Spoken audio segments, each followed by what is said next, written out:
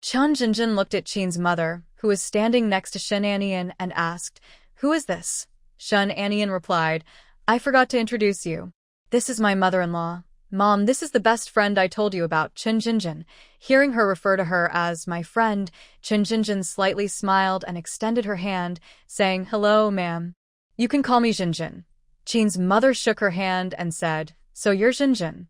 I've heard about you from Yen Yen. You've helped her a lot." "Ma'am, don't say that. We've been friends since childhood. We get along very well and help each other. Having a friend like you is a blessing for Yen Yen." Chun Jinjin smiled softly, feeling she was quite lucky too. "Ma'am, let's not talk too much now. I'll take you to the train station to get the tickets so you won't be anxious." "All right, thank you." The driver took them to the train station. When they got out of the car, Chun Jinjin took a thermal box from the back seat. "Ma'am, you've been in the car for a long time. You must be hungry. We'll find a place for you to eat something later." Qin's mother had never been to big cities and hadn't seen many city people. The most she saw were young workers from the countryside. City people often look down on rural folks, feeling a bit proud. She didn't expect Chun Jinjin, a city girl, to be so kind and caring towards them. It seemed that not everyone living in the city looked down on rural people. "Jinjin, I appreciate how thoughtful you are." "Andy, don't say that. Let's go and get the tickets."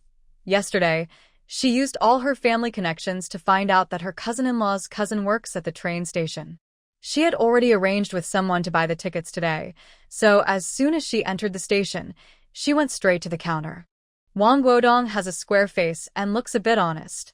His younger cousin had already told him about this yesterday, and he had already made arrangements.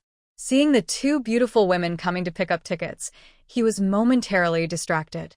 When his younger cousin got married, he was studying out of town and couldn't attend the wedding, so he also didn't meet the groom's family. Naturally, he hadn't met Chun Jinjin. Chun Jinjin introduced herself confidently, and Wang Guodong finally came back to his senses and took her to get the tickets. After getting the train tickets, Chun Jinjin took Shen Anian to the waiting room and took out a thermos box to give them some food. "I thought you might be cold on the train, so I made some chicken soup. Drinking something hot can also warm you up." Qin's mother took the warm chicken soup, her eyes a bit moist. She felt a little embarrassed to trouble them so much. But at this moment, besides accepting her kindness and remembering her favor, she really had nothing else to repay. "Thank you so much for your trouble. Auntie, you don't need to be so polite. Just drink some. We'll be on the train soon." The more help someone gives during tough times, the more touching it is. Qin's mother sniffed, lowered her head to hide her emotions, and took a sip of the chicken soup. Because Qin's mother was present, Chun Jinjin didn't dare to ask about Qin Jingqi. When she went to the bathroom with Shen Anian, she finally asked Shen Anian what was going on. Shen Anian hesitated. "I don't know the full details now. I only know he was injured and hasn't woken up yet." "That's serious." As soon as she said this, she realized she had spoken out of turn. With such a big incident, Shen Anian must be very worried. She was worried she was adding to her trouble. "I didn't mean it that way. Captain Qin will be fine. He'll be safe." "Let's hope so." Shen Anian truly had no confidence. Right now, she just hoped Qin Jingqi was really okay, and by the time they reached Hushir City, he would have woken up. Chun Jinjin saw her friend like this and didn't know how to comfort her. No matter who tries to comfort her, it won't help. Her safety is the most important. She quietly stayed by Shen Anian's side, using her presence to tell her she was always there and to encourage her not to be sad. Suddenly, Shen Anian asked, "Have you been okay since you came out?" Chun Jinjin casually replied, "Nothing much. I already told my uncle, and he agreed before I came." "How are the sales of the spicy sauce?" "Very good. Half of the first batch has been sold. My uncle said they want to add more orders, and it would be great to get a new batch before the new year. I don't know if we can make it in time." Shen Anian's expression finally looked less serious. This was the best news she had heard in the past 2 days. If they could get more orders, they might make a good profit before the new year. "You should contact Huang Zhuang. Maybe you can find a way. I will tell my uncle." You're going through this now, so don't worry about that." She didn't want to worry, but out of habit, she asked about it. They returned to the waiting room shortly before it was time to check tickets and board the train. Since they were taking a passing train, which only stopped at the station for 15 minutes, they had to hurry. Chun Jinjin only bought a platform ticket, so she couldn't go inside. She waved her hand vigorously at them. Until Shun, Anian, and Qin's mother's figures disappeared from sight, she turned and left the train station. Nowadays, trains have fewer routes, are slow, and every train is crowded. Fortunately, Wang Guodong bought them a sleeper ticket. It was a bit more expensive, but quiet and safe, definitely worth the price. Shun Anian took Qin's mother to find their seats. Unexpectedly, two young girls ran past, chasing and playing. Shun Anian couldn't dodge in time. One girl spilled water from her cup, splashing both herself and Shun Anian. Luckily, the water wasn't hot. If it had been boiling water, even with thick winter clothes, they might have been burned. Qin's mother was shocked to see her daughter-in-law get soaked as soon as they got on the train, and her face turned pale. Nian Nian, are you okay? Is anything wrong? Shenanian was already in a bad mood. Being splashed with water for no reason made her even more upset. However, seeing how worried Mother Qin was, she didn't want her to become overly anxious. She comforted her, saying, "It's nothing serious. The water isn't hot." Mother Qin touched her cotton coat, which indeed wasn't very hot, and then she felt relieved. But in the middle of winter, being splashed with water all over must feel uncomfortable. She looked at the two girls and asked, "What's wrong with you? Why aren't you watching where you're walking?" Song Ruru also had water splashed on her and felt a bit annoyed. Her clothes were imported from abroad, made of pure wool, costing about 100 yuan. She didn't expect them to get wet. Seeing how these two girls were dressed, they didn't seem like wealthy people with sleeper tickets. Their strong accents made it clear they were from the countryside. A look of contempt appeared in her eyes, and her expression was full of arrogance. "How can you say I bumped into you? It was clearly you who bumped into me and splashed water all over me. Do you know that my wool coat costs 100 yuan and can't get hot water on it? Can you afford to pay for it?" Song Ruru immediately realized, yes, if you hadn't gone into the sleeper car, this wouldn't have happened. Seeing the two of them dressed so poorly, it was obvious they came from some rural area, probably a bumpkin who snuck onto the train in the sleeper car. They probably thought the sleeper car was the same as the hard-seat car. Shun Enian saw them both hold up their chins confidently, looking down at her with a high and mighty gaze, and secretly sneered. It was clear these two came from well-off families, otherwise they wouldn't be wearing such nice wool coats in this era. But no matter how rich their families were, Shin Anian hadn't spent a penny from them, nor eaten a single grain of rice from their homes. Why should she treat them with such arrogance? What did she owe them? "We bought tickets. Why can't we come in?" When Song Rur heard this, she couldn't help but laugh mockingly. Not everyone could get a sleeper ticket these days. It was a privilege only for officials. Having money wasn't enough. Who do they think they are, claiming they have sleeper tickets? Shun Anian didn't believe them at all. "Are you sure you have tickets? Do you know how much a sleeper ticket costs? Can you afford it?" After being insulted repeatedly, Qin's mother also grew angry. "What's there we can't afford? We have sleeper tickets." Seeing them so confident, claiming they had sleeper tickets, Song Ruru wanted to teach them a lesson. "All right, since you say so, go find the conductor and ask for an explanation." She went to find the conductor. When the conductor heard someone was trying to sneak onto the train with a sleeper ticket, he followed her. Yi Malalai saw the conductor coming and thought Shin Anian would be scared. But when her gaze met Shin Anian's, she froze. Usually, people caught sneaking onto the train would panic, but they showed no sign of fear. How could this be? How could they be so calm? Did they really buy tickets? The thought was quickly dismissed. No way. Even if they had money, with their status, they couldn't possibly afford sleeper tickets. Thinking this, she felt relieved. The conductor, with a stern face, walked up to Shun Anian and said, "Comrade, show me your tickets." Before Shun Anian could speak, Song Roro eagerly said, "How could they have tickets? People like them should be kicked off the train. What if I have a ticket? Impossible. Do you think sleeper tickets are affordable for everyone?" You poor folks only buy tickets if you have the money. Without hesitation, Shun Anian took out 2 tickets and handed them to the conductor. The conductor checked carefully and confirmed they were sleeper tickets. She returned the tickets to Shun Anian and became much more polite, saying, "Comrade, your tickets are fine." Shun Anian nodded and said, "Since my tickets are okay, could you please check theirs? I suspect they might be traveling without tickets." "We would never do that," Yi Malalai shouted in surprise. To them, this was a huge insult. Shun Anian looked at her with a cold smile. "So, you suspect I'm traveling without a ticket, and now you want the conductor to check yours? Why shouldn't they check your tickets? Are you feeling guilty?" Other passengers looked at them. Yi Malalai was so angry, she almost exploded. "Who's feeling guilty? If you're not guilty, why are you afraid of the conductor checking your tickets?" Seeing the conductor's suspicious look, Yi Malalai was so angry she felt like vomiting. "Stop spreading lies. Show your tickets to prove you're innocent. That's more useful than arguing with me here." Yi Malalai's face turned red with anger as she glared at Shun Anian. "If you can prove my tickets are fine, you should apologize to me." Shun Anian smiled coldly. "When the conductor proved my tickets were okay, why didn't you apologize then? You're causing trouble. Are you really traveling without a ticket?" Hearing this, the conductor also found them suspicious and looked serious at Yi Malalai. "Comrade, please show your tickets." Yi Malalai, feeling insulted, took her tickets out of her pocket and handed them to the conductor with displeasure. The conductor looked at them and found no problem, then returned the tickets. Shun Anian knew they couldn't be traveling without tickets. She was just trying to annoy them.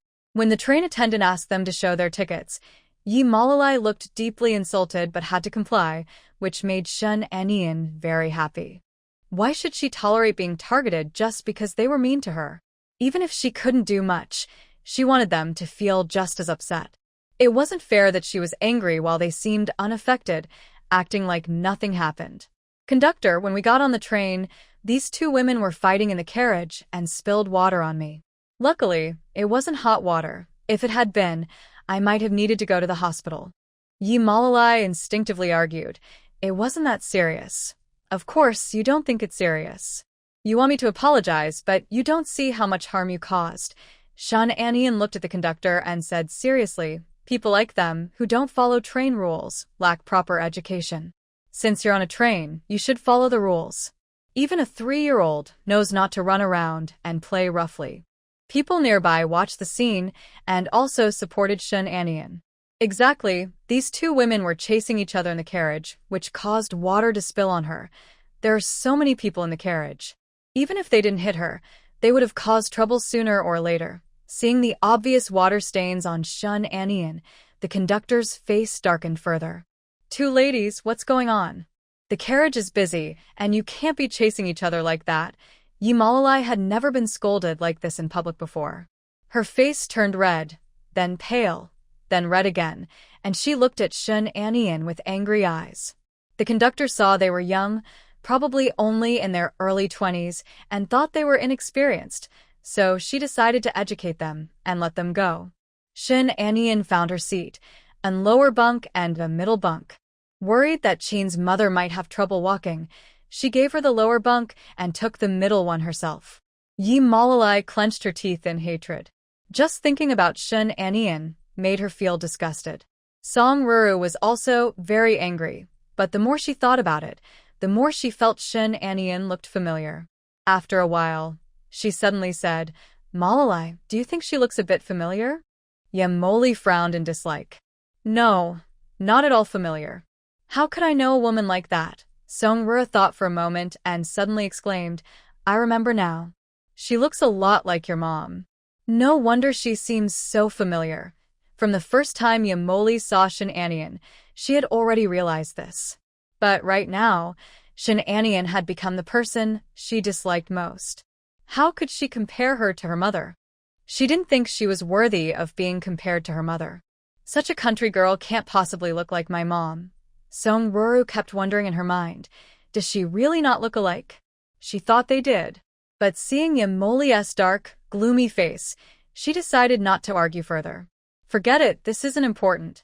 In a country as big as Huagua, it's not strange to find 1 or 2 people who look alike. This was Chinmu's first train ride. She didn't expect there to be beds on the train, and that she could sleep there. The bed was made, and there were blankets. She shoved her things under the bed, and immediately told Shin Anian to change clothes. In this cold weather, wearing wet clothes was dangerous. If she caught a cold, it would be bad. Nyan, go change your clothes quickly so you don't catch a cold. Mom, I got it. It wasn't very cold on the train. She put on a jacket and sat on the lower bunk, chatting with Chinmu. The journey ahead was long, and no one knew how Chinjingchi was doing now. Sitting together and talking made them feel less helpless, knowing they had each other. Chinjingchi had been unconscious for a day and a night. Finally, he woke up. A nurse came to give him Infor, and when she placed the things down, she smiled at him shyly. They said Chinjingchi had made a great contribution this time, so he was able to stay in the hospital's best private room, which showed how much the hospital valued him. He looked so young and handsome, it was hard not to feel admiration. She specifically asked the head nurse to assign her to this ward to be close to Chinjingchi. She wondered how many nurses envied her. That young nurse had only been working for a short time. Seeing such a handsome man, she was somewhat moved. She stayed in the ward longer than usual, trying to leave a good impression on him. He was young and already a battalion commander, and he had achieved a military victory this time. I wonder what kind of award he will receive. His future looks very bright. I also wonder if he is married. Probably not married. He has been in the hospital for 3 days, but no one has come to see him. I guess he's not married because otherwise there would be someone else taking care of him besides Commander Zhou. She blushed as she looked at the man lying on the hospital bed. If a female comrade had been there to take care of him, she could have done a better job. When Zhou Yin came out carrying food, he just happened to see the nurse blush as she left. He placed the food on the bedside table and asked Chinjingchi, "What did you do to the young nurse? Why is she blushing so much?" Chinjingchi had just woken up, looking very pale and weak. "I didn't do anything to her." "That's incredible. You didn't do anything, but she's so focused on you. If you had done something, it would be a big problem." Chinjingchi closed his eyes tiredly. He had just come back from the brink of death, his body extremely weak. He didn't notice whether the nurse was blushing or not. Seeing how exhausted he was, Zhou Yin stopped teasing him and took out the porridge he had just prepared for him. "I made some porridge. Eat a little to regain your strength." Chinjingchi's chest had been hit by a bullet, but his limbs weren't seriously injured, so he could still eat by himself. His hands were too weak to hold the spoon, so he placed a small table on the bed to eat. Chinjingchi struggled to eat the porridge with a spoon, but he kept noticing Zhou Yin glancing at him from time to time, as if he had something to say. "What do you want to say?" Zhou Yin immediately straightened his back. "If I tell you, you can't be mad at me." Chinjingchi put down the spoon. "Just tell me what it is first." Zhou Yin hesitated for a moment, but then told him. "Anyway, it's a lose-lose situation. Shin Anian is probably about to arrive. The sooner he dies, the sooner he can be reborn. You've been unconscious these past 2 days. I was worried something might happen to you, so I called your sister-in-law. I think she's already on her way here." Although he had told Zhou Yin before he lost consciousness not to inform his family, especially Shin Anian, he knew that the army would contact his family to inform them of his condition. "I only said that you are in the hospital for surgery and haven't woken up yet. I didn't say anything else. Your wife is so smart. She called you there. Even if she didn't say anything, she should have guessed." "What did she say?" "She didn't say much, just asked me to take good care of you and mentioned she wanted to come see you." Chinjingchi lowered his eyes, hiding his emotions. He had hoped that if he woke up, he could call her after he recovered. If he couldn't make it, it wouldn't be in his control. The army would notify their family. Unexpectedly, Zhou Yin called Shin Anian while he was still unconscious. He couldn't imagine how shocked Shin Anian must have been when she received the call, or how worried she must have been all along. Did someone go to pick her up? Zhou Yin scratched the back of his neck. "I forgot." He had been watching over Chinjingchi, afraid he wouldn't wake up, and hadn't left his side. He hadn't thought about going to get her. "Don't worry, I'll send someone to bring her here safely now." What he didn't know was that Shun Anian had already arrived at the hospital, asking the nurse at the service station which ward Qin Jingqi was in. The nurse on duty was that young nurse. When she saw Shun Anian, she froze. This girl is very beautiful, and she looks so much like Aunt Zhou. Seeing her staring intently, Shun Anian asked again, "Comrade, which ward is Qin Jingqi in?" The young nurse frowned. Who are you? Do you have a visiting permit? Without one, you can't visit patients freely. Shun Anian paused, sensing hostility in the nurse's tone. She didn't say anything. Why was this nurse treating them like this? And needing a permit to see a patient? Are the rules here that strict? They are dressed very plainly, truly country folks. Thinking about Qin Jingqi, a promising hero, having a rough, uneducated rural wife, makes the nurse feel disappointed. Qin's mother heard that visiting patients requires a visiting permit and immediately said, "Comrade, I am Qin Jingqi's mother. Can we see him?" The nurse, hearing her strong accent, looked at her with disdain. How could Commander Qin have such family members? Right now, the patient's condition isn't very good. There are instructions from above that no one can be allowed in freely. Anyone wanting to see Commander Qin needs a visiting permit. No matter who you are, it's the same. Shun Anian was already very worried, and hearing this, her concern grew even more. What does "not very good" mean? Even the nurse says so. How serious are his injuries? Excuse me, where can we get a visiting permit? I don't know. You'll have to ask somewhere else. After saying that, she seemed to ignore them and started tidying her things. Her refusal was very clear, so Shun Anian didn't want to be too pushy and could only ask another nurse. "Mom, let's go first and find someone else to ask." Qin's mother was anxious and worried about Qin Jingqi. They had traveled over 30 hours by train and finally arrived in Hushi. They thought they could see Qin Jingqi at the hospital, but now they needed a permit. She came to see her son, and now she had to have a permit. What kind of rule is that? "Nian, what should we do? Will we really not be able to see Jingqi?" "Mom, don't worry. I will find a way for you to see Qin Jingqi. If it really can't be done, we'll go to the military district to ask. There's always a way." While talking, she saw a man in military uniform and immediately went over. "They say if you have trouble, look for the soldiers." It's probably right to ask him. "Comrade, I want to ask where we can get a visiting permit. We need to find Qin Jingqi, but the nurse said we can't visit patients without a visiting permit." "Do you know Qin Jingqi?" "He's a worker at farm." "Do you know him?" "He knows him very well." No wonder his voice sounded so familiar. "We just talked on the phone a few days ago." "Of course, he's familiar." "Oh, it's my sister-in-law. I was just about to send a car to pick you up. Old Qin has been waiting for you. Come with me." Shun Anian never expected to have such good luck, meeting Qin Jingqi's comrade at the hospital. And he said Qin Jingqi was waiting for her. "Has he woken up?" "Are you Captain Zhou?" "Yes, I'm Zhou Yin." "And you are?" "I am Qin Jingqi's mother." "Comrade, how is he now?" "Aunt, don't worry. Old Qin has already woken up." Qin's mother finally relaxed. She had just heard the nurse say his condition was urgent and was almost scared to death. "That's good, as long as he's awake." "Aunt, sister-in-law, I'll take you to see old Qin." Zhou Yin silently glanced at Shun Anian. She was fair, very pretty, and her eyes were especially bright. With such a beautiful wife, no wonder old Qin protects her so fiercely. Qin Jingqi was lying on the hospital bed resting when suddenly he heard some hurried footsteps outside the door. He looked up and saw the person pushing the door open, exactly the person he had been longing for. He immediately sat up, but didn't want to move too much and hurt his wound, which made him grunt in pain. Shun Anian quickly dropped her luggage and ran over. "Are you okay?" Feeling her hand on his shoulder.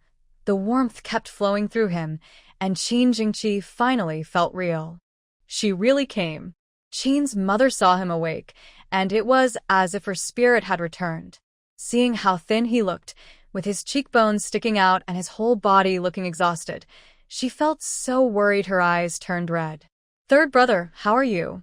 Where are you hurt?" "A small injury, nothing serious." Qin's mother glared at him. "Nonsense. Let me see where you're hurt. After saying that, she reached to pull at Qin Jingqi's clothes. He has many scars on his body, both old and new. The most serious one is on his left chest, wrapped tightly with bandages, so the size of the wound can't be seen. Mrs. Qin's eyes were red, and Shin Anian's eyes also became moist. These scars are like medals for defending the country. Because so many people like him guard the border, they can live peacefully at home. Shin Anian feels proud of him, but she is also very worried. How is he really doing? Tell us the truth. He is out of danger now. Shin Anian asked skeptically. Really? Qin Jingqi looked at Zhou Yin for help. Zhou Yin didn't expect that the usually cold and tough soldier would be at a loss now. It's quite rare. Although he wanted to see Qin Jingqi look uncomfortable again, he couldn't ignore his comrade's plea and stepped forward to speak for him. Don't worry, he's past the dangerous period. Just watch him for 2 more days. If nothing unexpected happens, he will be fine. When Mrs. Qin heard that he was okay, she relaxed a little, but then her worry returned when she heard the second part. What kind of accidents could happen? Qin Jingqi looked at him with a serious expression. He thought a little comfort would be enough, so why tell the old lady such things? It would only make her worry more. Zhou Yin touched his nose. He was just worried about her, so he told the truth. He didn't want them to overthink, but it only made them more anxious. There won't be any accidents, Auntie. Don't worry, there are so many skilled doctors in the hospital. He'll be fine. Auntie and your siblings, are you hungry? Do you want to go to the cafeteria to get something to eat? Mrs. Qin shook her head. No, I want to stay here with Jingqi. She just saw her son and wanted to stay with him longer. She couldn't bear to leave. What would you like to eat? I can go get it for you. That's too much trouble. Auntie, don't say that.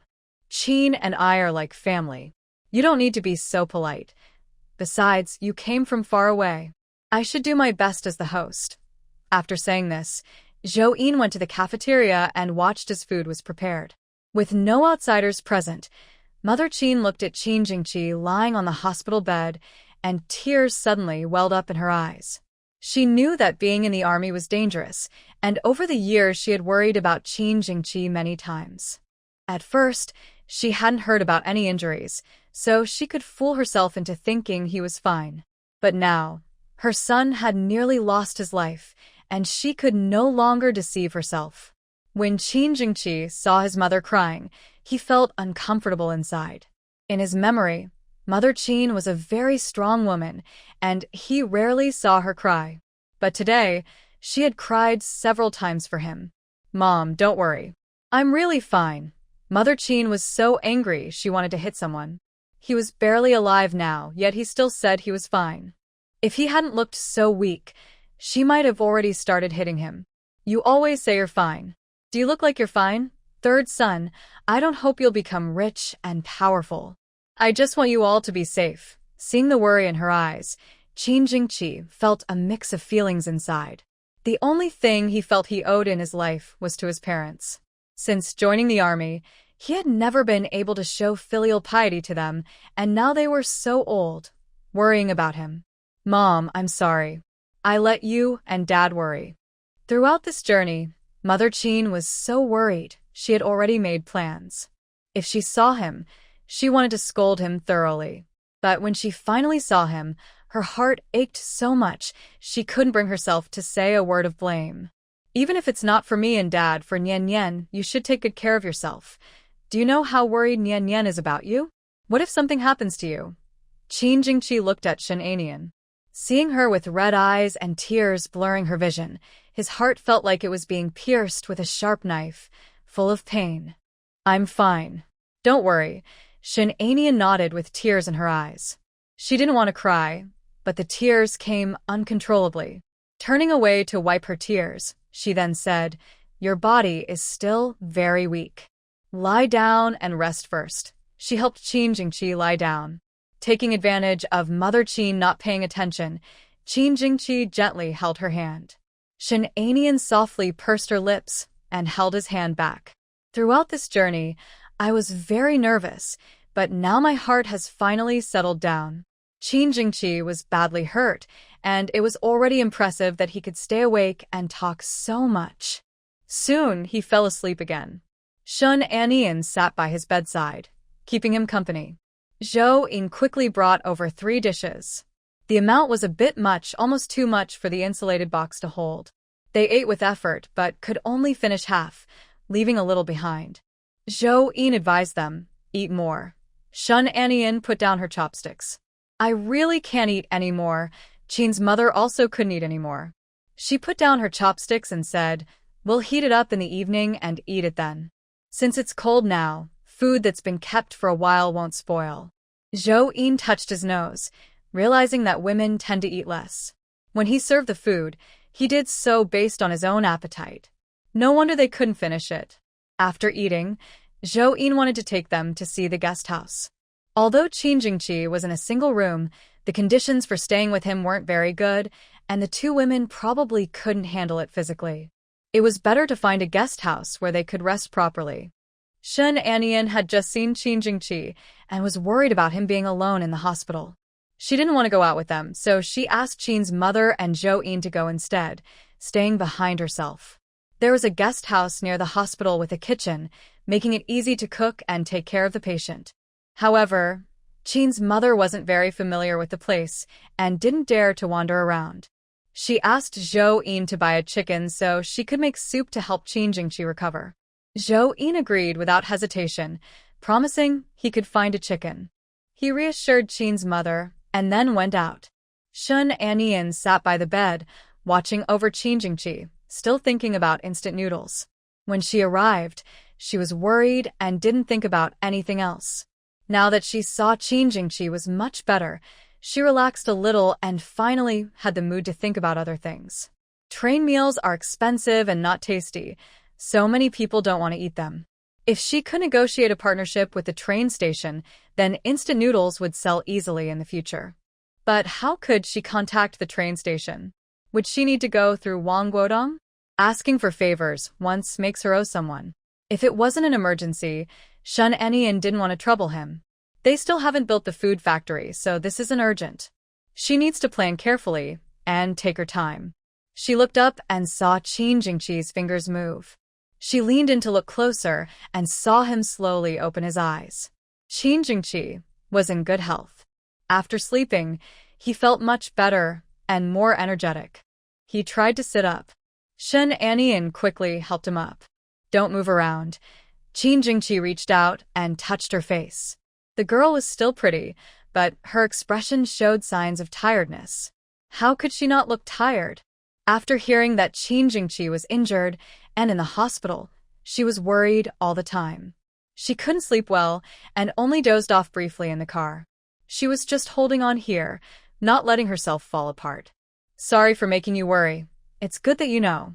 Be careful in the future.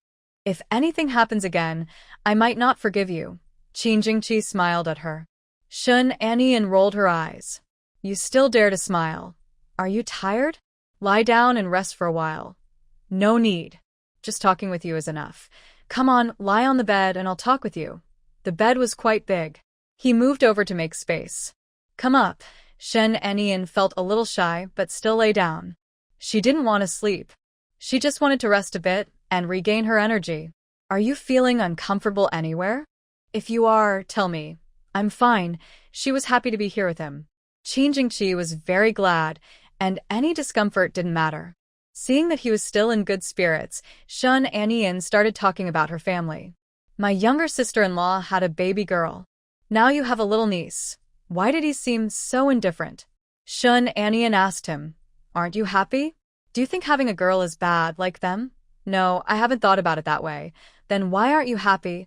I was just thinking that the 4th brother already has 2 children and we still don't have any. His hand kept gently stroking Shun Anian's chin. When she looked into his eyes, her heart fluttered. She moved his hand away from her face and held his hand instead. We're still young.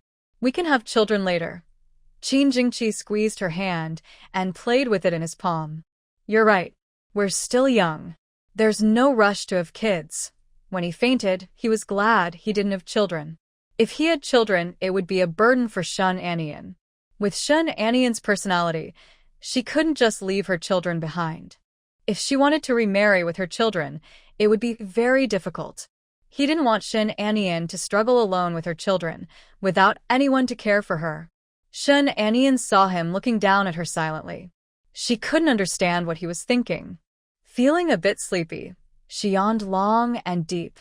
Qin Jingqi saw how tired she was and said, "You should sleep. Then I'll sleep for half an hour. Wake me up when the time is up." Qin Jingqi covered her with a blanket. Okay. Shun Anian closed her eyes and fell asleep in just 3 seconds. Qin Jingqi watched her peaceful sleep, feeling very full inside. It's so good to be alive and to see her again. The young nurse came to give injections and change dressings. She saw Qin Jingqi sitting by the bed, while the woman who came to keep him company was sleeping soundly on the bed. She wondered if she was here to take care of the patient or if the patient was taking care of her. She had no awareness of her own behavior.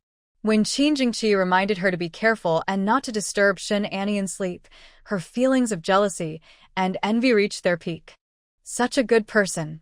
Yet he married a girl from the countryside, and he was so kind to her. She didn't know where she got such good luck to find a capable and caring man like Captain Qin. The young nurse took out 2 sheets of paper, blushing as she looked at Qin Jingqi. "Captain Qin, this is the visitor registration form. They need to fill it out." She was about to wake Shun Anian, but Qin Jingqi stopped her. "Let me do it. I'll fill it out." The young nurse had to hand the registration form to him and watched as he filled in the details. She had a little more time to stay with Captain Qin. His handwriting was really beautiful, full of power. His hand holding the pen was long and slender, with clearly defined knuckles, full of strength. The more she looked at his face, the warmer she felt. When Qin Jingqi finally handed her the registration form, she blushed and walked out of the ward, holding the form. When Qin's mother brought chicken soup over, Shun Anian was still not awake. Qin's mother carried a thermos box and quietly asked him, "Did she sleep?" Qin Jingqi nodded. "I guess she's very tired. Let her sleep well for a while. When she wakes up, you can let her eat. I made chicken soup for you. Eat something to regain your strength first." Qin Jingqi finally looked away from Shun Anian and took the bowl handed to him by Qin's mother. Zhou Yin watched nearby, amazed. He had never seen Qin Jingqi with such a gentle expression before. It seems having a wife really can change a person. Qin Jingqi looked at Zhou Yin. "You've worked hard these days. The camp is still busy. If there's nothing urgent, you can go back first." Zhou Yin was a bit annoyed. He felt like he was being used and discarded. "I already asked for leave from the captain and told him I needed to take care of you. My mother and wife are here now, so you don't need to trouble yourself. You can go back." Captain Zhou looked at him as if accusing him of being ungrateful. But since there was work at the camp, Zhou Yin hesitated for a moment and said, "I'll come see you in a couple of days. Thanks for everything these days." He sincerely thanked him, which made Zhou Yin feel a bit embarrassed. "You don't need to thank me.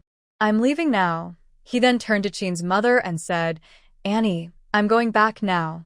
If you need anything, you can call me at the military unit." Qin's mother smiled and replied, "It's been a real trouble these past 2 days. Don't say that. We have a close bond through life and death." "It's nothing." Qin's mother saw him off at the staircase. She genuinely appreciated this young man. Not only did he take care of her son, but he was also so kind to them, even taking her to find a guest house. Back in the hospital room, she sighed to Qin Jingqi. "Your comrade is a good person." Qin Jingqi agreed with her. Although Zhou Yin usually seemed carefree, he was reliable when it mattered. "Mom, you must be tired. Sit down and rest for a while." Qin's mother sat beside him and asked, "Are you feeling uncomfortable anywhere? If you are, you must tell me." "I'm not uncomfortable." "Then eat something quickly." Shun Anian was awakened by the smell. When she opened her eyes, she saw Qin's mother had already come over, and Qin Jingqi was holding a bowl. She quickly sat up. "Mom, did you make something delicious?" "I made some chicken soup." "Come on, eat." Shun Anian exaggeratedly took a deep breath. "No wonder it smells so good. Just one sniff and I knew it was made by you." When Qin's mother saw Qin Jingqi wake up, she felt much more relaxed. Hearing Shun Anian's words, she smiled and teased, "How come your nose is so sharp?" "Of course. I can tell just by the smell of my mom. Then you should eat some while it's hot. You haven't eaten well these past few days." Qin's mother served her some chicken soup. Just as they put down their bowls, the doctor came in to do some routine checks on Qin Jingqi. His wound was healing well, and there were no big problems. Qin's mother still felt uneasy. She carefully asked the doctor about Qin Jingqi's condition and confirmed he was not in danger. Only then did she relax a little. In the evening, Shun Anian told Qin's mother to go home and rest so she could stay and keep watch. But Qin's mother was worried her body couldn't handle it. "You've been so tired today. Let me stay with the youngest. You go home and rest." Shun Anian couldn't agree. She wouldn't let the elderly stay up all night and would just go to sleep herself. "Mom, please don't argue about this. You sleep tonight, and tomorrow during the day, you can come and take over. We can take turns resting, or I might not be able to hold up." Qin's mother nodded. "All right, I'll come earlier tomorrow." Shun Anian saw Qin's mother off downstairs. On her way back, she heard loud shouting from the next room. The voice was loud like a bell, seeming to complain that his family wouldn't let him eat. She didn't pay much attention and pushed the door open. She saw Qin Jingqi trying to get up from the bed. Quickly, Shun Anian went over to help him. "Where are you going?" "I want to use the bathroom." She took out a bottle from under the bed. "Use this." Qin Jingqi's face darkened. He was fully capable of walking now, so he wasn't unable to move. Besides, there was a bathroom just a few meters away in the ward. "Why use a bottle?" "No, I want to go to the bathroom." Shun Anian pouted, holding the 4 bag in one hand and supporting him with the other, carefully helping him to the bathroom. "Will walking hurt your wound?" "If it hurts, you should tell me." "Don't force yourself." Qin Jingqi looked at her helplessly. It was just an injury, but he felt like he was a fragile porcelain doll in her eyes, ready to break at any touch. "I'm not uncomfortable." After finally reaching the bathroom, Qin Jingqi quickly sent her out, and Shun Anian stood outside holding the 4 bottle. When Qin Jingqi came out, he looked a bit uncomfortable. Shun Anian teased, "There's nothing to be embarrassed about. When you're old, I'll take care of you like this too." Qin Jingqi pinched her face, and Shun Anian almost jumped up. "Have you washed your hands?" His hands were still damp, and he deliberately teased her. "Not yet." Shun Anian wrinkled her nose in disgust. "Why are you so unhygienic?" She took his hand away, feeling it wet, and realized she had been tricked. She helped him back onto the bed, went to the bathroom to get water, and gently wiped his face. Qin Jingqi looked at his wife, who looked more beautiful under the light, and couldn't look away for a long time.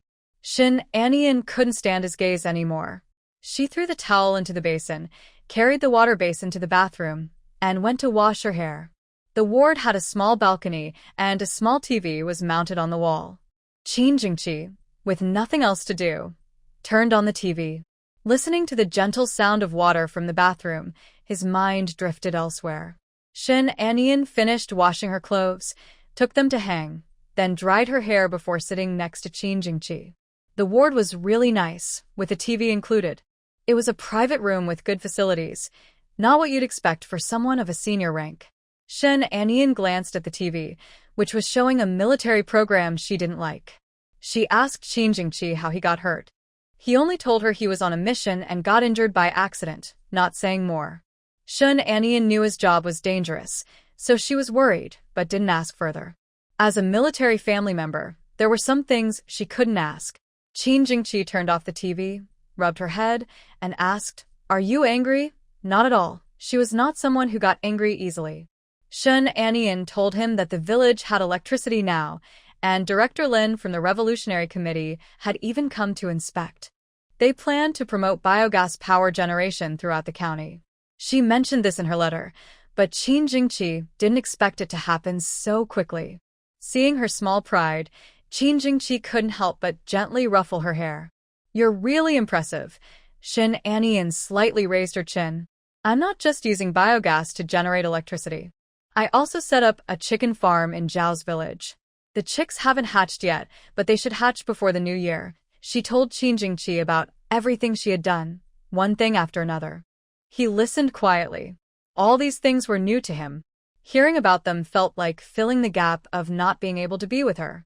Later, somehow, they kissed each other, pouring all their longing and worries into that kiss, unable to part. During the kiss, Shin Anian accidentally touched his chest. Qin Jingqi let out a muffled sound. Startled, Shin Anian quickly stepped back, but Qin Jingqi still held on to her. Taking a breath, Shin Anian said, "No more kisses. Your wound." After a long while, Qin Jingqi finally let go of her. Shin Anian almost collapsed into a puddle of water, but Qin Jingqi seemed fine. He was badly hurt, yet he still had so much energy. They kissed for so long, and he looked like nothing was wrong. She, healthy and strong, was now panting heavily, like a fish washed ashore. So embarrassing. Feeling a bit shy, she tried to scold him with a serious face. "You're so sick. Act properly. Go to sleep. Sleep with me." Shin Anian's gaze fell on his chest, and her face slowly turned red. "You sleep by yourself." Realizing what she was thinking, Qin Jingqi sighed helplessly.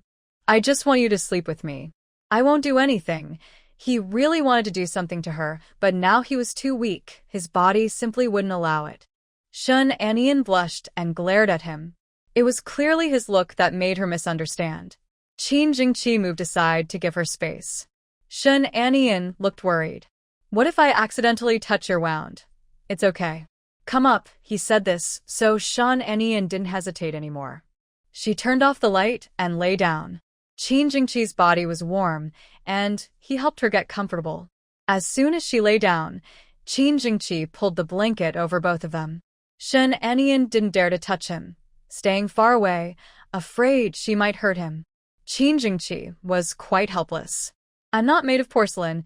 You don't need to be so careful. But you're sick now, seriously ill, so you need to be more careful," she replied. Qin Jingqi couldn't argue with her. Shin Anian thought she had slept so long in the afternoon that she would have trouble sleeping at night, but she underestimated how sleepy she was. Not long after lying down, she fell asleep. It wasn't until she heard steady, gentle breathing that Qin Jingqi opened his eyes and looked at her in the moonlight outside the window. She was lying still, quiet and obedient. It was so nice. He could listen to her breathing closely and feel her warmth. Smelling her light, fresh scent, he gradually relaxed and started to feel sleepy. Shin Anian was awakened by the nurse's rounds. She muttered unhappily, trying to turn over and sleep again, but suddenly realized she was still in the hospital and quickly sat up. Fortunately, the nurse hadn't checked this room yet, so she quickly got out of bed. She thought if the nurse saw both of them sleeping on one bed, she didn't know what she would think. The nurse came in to do some routine checks and gave Qin Jingqi an 4. After the nurse left, Shin Anian went to the bathroom to wash up. Qin's mother arrived at 7 o'clock with breakfast. Seeing that Shin Anian looked completely rested, she felt relieved. "Nian Nian, leave the hospital matters to me. You should go back and rest." Shin Anian was thinking about going shopping and cooking, so now was a good time to buy groceries. "Okay, I'll go back first. I'll bring some delicious food at noon." When she was at home, she cooked a few times and was quite good at it, but Qin's mother was worried she might be too tired. Cooking involves shopping for ingredients and all that. "It's tiring. Just rest well." "Mom, you don't need to worry. I'm not tired at all. Besides, Qin Jingqi is hurt, and he needs to recover. It's okay for me to cook a little." If she didn't cook, she wouldn't be able to get the spiritual spring water to feed Qin Jingqi. Hearing this, Qin's mother didn't try to persuade her further. She handed her the keys and told her where the guest house was. Shin Anian took the keys and went downstairs to return to the guest house. But what she didn't expect was that as soon as she left the hospital, she was being watched. The person watching her was none other than Song Ruru. When Song Ruru saw her, she thought she was mistaken. But after a closer look, she realized it was Shin Anian. Thank goodness, fate had brought them together again. The more Song Ruru thought about it, the angrier she became. If it weren't for her, she wouldn't have been scolded by the clerk. She had never been so humiliated before and decided she needed to teach her a lesson. She secretly followed Shin Anian, watching her walk into the guest house, lost in thought. Shin Anian was not familiar with the city of Huashur, and without a map, she could only ask for directions. The front desk clerk at the guest house was an older woman, sitting behind the counter knitting. When someone arrived, she just glanced up briefly, saw nothing suspicious, and then went back to her work. Shin Anian approached with a bright smile and asked where she could buy ingredients nearby. Although the woman's attitude was not very warm, she still told her the location of a nearby grocery store. Shin Anian carried her money, ration coupons, and meat tickets to buy supplies.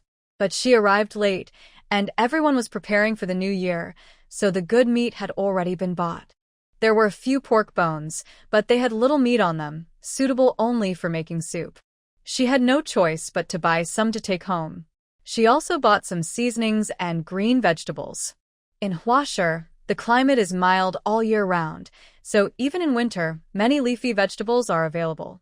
Since she couldn't buy meat, Shin Anian decided to use her stored supplies from her space. Although her supplies were running low, they would last for about 10 days or 2 weeks, so it was fine. When she was leaving with her bags, a little girl wrapped in a scarf covering half her face approached her quietly and asked, "Sister, do you want to buy meat?" Shin Anian was momentarily stunned. Was she encountering a legendary black market seller? The girl was only as tall as her chest. Could she really be a black market seller at such a young age? She looked around and saw no one. It seemed the girl had deliberately chosen her. Shin Anian saw that there were no other people nearby, and the young girl in front of her had a pure look in her eyes, not like a sneaky person. She nodded gently. "How much for sale?" The girl told her that if she had a meat voucher, a rabbit would cost 3 yuan. Without a voucher, it would be 3 yuan and 80 cents. That price was quite high. No wonder so many people dared to resell. Even such a young child was out here doing business.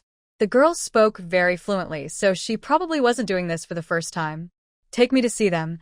The girl led her through winding alleys until they reached a small street with a woman guarding a cage nearby. "Mom, this sister wants to buy a rabbit." The middle-aged woman looked pale and a bit thin, with many patches on her clothes. When she heard the girl, she immediately smiled happily. "Comrade, we still have 3 rabbits unsold." She reached into the cage and took out a rabbit, which looked to weigh about 3 or 4 jin.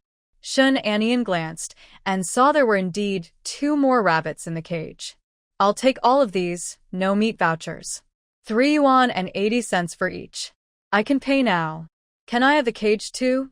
The woman smiled happily. "Sure, the cage is yours." Shin Anian took out the money and handed it to her, then carried the rabbits back to the guest house. She filled a pot with spring water, boiled it with bones and radishes to make soup, and then cooked a braised rabbit. The aroma drifted from the kitchen, making the front desk girl drool and come over to see what she was doing. Shin Anian served a bowl of radish and pork rib soup and handed it to her. "Big sister, try this." The girl kept refusing. "Oh, I shouldn't. I just came to see. No need to be shy. I cooked quite a bit, and my family can't finish it all. Try my cooking." Although the girl was shy, she couldn't resist the tempting smell of the white soup. Hearing this, she took a sip and found it sweet and fresh, tasting really good. "Your cooking skills are really great, not much different from a big restaurant chef. I just like to cook sometimes. I can't compare to restaurant chefs." The girl drank the soup and became much friendlier. "My surname is Yen. You can call me Sister Yen from now on." "Okay, Sister Yen." Shin Anian packed her things into a thermal box and carried them to the hospital. As she was about to enter the ward, she saw the little nurse from yesterday. The nurse looked at her with a strange expression, a bit curious and confused. Shin Anian couldn't understand why she was looking at her that way. She nodded at her and then went into the ward. Inside, she saw Qin Jingqi, who looked a bit better, no longer as pale as yesterday, with some color back in his face. Shin Anian served him soup and watched him eat. This was the first time Qin Jingqi tasted Shin Anian's cooking. He raised his eyebrows slightly and asked, "Did you make all this?" "Of course." "How does it taste?" "It tastes very good." Shin Anian gently bit her lip. She was confident in her cooking skills, and hearing praise always made her feel happier. Then you should eat more to help your body recover quickly. Qin Jingqi knew she was worried. Fortunately, today the doctor said he was recovering well during the checkup. As long as nothing unexpected happened, he should be fine. The little nurse's name was Su Jing. After she went home yesterday, she complained to her mother about work and mentioned someone at the hospital who looked very much like Zhou Shui. She just wanted to vent her feelings, but unexpectedly, her mother suddenly became very interested. She asked Shun Anian's age and where she was from. Su Jing told her everything she knew. To her surprise, her mother looked shocked, as if she had seen a ghost. She was startled too and asked her mother what was wrong, but her mother didn't say anything, just told her not to ask more. Since last night, she had been thinking about why her mother reacted so strongly when she heard about Shun Anian. Could her mother know Shun Anian? Impossible. Shun Anian was far away in the village of Hehe, which was not close to his city. It took over 30 hours by car. Her mother couldn't possibly know her. When she first saw Shun Anian, she tried to find a reason from her. But after looking her over, she saw nothing unusual. Her mother only changed color when she heard that Shun Anian was 19 years old. 19? So what? Why was her mother's reaction so intense? Su Jing couldn't understand. She decided not to think about it anymore. As she stood up, she saw a familiar figure. "Mom, why are you here? I came to see you," Su Yushu said as she approached Su Jing. "How is work here? Are you used to it?" Her mother's concern made Su Jing very happy. Seeing no one around, she whispered her complaints. "There's so much work, I'm almost exhausted." Su Yushu knew her daughter was spoiled and that being a nurse was tiring. She comforted her. "When you go home, I'll make you something delicious." Su Jing felt happier. "I knew Mom loves me the most." Suddenly, Su Yushu pretended to be curious. "Last night, you mentioned that injured hero, Captain Qin. Which ward is he in?" Su Jing told her the ward number and asked curiously, "Mom, why do you want to know? I just want to see what kind of man can win my daughter's heart." Su Jing blushed and felt shy. Mom, it's not what you think. "He's already married. I just think he's a hero, very impressive." That's all. Seeing her daughter's red face, Su Yushu smiled. "Then I definitely want to see what this hero looks like." No, you don't know him. It would be awkward to go see him. Don't worry, I'll be careful. You focus on your work." Su Jing couldn't understand why Su Yushu was so eager to meet Qin Jingqi. She wasn't usually so curious. When she saw her mother turn to leave, she couldn't stop her and only whispered behind her, "Don't let anyone see." Su Yushu didn't listen. She kept thinking about the ward number and how to meet Shun Anian. She knew she couldn't reveal herself. If Shun Anian noticed her, who knew what might happen later? But how could she quietly find out more about Shun Anian? The closer she got to the ward, the faster her heart beat, and her palms started to sweat. Suddenly, the door opened, and a young woman stepped out. Seeing that familiar face, she felt like she had been splashed with cold water on a winter day, completely chilled. It was her. It had to be her. Qin Jingqi's bag was almost empty. Shun Anian went out to call the nurse to change the dressing. Just as she stepped out, she saw a well-dressed, middle-aged woman standing nearby. When she saw Shun Anian, her face turned pale, as if she had seen a ghost. Shun Anian felt confused. She wasn't particularly stunning, but she didn't think she could scare someone that much. Why was this woman so frightened? She looked behind herself. The corridor was empty, with no strange or unusual things. It seemed she was truly scared by herself. "Ma'am, what's wrong? Are you feeling unwell?" Su Yushu was trembling with nervousness. She forced herself to stay calm and not show any signs of panic. I'm fine. "I just suddenly felt a bit of stomach pain." She had been fine just a moment ago. Now she suddenly felt stomach pain? Shun Anian looked at her suspiciously. "Do you want me to help you see a doctor?" "It's nothing. Just a small problem, no big deal." After saying that, she turned and left quickly, looking like she was fleeing. Shun Anian couldn't understand why she was so scared. What had she done to make her react like that? But since she had already left, Shun Anian couldn't ask further. She shrugged and went to find the nurse. Su Yushu ran down to the ground floor, her heart pounding. She heard that she wasn't in the city of Bin, but in another province. She guessed her husband was injured, so she came to take care of the patient. Maybe once her husband recovered, she would go back. She wouldn't stay here for long. Thinking this way, Su Yushu's heart gradually calmed down. She tidied her hair and calmly walked out of the hospital. After leaving the hospital, she didn't go home but rode her bicycle to the military compound. The guards recognized her. They saluted her and let her pass. She knew her way around and went straight to Commander Ye's house. She didn't expect that it would be Yi Malia who opened the door. "Malia, you're back." Yi Malia smiled softly at her. "Godmother, you're here.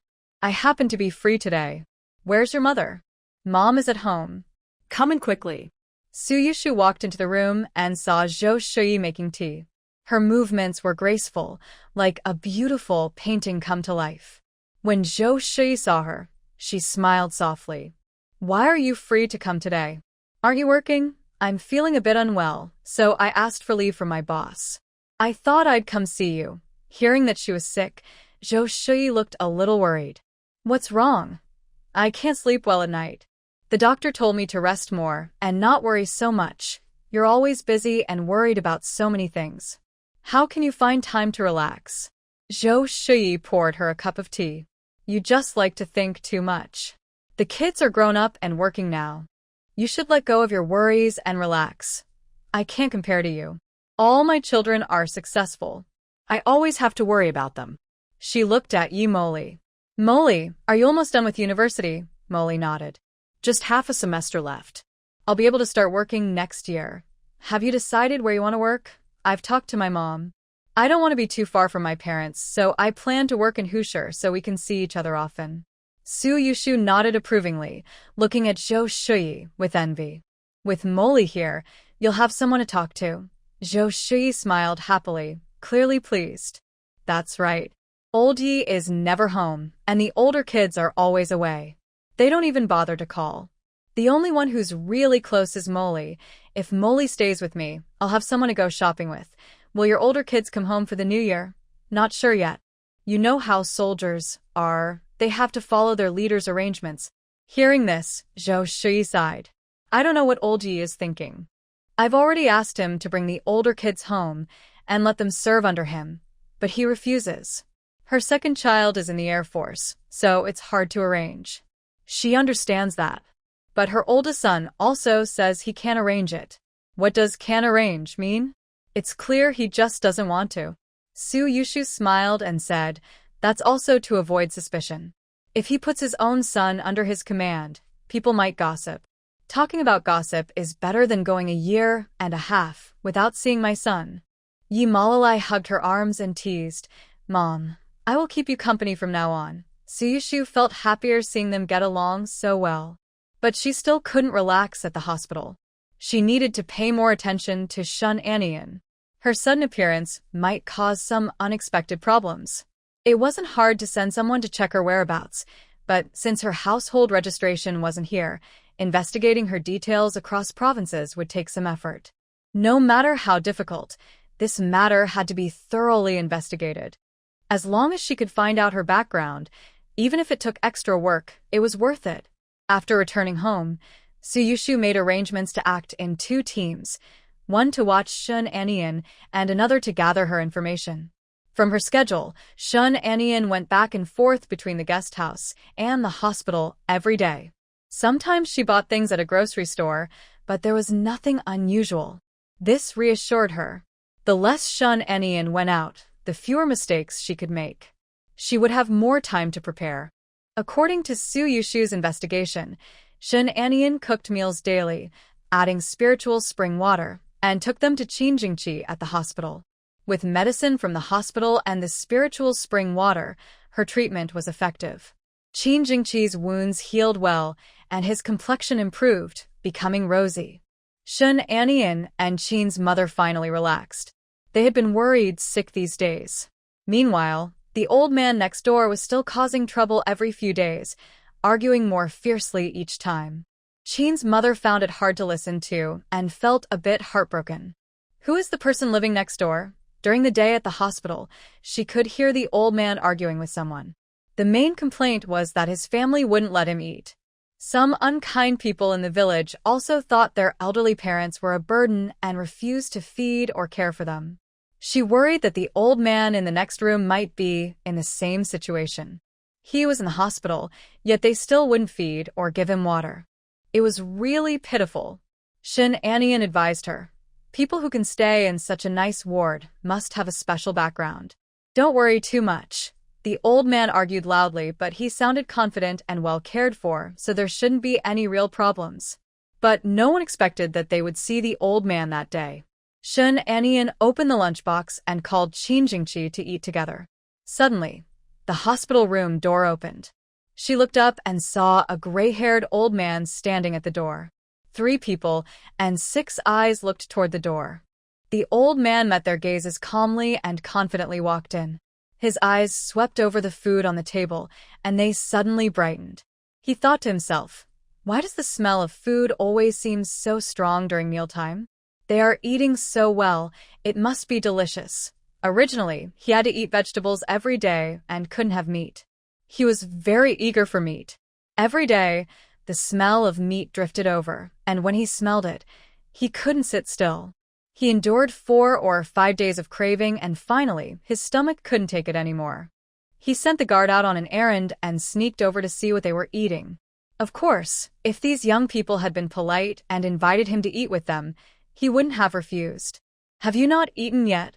When he spoke, Shin Anian immediately recognized him as the grumpy old man from next door. Not yet, she said this, and normally people would avoid him, but he didn't seem to want to leave. Shin Anian hesitated but asked, Grandpa, have you not eaten either? No, the kids at home won't let me eat. Qin's mother had always suspected he was being mistreated. Hearing this, she couldn't help but glance at him. He looked healthy, full of energy, and didn't seem at all like someone being mistreated. People who are starving usually look thin and weak, but he looked lively and healthy. Seeing the old man staring at the braised pork on the table with bright eyes, Qin's mother had a guess. Maybe this old man was just here for the food. Whether or not he was being mistreated, his straightforward stare at the food was quite pitiful. Qin's mother felt a bit sympathetic. Would you like to eat some with us? The old man had been waiting for this question. He was very happy inside, but he still politely responded, If I eat your food, will there be enough for you? Although he said this, his feet already moved honestly toward the table. Shin Anian felt that this matter was definitely not so simple. The old man's family restricted his diet for a reason. Silently, she stood up and blocked the way. Old sir, is it true that your family doesn't let you eat meat? Hearing this, the old man's face turned red with anger. Those ungrateful little things. It's only when I was hospitalized that I didn't have the strength to deal with them. That's why they dared to treat me like this. When I get out, I'll break their legs. But why don't they let you eat meat? Is it because the doctor said so, and you have to avoid certain foods? The old man was stunned. He hadn't said anything yet. So how did this little girl guess it? Does he get to eat meat at all? He had barely escaped from the hospital, and this felt like a big loss. No, that's not true.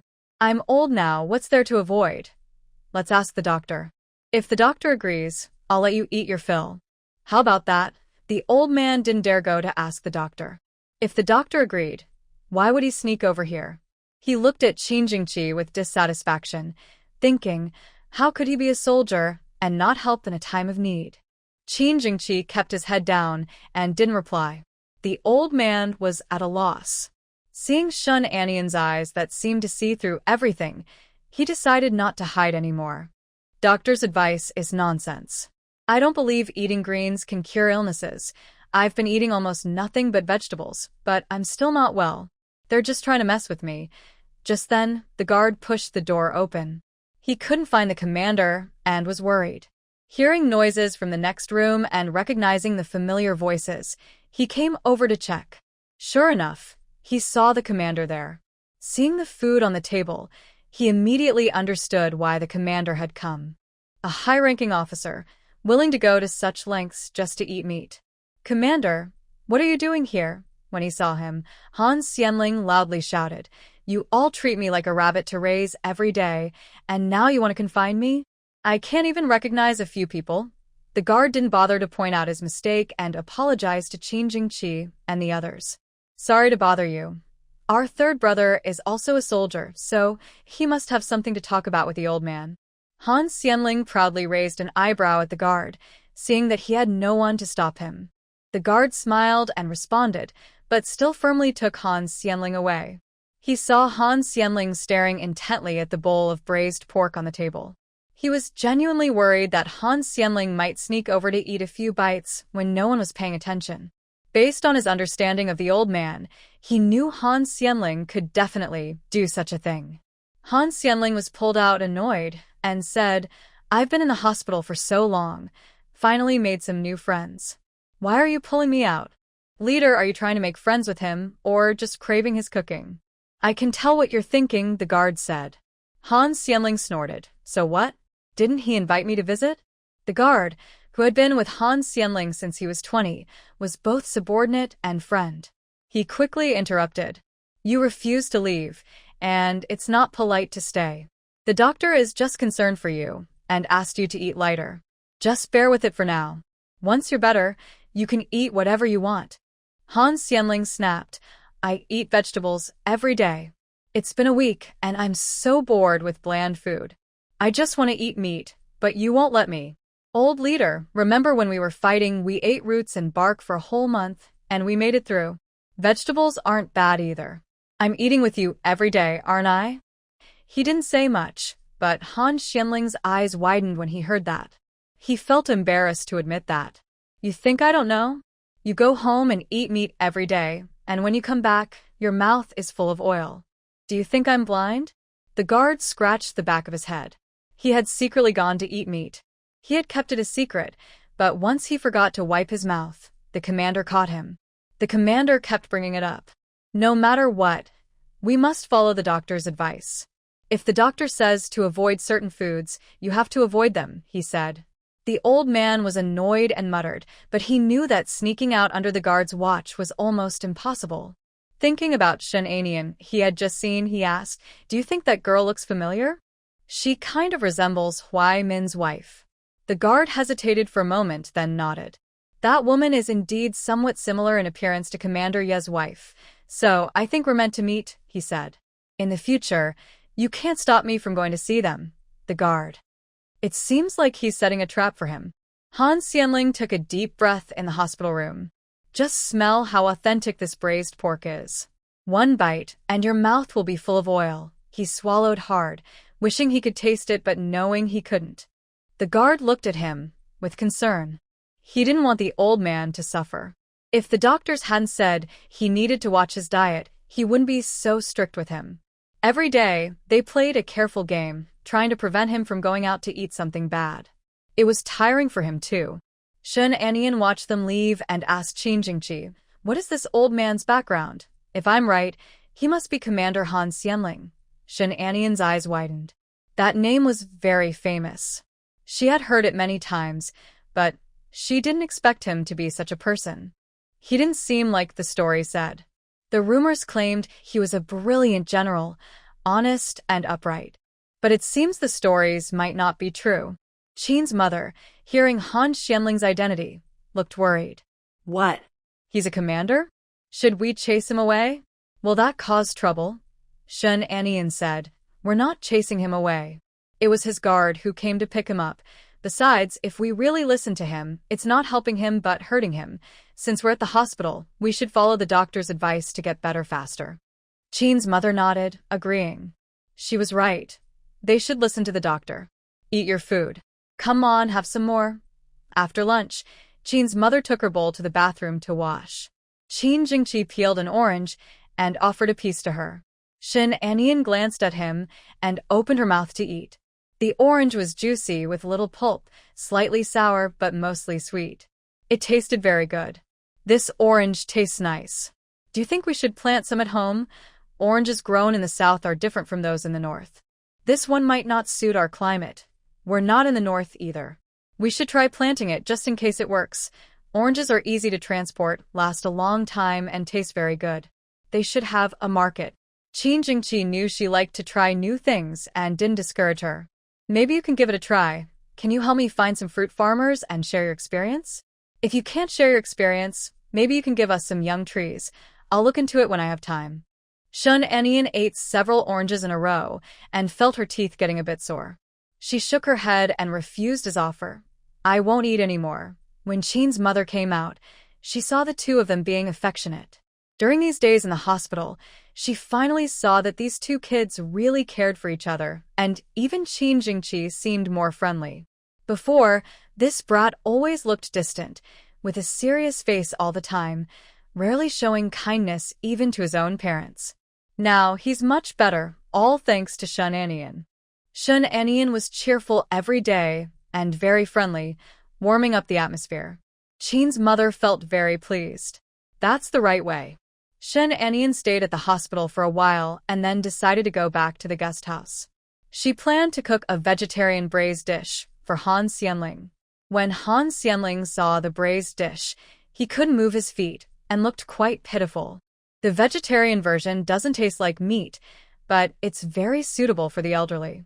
As she stepped out of the hospital, she suddenly felt someone following her. She looked back but saw no one. These days, she often felt like she was being watched, but whenever she tried to find out who was following her, she couldn't find anything unusual. A couple of days ago, when she was being followed, she didn't sense any malice. But today's feeling was different, like being watched by a poisonous snake, making her furrow her brows. Who did she offend? Why, just a few days after arriving in Hu City, was she already being watched? She was deep in thought when she suddenly saw 3 stylish young men walking toward her. Her face slightly changed, and she turned around to run, but behind her, 3 more young men with unfriendly expressions approached. She looked at them cautiously, making sure she didn't know any of them. She subtly observed her surroundings, looking for a chance to escape. She had trained in martial arts for several years, so dealing with 2 or 3 strong men shouldn't be a problem. There were 6 people facing her, and she was no match for them. The best plan was to run away. Who are you? What do you want? I heard you're pretty hot-tempered, and you even dare to bully the people I protect. Do you want to die? The speaker was a man with a pointed face, in his early 20s. He looked at her with a leering gaze that made people feel sick. When Shun Anian heard this, she knew he was here to seek revenge. But she didn't know him, and she didn't know the people he protected. Why would he gather so many people just to block her in broad daylight? I don't know what you're talking about. I don't know you. The man kept moving closer. You don't know? You'll know soon enough. Seizing the moment, Shun Anian took a quick step forward, grabbed his shoulders, and kneeled up to strike him in a sensitive area. A sharp pain shot through him. He felt his vision darken, and he clutched his groin, curling up like a shrimp, unable to shout. The group of followers instinctively looked at his groin. This woman was too ruthless. That was a man's most vulnerable spot. After her kick, no one knew how badly he was hurt. So they didn't dare to move, but they also didn't plan to let her go. Taking money from others to settle problems was common, especially when people were watching. If they left now, how could they continue to mix in the underworld? Shun Anian didn't plan to fight them head-on. Her quick strike was a surprise attack, which allowed her to succeed so fast. Now they were on alert, and it wouldn't be so easy to deal with them. The fighting ability of 5 young men was not to be underestimated. She glanced to the side. A few people were nearby, all keeping their distance, afraid of getting involved in trouble. If you hurt me today, I will definitely report it. We have no grudges or conflicts. Why do you want to fight or even kill? Do you want to go to the police station? Leaving a record of an incident was a serious matter. It could affect future military service, jobs, or school applications. Shun Anian took out some money from her pocket. Peaceful cooperation brings wealth. If you let me go, this money is yours. The men's eyes greedily fixed on her money. One of them asked, "How much money do you have?" "Probably about 100 yuan. The man asking swallowed hard. There were 6 of them in total. With 100 yuan each, they could each get about 10 yuan, enough to eat and drink well for several days. The people over there only gave them 30 yuan, so overall, getting money from this side was more worthwhile. Shun Anian saw the greed in their eyes and said, "If you take the money, you can go and enjoy a good meal. Plus, you won't risk getting caught. Isn't that better?" The man's eyes lit up. "Hand over all your money, including your ration tickets and any valuables you have." Hearing this, Shun Anian's brow slightly furrowed. His words changed the situation from a fight to a robbery, which is a much more serious crime. But the man didn't notice and kept staring greedily at the money in her hand, urging her, "Hurry up. If you don't cooperate, I'll hit you." Shun Anian obediently took out all her ration tickets and money. Worried they might search her, she turned her pockets inside out to show she had nothing left. The man's gaze fell on her watch. "Take off your watch." This watch was a gift from Qin Jingqi, and Shun Anian was a little reluctant to part with it. But she believed in standing firm and decided to take it off. "Hand over your things. You better keep your word and not cause me trouble again." The man eagerly snatched the watch from her hand. Just then, a cold voice sounded. "What are you doing?" Everyone present was startled by the voice and looked toward the source. Two young men, about 22 or 23, were speaking. They wore school coats. One had a short, neat haircut, and the other had a slicked-back hairstyle. The man with the slicked-back hair looked at them with a half-smile.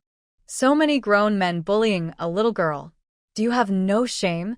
Seeing there were only two of them, while they had 6, plus Hiang, who was still crying out loudly, they had at least 5 people to deal with. They were confident they could handle it. "None of your business. If you don't want to get beaten, just get lost." The man with the slicked-back hair smiled even more and moved his wrist joints.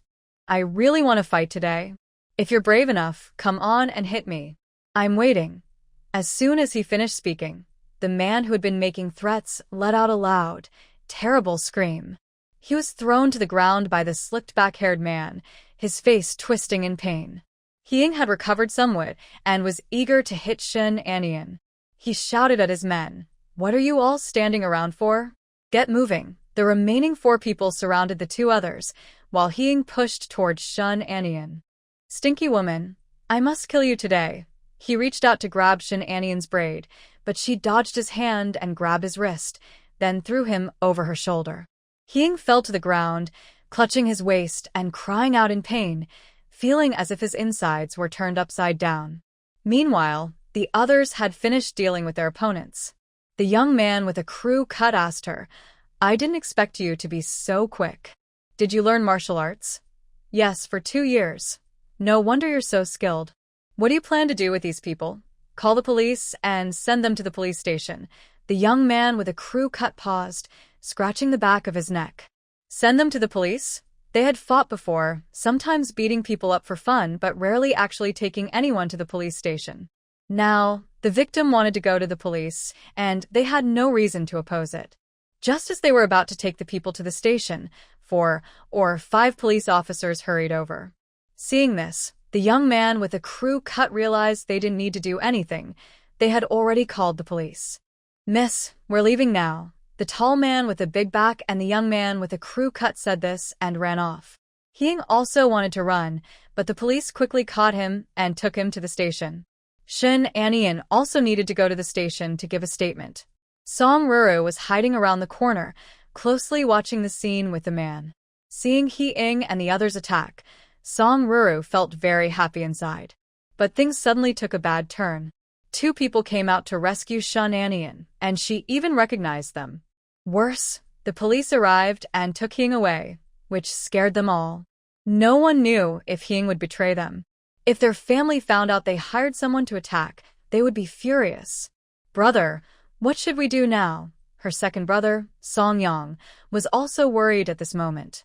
Song Ruru has been complaining at home these days, saying she was bullied, and even willing to pay someone to teach the bullies a lesson. She found a few troublemakers to deal with Shun Anian, hoping to make her understand some toughness. However, things didn't go as planned. The troublemakers didn't succeed in their task and ended up being taken to the police station. He is a bit older and calmer than Song Ruru. Hearing this, he said, "What are you afraid of?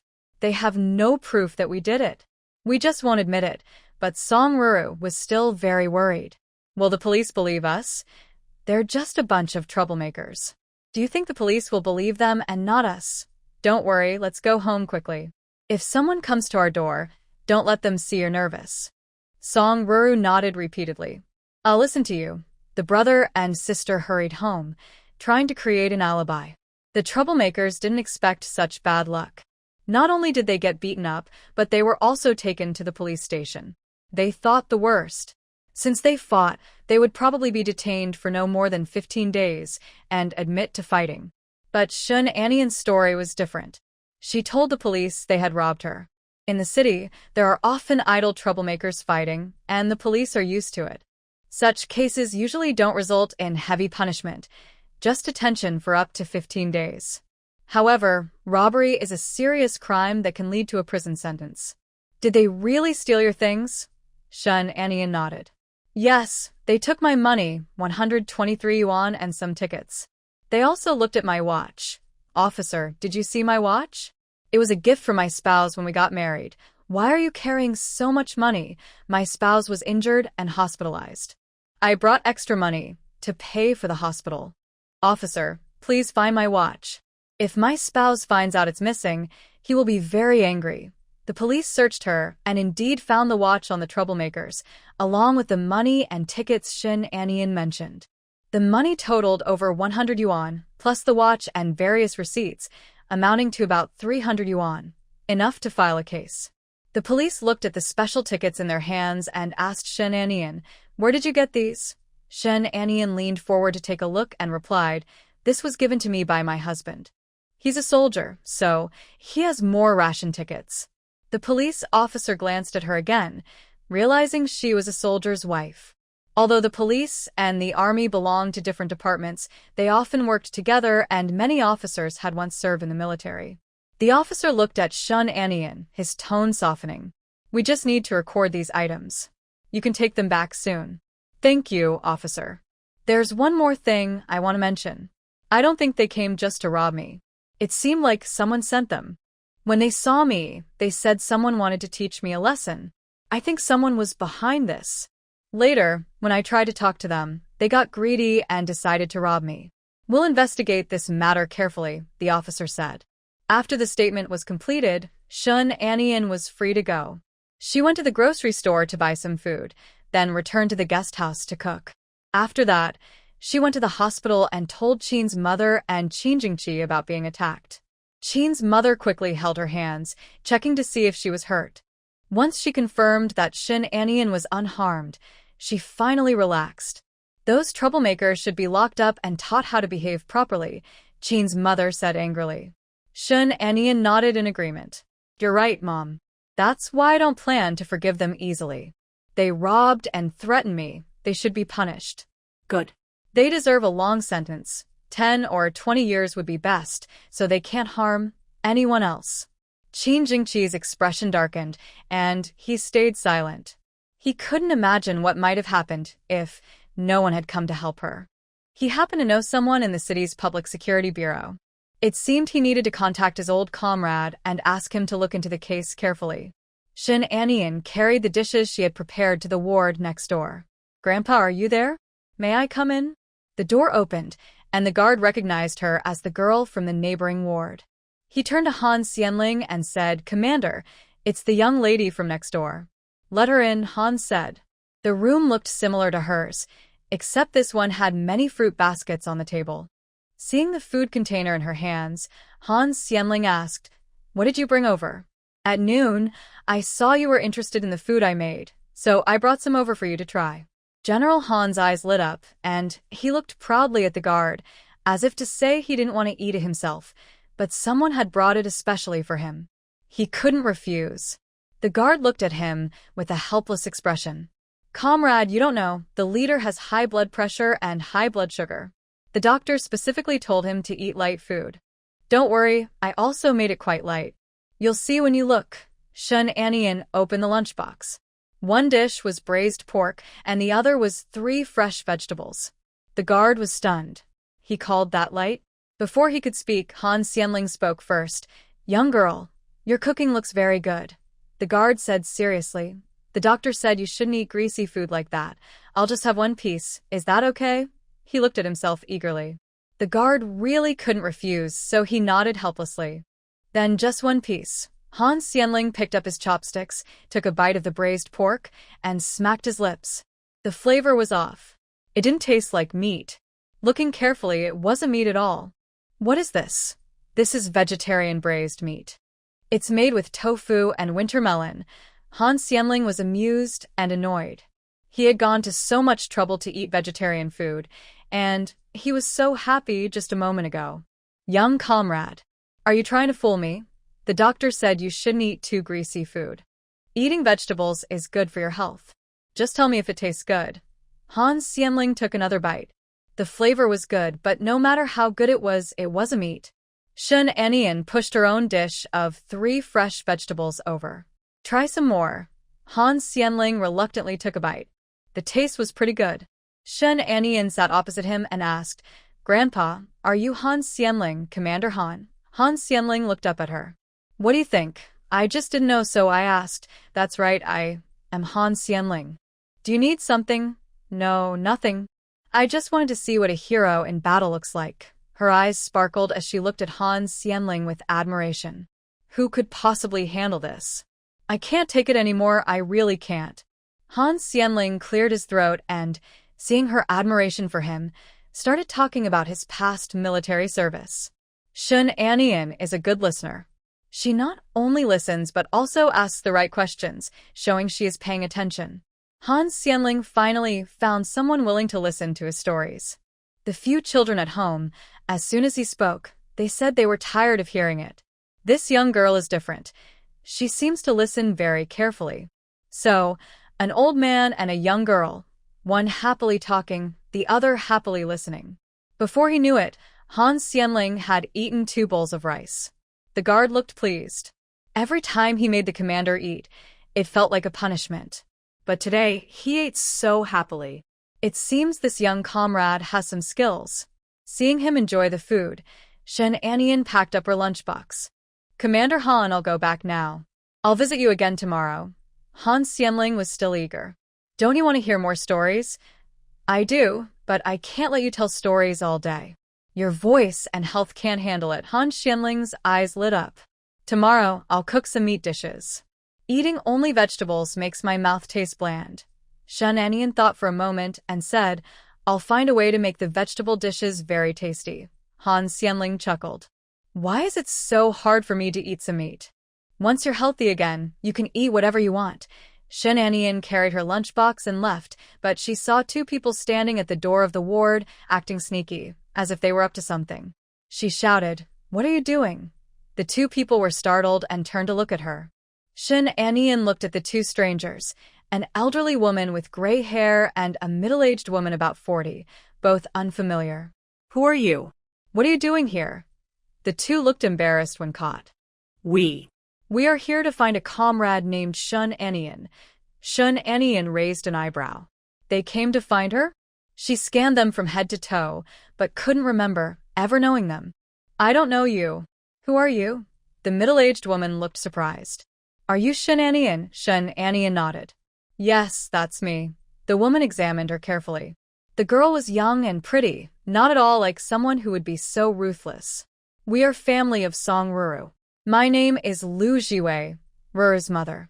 This is her grandmother. Song Ruru had just returned home for the new year from university. Everyone was happy, but she ended up causing trouble. She had just come back and was planning to visit her friends, so she was off and out. She used to be like that, fond of having fun, so Lu Jiwei didn't think much of it. But this time, she caused a big problem. This afternoon, the police came to our house. They said Song Ruru hired people to fight in the street and were also involved in robbery and extortion. Lu Jiwei almost fainted. She was overwhelmed and almost collapsed on the spot. Later, she learned that Song Jiayang had given money to Hing to go and beat Shun Anian. During the fight, He Ying and others found Shun Anian had money and took the chance to rob her. Now, He Ying has been arrested, but Song Jiayang and Song Ruru are still on the run. The police are looking for them. Lu Jiwei almost fainted from shock. When the police came to the government office, everyone gathered to watch the scene unfold. Listening to the neighbors' gossip, Lu Jiwei felt ashamed. After answering the police's questions and sending them away, she immediately called her husband. Song Yin knew what his siblings had done. He first scolded them loudly, then told Lu Jiwei to find Shin Anian and ask for her forgiveness. As long as Shin Anian withdraws the case, Song Jiayang and his sister won't be in trouble. Shin Anian was still confused. Who was Ruru? She didn't recognize her. Ma'am, I think you have the wrong person.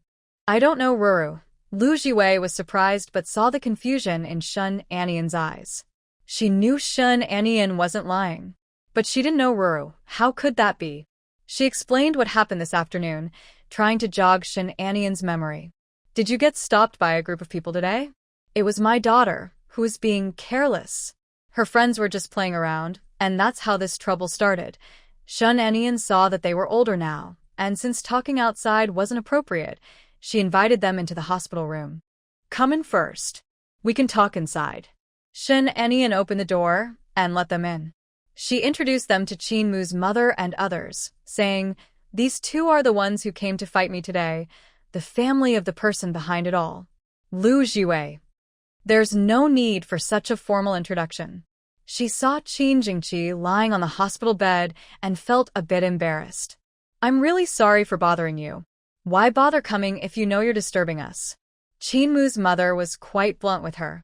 Since they had already found someone to fight Shin Anian, she didn't see the need to be polite. Lu Jiwei felt even more embarrassed. She knew Shin Anian's family would be angry and was prepared to accept their scolding. But facing their unfriendly attitude made her feel a little upset. Grandma Song was calmer and bowed to them, which surprised Qin Mu's mother. What are you doing? Grandma Song said sincerely, my child was wrong. They shouldn't have done such a thing. We came today to apologize to you. Her words were honest, and since she was quite old and took the initiative to apologize, Qin Mu's mother felt a bit guilty and looked at Shin Anian. Shin Anian asked herself inwardly, comrades, I don't know Song Ruru. May I ask why she wanted to have someone fight me? Lu Jiwei and Grandma Song exchanged glances. After all that talking, Shin Anian still didn't know who Song Ruru was. For that small grudge, Lu Jiwei found it hard to speak. She never expected that Song Ruru would send someone to fight Shin Anian over such a minor issue.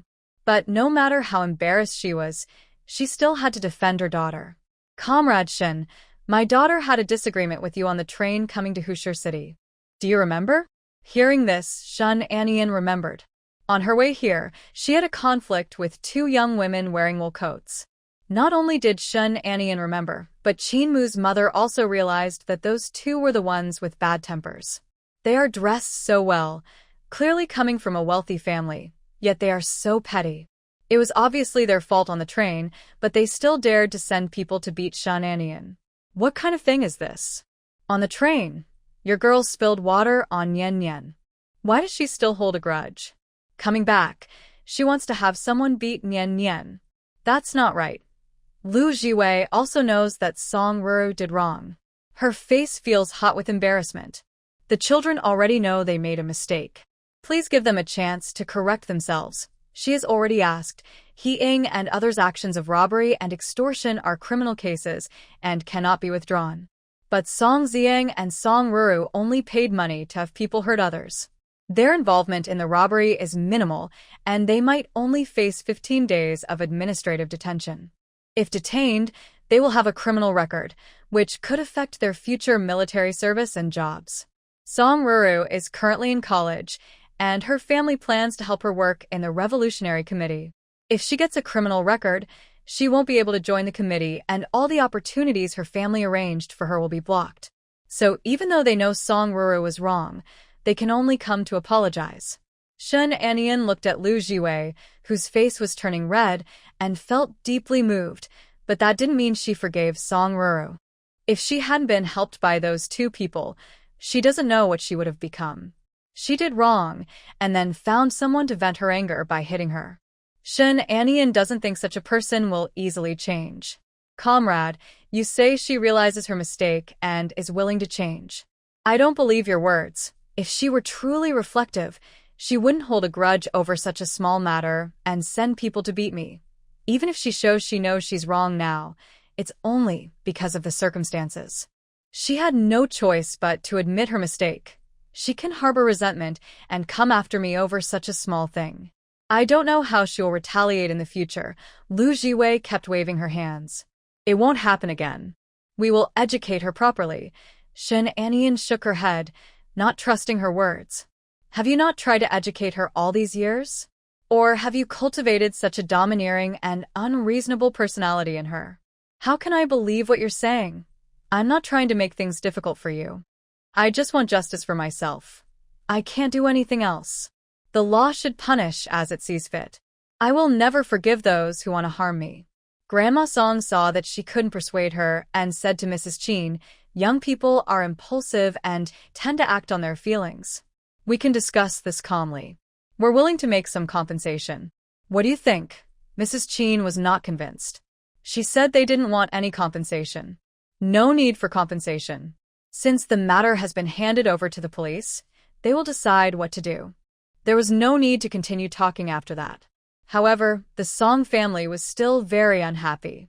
In their view, Shen Anian wasn't hurt at all, so they thought it was unnecessary to dwell on the issue. But they didn't dare to act rashly. They were staying in such a good hospital room, and they didn't know what their status was. They had to wait until they found out more before planning their next move. After Grandma Song and the others left, they went to the nurse's station to find out about Qin Jingqi and the others' identities. They learned that Qin Jingqi was a battalion commander and was highly valued by his superiors. They realized they couldn't do anything now. Since Shen Anian's approach wasn't working, they had to look for other ways. They couldn't let the two children have a criminal record. Mrs. Qin watched them leave and spat, cursing, "This family is no good. Her own daughter did something wrong and still dares to come and cause trouble for us." Shen Anian said, "Mom, don't be angry. We won't give in, and they won't dare to do anything to us. We can't give in. She's so young and so mean-spirited. The country needs to teach her a lesson. Mom, it's getting dark. You should go back to the guest house and rest, so it's easier for you in the evening." The hospital was a bit far from the guest house. Shen Anian was worried about her safety, walking home alone at night. Mrs. Qin heard this and nodded. "I'll go back first. You two should rest well." After Mrs. Qin left, Qin Jingqi suddenly said, "I want to take a shower. But the doctor said your wound can't get wet. Help me wash myself."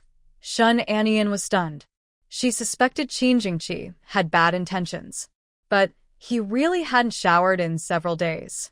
Although he stayed in the hospital room all day and didn't go anywhere after so many days without a bath, he probably felt uncomfortable. Well, "I'll go get some water." Shen Anian rushed into the bathroom. While pouring hot water, her face turned red and hot, and her mind started to recall some inappropriate childhood images. It's really not her fault. Helping him undress and wipe his body little by little, who wouldn't think more? Qin Jingqi saw her come out with a basin of water, her face flushed, eyes shining, and corners of her mouth slightly curved with happiness. He took a breath, feeling his whole body boiling with energy. Shen Anian carried the basin to the bed. Seeing him still sitting still, she forced herself to stay calm and said, "What are you still doing? Aren't you going to wipe your body? Take off your clothes. I'm not feeling well enough to move." Qin Jingqi slightly raised his eyes, looking at her. The corner of his mouth curled up slightly, wanting to see her reaction. Hearing this, Shen Anian's long eyelashes fluttered nervously a few times. After a moment, she gathered her courage and slowly looked up at him. The light shone down from above his head, making his features a bit blurry and softer. Half of his face was hidden in shadow, his eyes flickering between bright and dark, giving off a strange, dangerous vibe. She pursed her lips and said, "You're clearly much better." He was so weak he couldn't even take off his clothes, clearly just trying to make things difficult for her. Qin Jingqi snorted softly, then pinched her reddened earlobe. I am better, but I don't want to move. You're shameless." He shamelessly took Shen Anian's hand and made her hold the buttons of his hospital gown, as if saying, Go ahead and take it off. Shin Anian decided to be brave and helped him take off his clothes. He had been touched all over by her before, so what's the big deal? Just look. It's nothing special. She treated herself like a heartless old maid, wholeheartedly helping him wipe his body. But her cheeks grew hotter, and her whole body started to feel warm. She wiped his upper body, then his lower body, including the private area, but no matter what, she refused to touch there. She handed him the towel and said, "You handle the rest yourself." Qin Jingqi didn't take the towel but held her hand instead.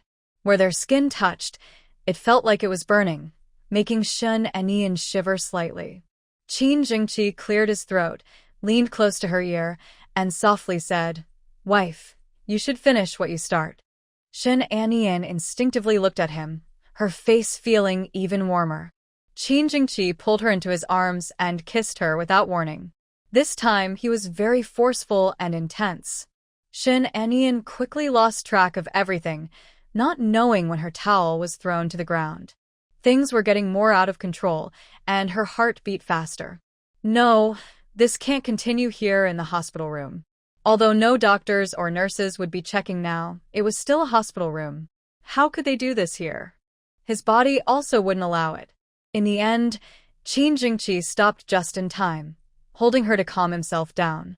He thought a simple kiss and hug would satisfy his craving, but once he kissed her, he wanted more. Unfortunately, he couldn't do anything else. Finally, he held his soft and fragrant wife and fell asleep. The next morning, Han Xianling came early to visit them, bringing a big fruit basket. Qin Jingqi saluted him politely. "Commander Han." Han Xianling asked, "What's your name? Which unit are you from?" Qin Jingqi replied, "I'm Qin Jingqi from the 3rd Regiment of the State Farm, at battalion level." Han Xianling nodded appreciatively. "Young man, you have a bright future." He handed the fruit basket to Shin Anian. "I can't finish this on my side, so I'll give it to you." "That's too kind of you. I'm happy to share my food with you." "There's no need to be shy. Just take it." Shin Anian had no choice but to accept the big fruit basket. "Commander Han, have you had breakfast?" "What breakfast?" "I just took a walk downstairs." "You're really strong for your age." "We can't compare. You're so young and still a family member of a soldier. You should practice more in the future." "Wait, are the expectations for military family members this high nowadays?" "I'm just here to take care of the patient. I can't just leave her alone." Han Xianling had nothing more to say and suggested Qin Jingqi play chess with him. Shin Anian took some sunflower seeds and sat nearby to watch them play. Qin's mother washed some fruit so they could all enjoy it together. Shin Anian's chess skills are not very good, but she enjoys watching them play. She munches sunflower seeds happily and even pulls Qin's mother over to watch with her. Qin's mother feels a bit helpless and says, "I don't really understand this." "It doesn't matter if you understand or not. The main thing is the fun atmosphere," Shin Anian replies. At the village entrance, an old man is playing chess, and there are many people watching. "Mom, you might as well sit here and cheer for them." Qin's mother is pulled to sit down, and although she doesn't understand the game, she just takes it as a rest. They just finished a game when Zhou Yin pushes the door open, followed by Commander Zhou. Seeing Han Xianling playing chess with Qin Jingqi, they both salute. "Commander, Han Xianling has just won a game and is in a good mood." He smiles and looks at them. "Little Zhou, what brings you here?" Commander Zhou says, "Qin Jingqi is from our 3rd Regiment." "Commander, why are you here?" "I have a small health issue, so I came to the hospital. I met these young friends here." Commander Zhou doesn't know what to say. If he's in the hospital, it must be a minor problem. He looks at Shin Anian and Qin's mother. They haven't met before. Qin Jingqi salutes him. "Hello, Commander. This is my mother and my wife." When Commander Zhou sees him look at Shin Anian, his expression softens quite a bit, and he feels a twinge of discomfort. "So, they are family members. You don't need to stand. Sit down and talk." Zhou Yin places the nutritional supplements and fruit basket on the table. Seeing that Qin Jingqi's complexion has improved a lot, he smiles and says, "Comrade, you take good care of him. It's only been a few days and he looks much better. It's mainly because he's in a good mood, so he heals faster," Qin Jingqi replies. Having a wife can be quite annoying sometimes. After the new year, he plans to visit 10 or 8 female comrades. He doesn't believe he won't find someone he likes. They chat about military life, and Shun Anian and Chin's mother go to wash some fruit so they can have a good talk. Commander Zhou sees Shun Anian bringing the fruit over and smiles warmly at her. Comrade Shun, I heard that Captain Qin has already applied for a house and is just waiting for you to move in. Have you thought about following the troops? If you can come over and stay safe at the back, Captain Zhou will be able to relax and focus on training the troops. Shun Anian felt a bit embarrassed. The leader was very direct in his words. They talked for a while, and when they saw Qin Jingqi looking a little tired, Commander Zhou and the others said goodbye and shared 2 good news with him. First, because of his achievements, the army decided to promote him to deputy regiment commander. Second, he has a month of rest time. Shun Anian was very happy for Qin Jingqi when she heard this. At 26, being a deputy regiment commander means a bright future. Qin Jingqi stood up and saluted sharply. Rest assured, leader. I will do my best to serve the country. Take good care of yourself. When you return to the team, work hard. Yes, Commander Zhou. After they left, Qin's mother asked Qin Jingqi, did you get promoted? He nodded. Qin's mother was very happy. If your father and the others knew, they would be very pleased. Qin Jingqi said, I have a month of leave. There's nothing much to do here. How about we get discharged and go home tomorrow? Celebrating the new year in the hospital feels a bit strange. Qin's mother was naturally happy about going back, but she was more worried about Qin Jingqi's weak health and whether he could handle the journey. Today is already the 28th of the 12th lunar month. If they buy tickets now, they wouldn't make it home in time for New Year's Eve. She thought it wasn't necessary to rush. Plus, the journey is so long, and there are no doctors around. What if he feels unwell on the way? No, you're not discharged yet. How can you go home? Wait until you're better, she said.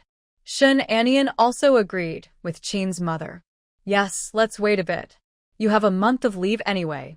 We can go back together then. They all disagreed, so Qin Jingqi didn't insist further. Shun Anian went to the guest house to cook and also prepared a vegetarian dish for Han Xianling. On the 29th day of the lunar month, Han Xianling's family came to pick him up for the new year. Shun Anian was surprised to find that the tall, slick-haired troublemaker from earlier was actually Han Xianling's grandson. The tall, slick-haired man didn't expect her to know Han Xianling and said unexpectedly, You know my grandfather? Yeah, idag. Han Xianling looked at them with some confusion. You know each other? The tall, slick-haired man looked at Shun Anian. You tell them. Shun Anian said, A few days ago, I ran into a group of troublemakers. This gentleman helped me catch them and took them to the police station. The man with the slicked-back hair looked proudly at Han Xianling. Grandpa, you heard that, right? I saved her and brought the troublemakers to the police. Grandpa always said he was carefree and didn't do serious work. Now he wanted Grandpa to see that he was doing something important. Han Xianling snorted coldly. If you really care, why not join the army? There are plenty of chances to serve and protect the country. The man with the slicked-back hair looked annoyed. Our family has so many people in the army. It doesn't matter if I'm not one of them. Why are you so fixated on me? With so many in the family in the army, one more or less doesn't matter. Grandpa, if I join the army, who will keep you company for the New Year's dinner?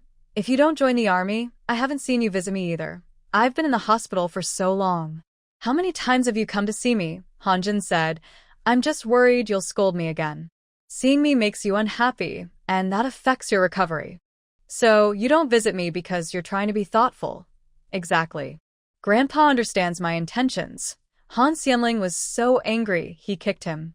Han Zhen, as if he had expected this, jumped back like a spring. Shun Anian watched, stunned. How many beatings had he endured to develop such quick reflexes? Han Xianling, too lazy to look at Han Zhen, asked Shun Anian, Little girl, do you want to go back with us for the new year? Shun Anian shook her head. Their family was gathering on the 31st, and they didn't see the point in going.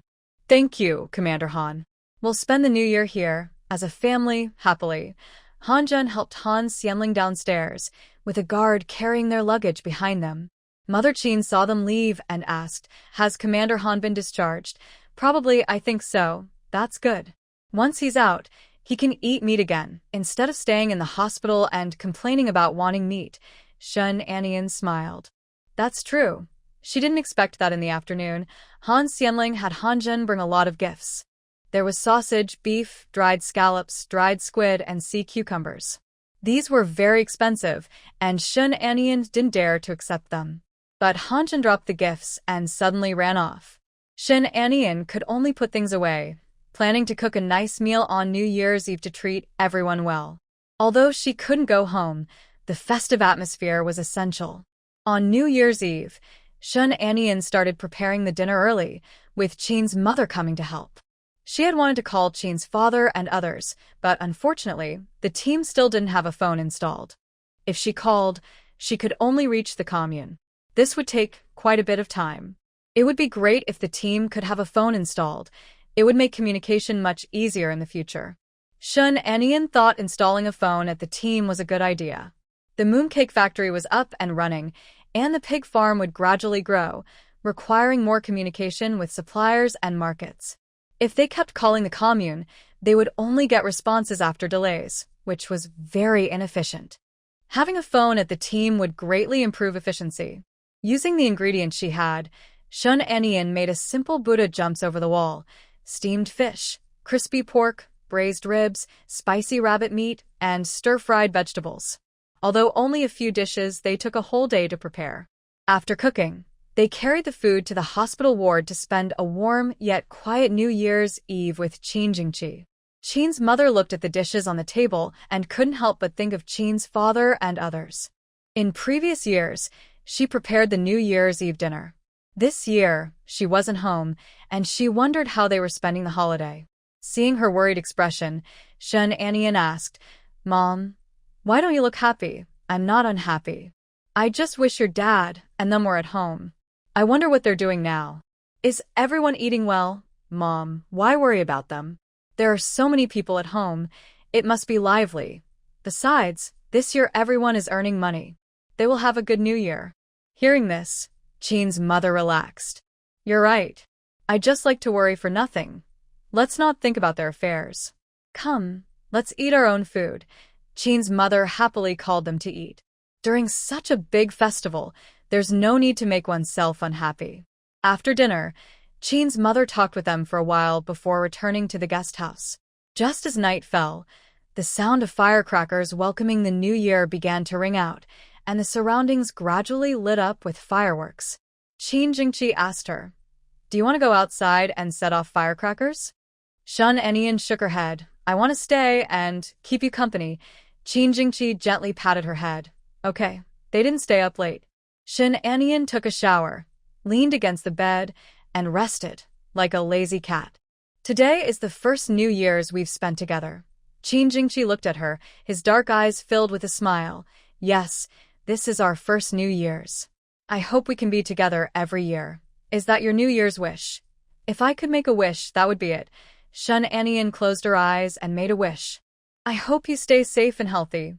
Qin Jingqi reached out and gently ruffled her hair. "I promise you." Shun Anian opened her eyes and met his gaze. Qin Jingqi leaned in and kissed her on the cheek. "I hope you will always be as happy as you are today. You made 2 wishes. I'm a bit greedy." Shun Anian slightly lifted her head and kissed his face. "I also hope you can be as happy as today." "Are you happy today?" "Yes, I am very happy to be with you." Shun Anian happily hugged him. "Let's go to sleep. When we wake up tomorrow, it will be a new day." When she woke up the next day, she would welcome a better year, 1975. During this year, the country began to improve the economy and the economic situation would gradually get better. Zhou Yin was the first to come and pay New Year's greetings. On the second day of the new year, he carried several big bags, holding things in both hands. Qin's mother saw what he brought and was surprised. "You just came and you're carrying so much stuff." This was sent by the army. I helped old Qin pick it up, and I also took my share. I don't really need it, and it's a waste to keep it in the dorm. Better to bring it here for you. How can you not need it? Take it home to use. Hearing Qin's mother mention home, Zhou Yin's smile faded a little. My family really doesn't need this. Auntie, please accept it. I'll be staying here for a few days and eating with you. Zhou Yin noticed her confusion and smiled as he said, my second aunt always wants to introduce me to a girl. I don't want to go, so she gets upset. I just come here to hide. Aunt, you wouldn't dislike me, would you? Mrs. Qin kept shaking her head. No, how could I dislike you? As long as you don't dislike us, that's enough. Aunt, today let's go out for a meal. It saves you from cooking, and during the new year, everyone can relax a bit. Mrs. Qin thought about Shun Anian cooking and taking care of the sick, which was tiring, so she agreed. Zhou Yin looked at Qin Jingqi. How about you? Can you go out? If I can't go out, I'll take aunt and my younger sister out myself. Qin Jingqi had been resting for many days, and he was feeling much better. Hearing this, he went to change his clothes. Mrs. Qin was a bit worried. Are you sure? Don't push yourself. Mom, don't worry. I'm fine. Zhou Yin also said, Aunt, just relax. Old Qin has recovered a lot. There won't be any problem. Since they all said that, Mrs. Qin had nothing to say. She could only go downstairs with them. Zhou Yin drove a small car over. Mrs. Qin felt a little more at ease. She was still worried that Qin Jingqi might get tired riding the bus, but with a car, he wouldn't have to walk and could rest easier. Zhou Yin was familiar with Chushi and took them to a restaurant. Mrs. Qin looked at the 3-story building and hesitated to step inside.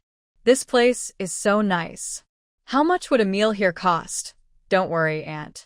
This year, I received many red envelopes during the new year, enough to treat you all to a good meal. That won't do. You've helped us so much. We should treat you to a meal. Zhou Yin didn't argue with her and made a gesture to invite her. Aunt, let's go. The interior was beautifully decorated, with tiled floors that reflected people's shadows. The tables were also very pretty, covered with tablecloths, looking nice and upscale. This was Mrs. Qin's first time in such a fancy place, and she felt a bit out of place. The waiters dressed better than her. If she dressed like that, she might be looked down upon. Seeing her nervous, Shun Anian pulled her to sit down. Mom, we're here to eat. You don't need to be nervous. This place is really wonderful. Even the waiters are dressed so nicely. Shun Anian smiled and said, the waiters are the face of the restaurant, so of course they need to dress well. Zhou Yin handed her the menu. Auntie, you choose the dishes. Qin's mother had been attending a literacy class for over 2 months and could recognize some characters. Even if she couldn't read everything, she could guess or figure it out. The prices listed were shockingly high. A plate of greens costs 50 cents. Back in their countryside, a bunch of greens cost only 3 cents, so these prices are very expensive for vegetables. She lowered her voice and quietly complained, things here are just too expensive. Zhou Yin knew she was worried about money and said, the chef here is very skilled, Auntie. You'll see once you try the food. Qin's mother was reluctant to order dishes. The prices here were too high for her to feel comfortable spending. She even thought about asking them to go back, so she could cook for them herself, which would be much cheaper than eating out. In the end, Zhou Yin ordered the dishes. To bring good luck, he chose 6 dishes and also ordered a roasted fragrant pig. When the golden roasted pig was brought out, a strong aroma of meat filled the air. Zhou Yin explained that it was a local specialty, the fragrant pig, which was very famous in this area. Shun Anian picked up her chopsticks and took a bite. Without much seasoning, she could taste the natural sweetness of the meat. Compared to other pigs, this fragrant pig's meat was more tender, with just enough fat to be flavorful but not greasy, and it tasted sweet and fragrant. This pig is really delicious, Mom. You should try some. Qin's mother also took a bite. The skin was crispy, the meat tender, and the dipping sauce had a rich flavor. The taste was quite good. Hanjun was treating everyone to a meal today and happened to see Qin Jingqi and the others. He wanted to go over and say hello.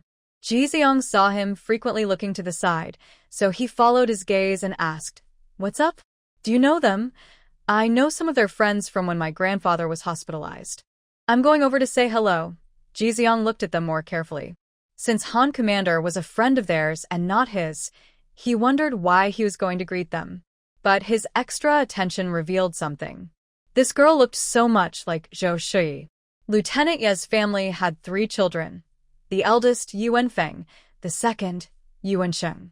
They looked more like Lieutenant Yi. But Yi Moli and her family didn't look alike at all. Suddenly, he saw someone who looked very much like Zhou Shui, which made him feel a bit strange. Han Zhun went over to greet Qin's mother. "Hello, Auntie." Qin's mother remembered this young man, Han Xiling's grandson. He was 29 and had given them many gifts. "You're here too. Come, sit with us and have some food." Han Zhun smiled. "No need. I came with a friend. I just saw you and thought I'd say hello." After a few polite words, Han Zhun said goodbye and left. As he was walking away, Li Zhu looked at his hair and asked, "Why did you cut your hair?" His big, stylish hairstyle looked so cool. But in just a few days, he had cut it back to a simple style. Han Zhun tugged at his hair. It wasn't that he wanted to cut it, his grandfather didn't like it. He said it looked too strange. So, he made the guards take him to a barber shop to get it cut, and he felt better afterward. "It's because my grandfather said I look more energetic this way." Li Zhu smiled and said, "You should take advantage of Commander Han not being here to act up. As soon as he returns, you'll show your true self." Han Zhun sat down on a chair. "I just don't want to argue with him because he's getting old." Jixiang asked him, "Who is that girl?" "She's Captain Qin's wife. The whole family is there." Jixiang touched his chin. "She looks a lot like Aunt Zhou." Jiang Dongqing said, "She does look a bit like her, but with so many people in our country, it's not strange if some look alike." "That's true, but if someone has a plain face, it's not surprising. Someone as beautiful as Aunt Zhou? You think there are many like her on the street?"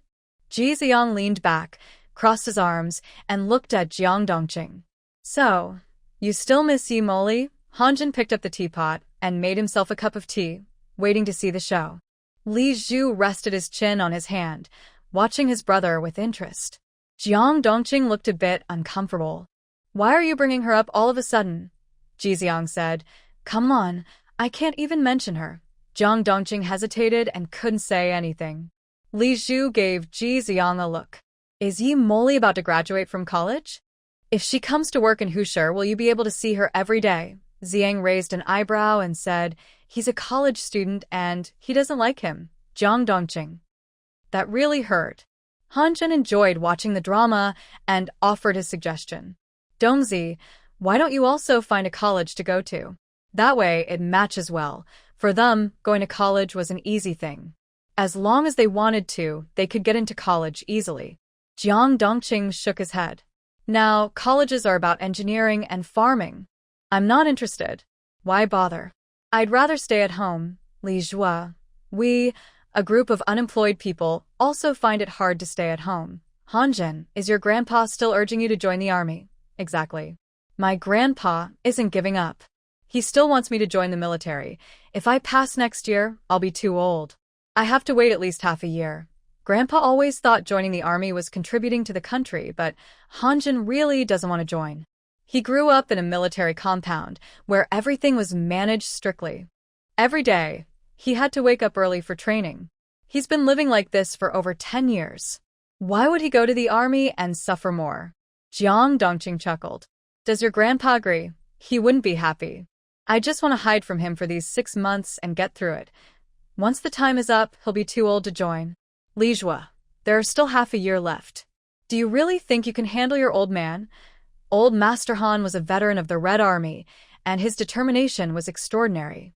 Han Zhun kicked his chair. It's New Year's. Don't be so gloomy. Eat more and talk less. After lunch, Qin's mother was worried that Qin Jingqi might not feel well, so she planned to take him back home to rest.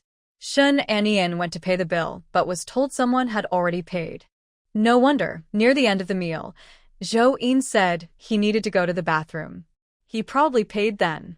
When she returned, Qin's mother was discussing with Zhou Yin about going back to the hospital. Shun Anian thought for a moment and said, Why don't Major Zhou take Qin Jingqi back to the hospital first? Mom, how about I take you shopping? That might not be very appropriate. Qin's mother felt it wasn't quite right to do that. I came here specifically to take care of him. Qin Jingqi wasn't fully recovered yet, but I left him alone to go shopping. I couldn't feel good about that. Zhou smiled and said, Auntie, you can go ahead and relax. I'll take care of old Qin. If he loses even a single hair, you can come find me. Qin's mother was amused and said, What are you talking about? I trust you to take care of him. Just leave it to me, Zhou suggested. Would you like me to drive you to the mall? Shen Anian shook her head and refused. No need. We just finished eating. We want to take a walk and help digestion. All right then. At the restaurant entrance, they split up. Zhou drove Qin Jingqi to the hospital, while Shen Anian held Qin's mother's arm and strolled with her. In the car, Qin Jingqi told Zhou about Shen Anian being attacked. He asked Zhou to help find out what happened afterward. He wanted to go to the police station himself, but his health wasn't fully recovered, so he had to ask Zhou for help. Zhou patted his chest and said, I happen to know someone at the police station. I'll go ask around when I have time. Please also find out who Song Ruru is, Qin Jingqi added. Who is Song Ruru? She ordered someone to attack Anian, Qin Jingqi explained. Zhou was quite surprised. That name sounded like a woman. Shen Anian looked like someone who didn't like trouble. There was no reason for her to be so vicious over some grudge or resentment. Why would she go so far to hurt her sister-in-law? It said she poured water on Anian on the train and was reprimanded by the crew. She held a grudge and wanted revenge. Zhou Yin's eyes widened. Just because of that, such a small matter, and she resorted to such underhanded tactics? Is she crazy? Qin Jingqi nodded. Because of this grudge, she hired 6 people to teach Anian a lesson. I want to see what kind of power she has behind her that makes her so reckless. Zhou looked serious and nodded. I'll find out as soon as possible. This person was a bit too reckless. But it's okay. I like dealing with tough challenges like this. Shen Anian held Qin's mother's arm and took a walk nearby. Even in winter, the temperature in Hu's city wasn't cold. It felt like about 18 or 19 degrees Celsius, perfect for a walk. The greenery in Hu's city is very well maintained, and even in the city area, the air is very fresh. Mother Qin looked at the tall buildings and still found it amazing. People living in the city have a really good life. Look at these houses, so tall, probably 4 or 5 floors. Unlike their countryside, where they still live in thatched cottages. Hu's city is really beautiful. Shen Anian helped Mother Qin walk forward. It will develop even better in the future. Mother Qin opened her eyes wide and couldn't quite believe her words. In her view, things are already quite good. Look at the street, so many bicycles, small cars, buses, so convenient. If it develops even more, what will it be like? Can it get better? Of course. As our village develops more and more, this place will naturally get better too. They walked a bit further and saw a bus stop sign. Shen Anian checked the bus route. Mother Qin also came over to look. Now that she can read a little, she could recognize many characters gradually. Seeing her interest in the bus stop sign, Shen Anian taught her how to take the bus. Mother Qin listened and took notes, asking some questions from time to time. Shen Anian answered her questions, but her eyes caught a young woman in a gray coat across the street, looking at them with a mocking expression. That woman was dressed very fashionably, with slightly curled hair, wearing a pair of leather shoes, all showing her neatness. Her eyes were full of hidden contempt, like city people looking down on rural folks. They weren't making loud noises, just talking normally. The elderly lady was excited and happy to visit such a big city for the first time, which is natural. But the way that woman looked at them was as if she saw something disgusting. Was it really necessary? That woman met Shen Anian's cold gaze and turned her face away uncomfortably. She took a step to the side and leaned against a man in a blue Zhongshan suit. That man looked very spirited, with neat short hair and a straight posture. Shen Anian thought he probably used to be in the army. Otherwise, his stance wouldn't be so proper. A bus arrived, and she and Mother Qin got on together. Coincidentally, those two also got on the bus. There were quite a few people on the bus. Since there were no seats available, Shen Anian asked Qin's mother to hold onto the handrail while she stood beside her. The closer they got to the city center, the busier and more lively the city became. Qin's mother looked around in amazement, constantly exclaiming in wonder. The bus stopped at a station next to a shopping mall, and Shin Anian and Chin's mother got off together. Unexpectedly, the man and woman also got off the bus, seeming to be heading to the mall as well. Shin Anian didn't look at them and simply led Chin's mother into the mall. She handed Chin's mother some tickets and money. Mom, there will be many people later. If you see something you like, buy it quickly. Don't hesitate. If you wait too long, someone else might buy it first. Chin's mother pushed the tickets and money back. No need. I have money on me. Shin Anian firmly pressed the money into her hand. Mom, just take it. If you see something you want later, buy it. Don't be shy. These items were given to her by Qin Jingqi, so it was natural to give them to Qin's mother. Since they finally came to the city, how could she not let her buy enough? Nowadays, shopping often involves competition, so you need to be quick and precise. The department store was crowded everywhere, with heat hitting them, not because of air conditioning, but because of the lively crowd. People crowded around the counters, fighting to buy things, creating a noisy scene. The sales clerks behind the counters shouted impatiently, like scolding children. The people being scolded didn't get angry. Instead, they had to smile politely. You had to smile, because if the clerk was unhappy, they might refuse to sell to you. After all, many others were eager to buy. But if you threw a tantrum or refused to buy, you might really miss out. Qin's mother watched the bustling crowd fighting over items and suddenly felt eager to join in. With so many people fighting, there must be good stuff. She quickly wanted to see for herself, just in case she needed to buy something. Shin Anian and Qin's mother struggled to squeeze into the crowd, almost being pushed and shoved until they looked deformed. They managed to get into a stall that sold a batch of defective fabrics. It was said that due to a machine problem, the fabric occasionally snagged, but it was hard to notice. More importantly, you could buy it without using fabric tickets, so everyone was fighting to get it. When she heard they didn't need fabric tickets, Qin's mother's eyes lit up. That was really great. Qin's father doesn't have many good clothes. The best one is the Zhongshan suit he bought when he was young. In the past, it was okay, but now that he is a factory director and a respected person, wearing torn clothes is not appropriate. She cut some fabric for Qin's father to make him new clothes. Qin Hongjin and her sister have just moved into Qin's house this year and don't have any clothes for the new year. She needs to make new clothes for them.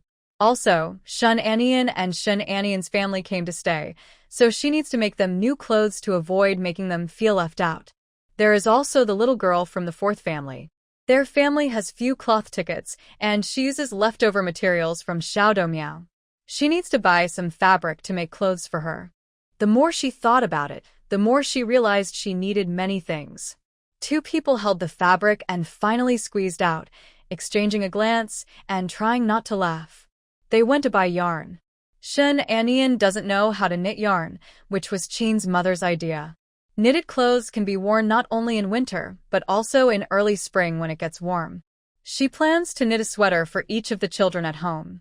Zhou Yin sent many things over, but Qin's mother felt she couldn't just accept others' gifts. She bought 2 cans of malt extract as a gift. Shin Anian also took Qin's mother shopping for cotton clothes. Qin's mother kept shaking her head, saying, "No need. I still have clothes to wear. Why buy this?" But Shin Anian was very persistent. When she saw a dark blue cotton coat that looked nice, she insisted Qin's mother try it on. Qin's mother couldn't refuse and had to try it. Surprisingly, it looked very good on her, making her skin look fairer and her look younger. "Mom, you look so good in this. Just take it. How much does it cost? No matter the price, I'm happy. It's the new year, and we just want to be happy." Shin Anian packed up the items and also went to the shoe cabinet, buying a pair of leather shoes for Qin's mother and another for Qin's father. When they left the mall, both of them were carrying lots of things. Qin's mother looked at what she was holding and felt a bit shy. Before going in, she had decided not to buy anything, but after going in, she ended up buying the most. Just now, she was more eager to grab things than Shin Anian. When people have a little money, they just can't control themselves. "We've spent too much here. Making money is just to spend it, Mom. The money has already been spent, so let's be happy." "Be happy? We bought so many things. How can we not be happy?" She has new clothes and new shoes. How could she not be happy? They took the bus to the hospital. As soon as they arrived at the door, they heard laughter from inside. Shun Anian pushed the door open and entered the ward. Besides Zhou Yin and Qin Jingqi, there was a man and a woman. Shun Anian looked carefully. Oh, what a coincidence. They are the same man and woman at the bus stop, who looked down on them. Zhou Yin saw them carrying so many things and joked, "Sister-in-law, did you guys go shopping for a robbery?" Shun Anian put down the things and said, "No, the store just restocked today. There are many new items and I couldn't resist buying a little more." Zhou Yin introduced Lu Xianzhong to them. "Annie, sister-in-law, let me introduce you. This is Captain Lu, and this is his wife, Ding Shui, comrade Ding." Ding Shui felt a bit awkward when she recognized Shun Anian. Besides the initial awkwardness of being caught by her the first time, her current situation made her feel even more uncomfortable. She thought they were rural folks and looked down on them, but she didn't expect her husband's military rank to be higher than Lu Xianzhong's. Thinking about how she looked down on her and was noticed by her, Ding Shui felt ashamed. Shun Anian didn't show any special reaction. Since they came to visit Qin Jingqi out of kindness, there was no need to embarrass them now. However, she didn't act overly friendly either. She just smiled at them and said, "Captain Lu, comrade Ding, thank you for coming." This was Lu Xianzhong's first time seeing Shun Anian's true appearance. A few days ago, Zhou Yin came to visit Qin Jingqi and boasted about it afterward. He said he saw Qin Jingqi's wife, and she was very beautiful. No wonder old Qin kept her hidden away. Today, seeing Shun Anian, he completely agreed with Zhou Yin's words. This young woman is indeed beautiful. She had 2 braids, her skin was smooth and slightly pink, and her clear eyes held a gentle smile. She looked bright and elegant. She wore a blue embroidered cotton jacket on top and black pants below, radiating a lively and positive spirit. "Little sister-in-law, don't say that. Old Qin and I are comrades. It's only right for me to come see him. Then you two chat first. I'm going to wash some fruit." Lu Xianzhong stopped her. "No need to rush. We'll sit for a while, and then go back. It's not convenient to go out after dark. Are you leaving so soon? It's rare to have some free time to get together. Stay and chat a little longer." Zhou Yin also advised him. "Little sister-in-law is right. There's nothing urgent at the camp. You should stay and talk with us." Lu Xianzhong thought for a moment and agreed, but Ding Shui felt a bit restless. She felt that every look Shun Anian gave her was full of disdain and contempt, which made her unable to sit still. After about 10 minutes, she simply couldn't stay any longer. She subtly signaled to Lu Xianzhong with her eyes, and he stood up to leave. Zhou Yin asked him, "Old Lu, are you planning to go back to the camp?" Lu Xianzhong shook his head. "No, we're going back to Beijing for the new year. We haven't been back in 2 years. This year, we want to visit." Zhou Yin nodded. "I won't delay you any longer. You should go back." When they went downstairs, Ding Shui finally felt the uncomfortable feeling fade away. She asked Lu Xianzhong, "What is Vice Commander Qin's wife's background?" "I'm not entirely sure. Old Qin rarely talks about her. I heard they got married in their hometown, probably from their village." Hearing this, Ding Shui thought that Qin Jingqi disliked Shun Anian and didn't want to mention her much. She thought, sure enough, Shun Anian's clothes and style are plain. She's definitely from the countryside. Vice Commander Qin is young and talented, with a bright future ahead, yet he married such a rural wife. It's really a pity. You said before that Vice Commander Qin is a battalion commander. How did he get promoted so quickly? He was already very capable, and after this big achievement, the army decided to promote him. At 26, he became a deputy battalion commander. His future is limitless. Hearing his words, Ding Shui felt a bit uncomfortable. Qin Jingqi is younger than him and has no strong background, yet he has already been promoted to deputy battalion commander. He has been in the regular battalion position for 5 years and still hasn't been promoted. But she couldn't tell Lu Xianzhong this directly. She could only secretly feel regretful inside. After Lu Xianzhong left, Zhou Yin told Qin Jingqi what he had heard. He had just gone to the police station and, on his way back, met Lu Xianzong and his wife, so he brought them along. This matter was sensitive, so he didn't mention it in front of the couple. Regarding your sister-in-law's case, I have already asked around. Song Jiayong and Song Rura didn't have any malicious intent to rob or extort, so they only received 15 days of administrative detention. As for He Ying and the others, their case involves other issues. They are currently under investigation, so we don't know yet how long they will be sentenced. Shen Anian finally felt relieved upon hearing they would be punished. Zhou Yin added, Song Jiayong's father is a member of the production team of the Revolutionary Committee. They've been quite active these days. The police station plans to detain them but not record it officially, so it won't affect their work or schooling in the future. Qin Jingqi's eyes darkened with displeasure. Not recording it officially?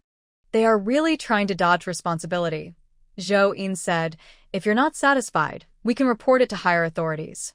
Although the police and the military are not in the same system, we can still speak up for them, since they involved military family members and this soldier almost sacrificed himself for the country. Higher-ups will definitely pay close attention to this matter. Qin Jingqi nodded. You can talk to Commander Zhou and see what he thinks. Don't worry, I will tell the commander about this when I go back.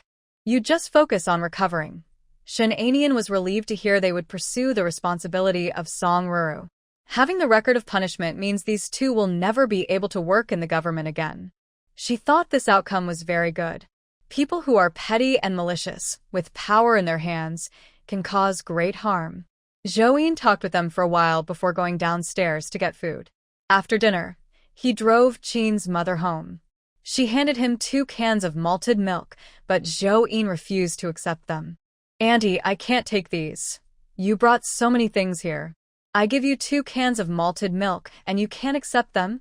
Shen Anian also advised him. Captain Zhou, if you don't accept the things, my mom will feel bad inside. Do you really want to see her upset? Zhou Yin had no choice but to accept the items. Just then, he wanted to visit an old comrade. Their family was very poor, so he decided to give them the gift. All right, I'll take it. Auntie, I'll take you home. Shen Anian saw them to the door. After watching Mother Qin get into the car, she turned and went back to the hospital room. The room was very quiet, with no one around. Where did Qin Jingqi go? She felt like going to the bathroom. When she pushed the door open, she saw a shocking scene. A man was not wearing much clothing, showing a smooth, muscular body. He had broad shoulders, a narrow waist, well-developed chest muscles, and strong arms. His abs were clearly defined. He was only wearing a pair of 4-corner underwear. His thighs were straight, firm, and powerful. A strong sense of masculinity filled the room. Although Shen Anian had been close to Qin Jingqi many times before, she had never seen him like this. The visual impact made her freeze in place, her face burning hot. Qin Jingqi also felt uncomfortable being stared at like that. When he was in bed, he was different.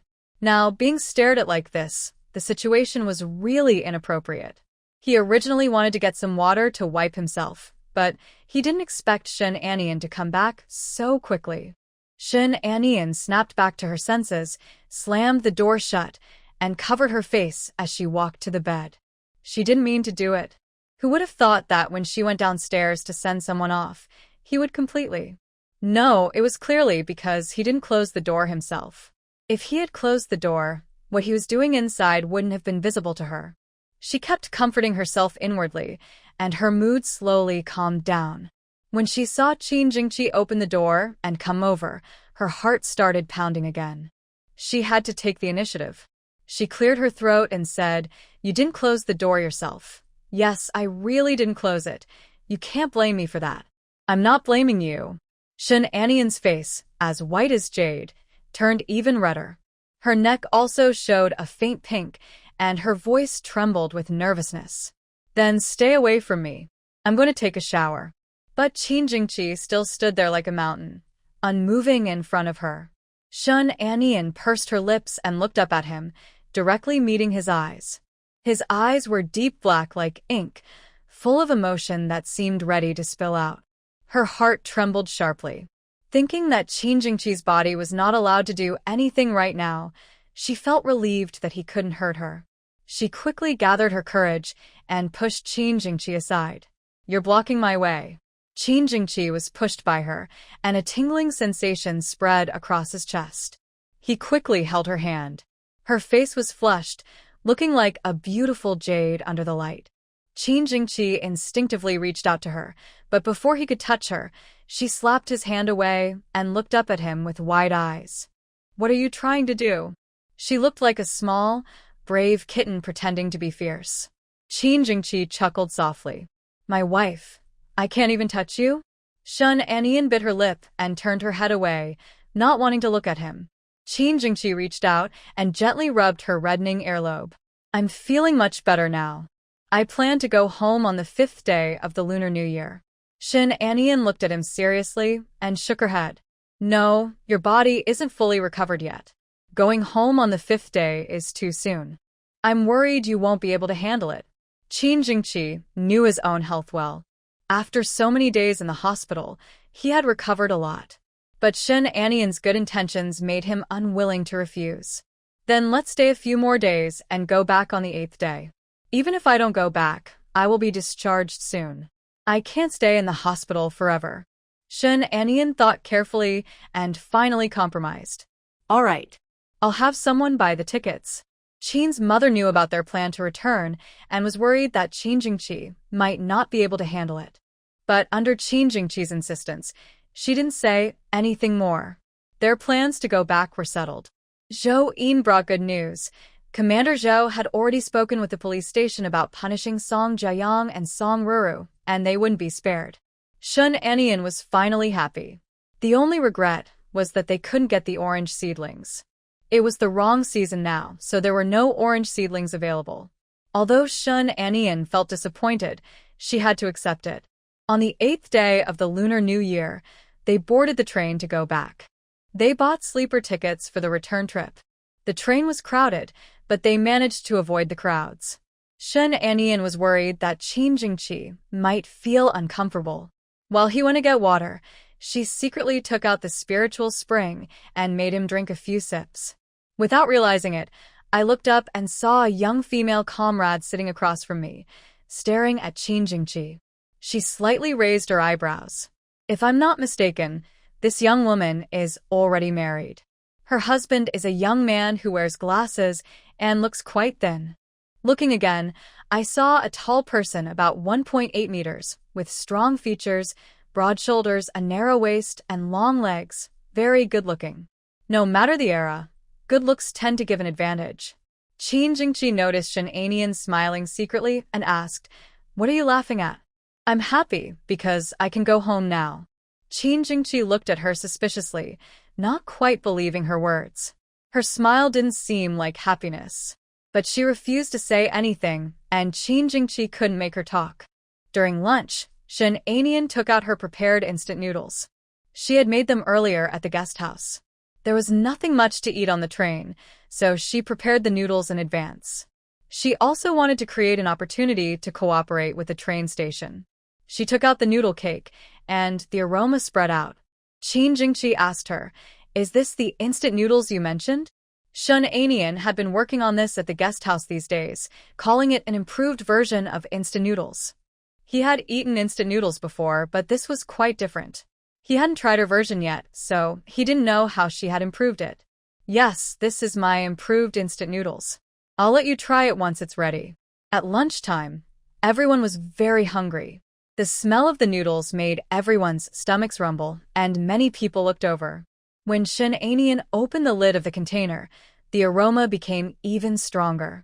The young woman on the opposite bed took a deep breath and asked her shyly, Comrade, what kind of food is this? It smells so good. This is a type of instant noodles developed by our factory. The woman's eyes widened slightly. I've had instant noodles before, but this doesn't quite taste the same. We've improved the original recipe using pork bone broth, which is more nutritious. The noodle cake is also different, and it takes less time to cook. Just 3 minutes in boiling water, and you get a delicious bowl of noodles. It's surprising that it's made with pork bone broth. Her words, combined with the pleasant aroma drifting around, made her quite attractive. The woman's husband, the well-dressed man with glasses, looked over with interest. Comrade, I'm a buyer from the Red Sun Market. I haven't tried your instant noodles before. Could I have a taste? After saying this, he felt it might be a bit forward and added, I'm testing new products for our store. I hope this isn't too bold of a request. This was a delightful surprise. There was nothing wrong with being bold. She was eager to promote her instant noodles to everyone. Shun Anian immediately opened her bag and took out 2 pieces of noodles. Feel free to eat. I have plenty more here. The buyer went to get some hot water and soaked the noodles. A child, too hungry, started to fuss loudly. The child's father couldn't bear the crying and offered 2 big apples in exchange for some noodles. Seeing his embarrassed look, Shun Anian didn't hesitate and gave him a piece of noodle cake with some seasoning. The child saw the noodles and stopped crying. The helpless father happily took the noodles and went back. A few people sat together eating instant noodles, and the delicious smell made everyone in the carriage swallow hard. The buyer took the first bite and immediately noticed that these noodles were very different from usual. As Shun Anian said, this instant noodle was significantly improved. Most market instant noodles don't have many seasonings and don't taste very good, mainly because they're convenient. But these noodles are chewy, the broth is rich, and the flavor is especially good. He traveled all over looking for suppliers for the store, and unexpectedly, during a visit to his wife's hometown, he found such a great product by chance. If they could sell this in their store, it would definitely sell well. Comrade, are your instant noodles not yet sold in stores? I haven't seen them before. This is a new product developed by our food factory. It's not in mass production yet. But our factory director is very optimistic about it and has decided to add a new workshop to produce this type of noodles. Chin's mother opened her mouth wide, proud of her own boast. The factory isn't even built yet. Where would the additional workshop come from? This kind of bragging is hard to take back once it's out. She tugged on Shun Anian's sleeve, signaling her to be modest and not to boast too much. But Shun Anian patted her hand and gave her a look to show she shouldn't worry. In the beginning, success often depends on good presentation, making yourself seem impressive so that others will be interested. She had already called Secretary Chen. The town was preparing to set up a factory. The factory would definitely be built, and the production line would be ready soon. The purchasing agent was even more excited. Since production hadn't started yet, they could be the first to get a deal. Comrade, can I talk to you in detail? Of course. They discussed the potential of making instant noodles and the factory's future. They talked for over an hour, and both sides showed interest in working together. The man even left his name and phone number. Qin Jingqi looked at her. She was full of enthusiasm and confidence, almost glowing. This kind of lively Shun Anian was rare to see. He thought she looked especially attractive at this moment. As it was getting dark, the purchasing agent and his wife got off the car. Before leaving, they reminded Shun Anian to contact him once she returned to the factory. She cheerfully said goodbye to them until they left, then happily said, "They seem nice. Maybe we can really make a deal." But Qin's mother was worried.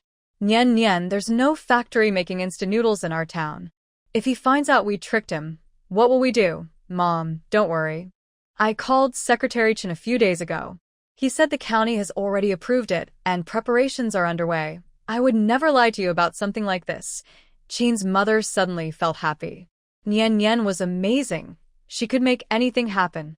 Seeing Shun Anian holding a bag of instant noodles and pulling Qin Jingqi to leave, she asked, "Where are you guys going?"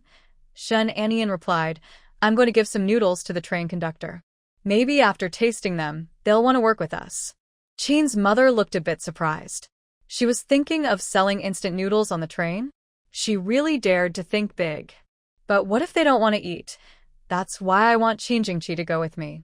With some soldiers present, the train staff will feel more at ease. She took Qin Jingqi to get their faces checked first, hoping to gain their trust. Mother Qin watched Shun Anian pull Qin Jingqi away and couldn't help but feel in her heart how lively she was. Qin Jingqi asked her, "Are you really planning to cooperate with a train station?" "Of course. The train station has so many passengers. If we succeed, it will be a big order.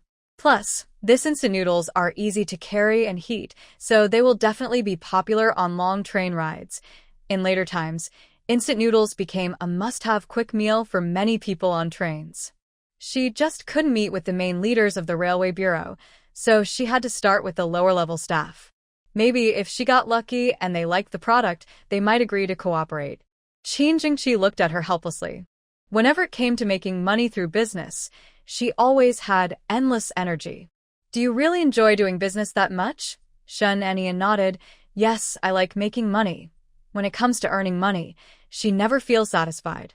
Qin Jingqi could only go along with her, trying to get face time. Because he hadn't returned to the army yet, and his promotion procedures hadn't been completed, he was still a company commander. But now, everyone admired soldiers, so his status was still very useful. The train conductor accepted their instant noodles. Although he didn't promise to cooperate, he was willing to take some to show the product to the person in charge. Shun Anian was overjoyed. She left the community's phone number and expressed her gratitude with many words before leaving. Qin Jingqi saw her so happy and worried she might have too high hopes. He warned her, there are many options on the train. Your noodles are not well known yet and the station might not agree. I know, but this is a good chance. I'm already happy to have this opportunity. I've done my best. Whatever happens next, I can't control it. I'll leave it to fate. She always believed in doing her best and leaving the rest to fate. Since she had tried her hardest, if things still didn't work out, there was nothing she could do.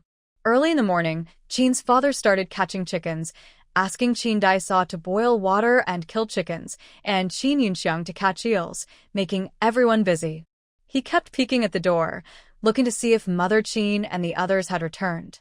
Qin Yunxiang saw how anxious he was and smiled, saying, Dad, if you're so worried, you might as well sit at the village entrance and wait. I have nothing to be anxious about. I just want to check. He looked outside again, but the person hadn't returned yet. It was almost dark. Why haven't they come back? He turned to Qin Yunxiang and asked, Is dinner ready? Your mother and the others have been traveling all day. They must be hungry. It's almost done. As soon as my mother returns, she'll have a hot meal.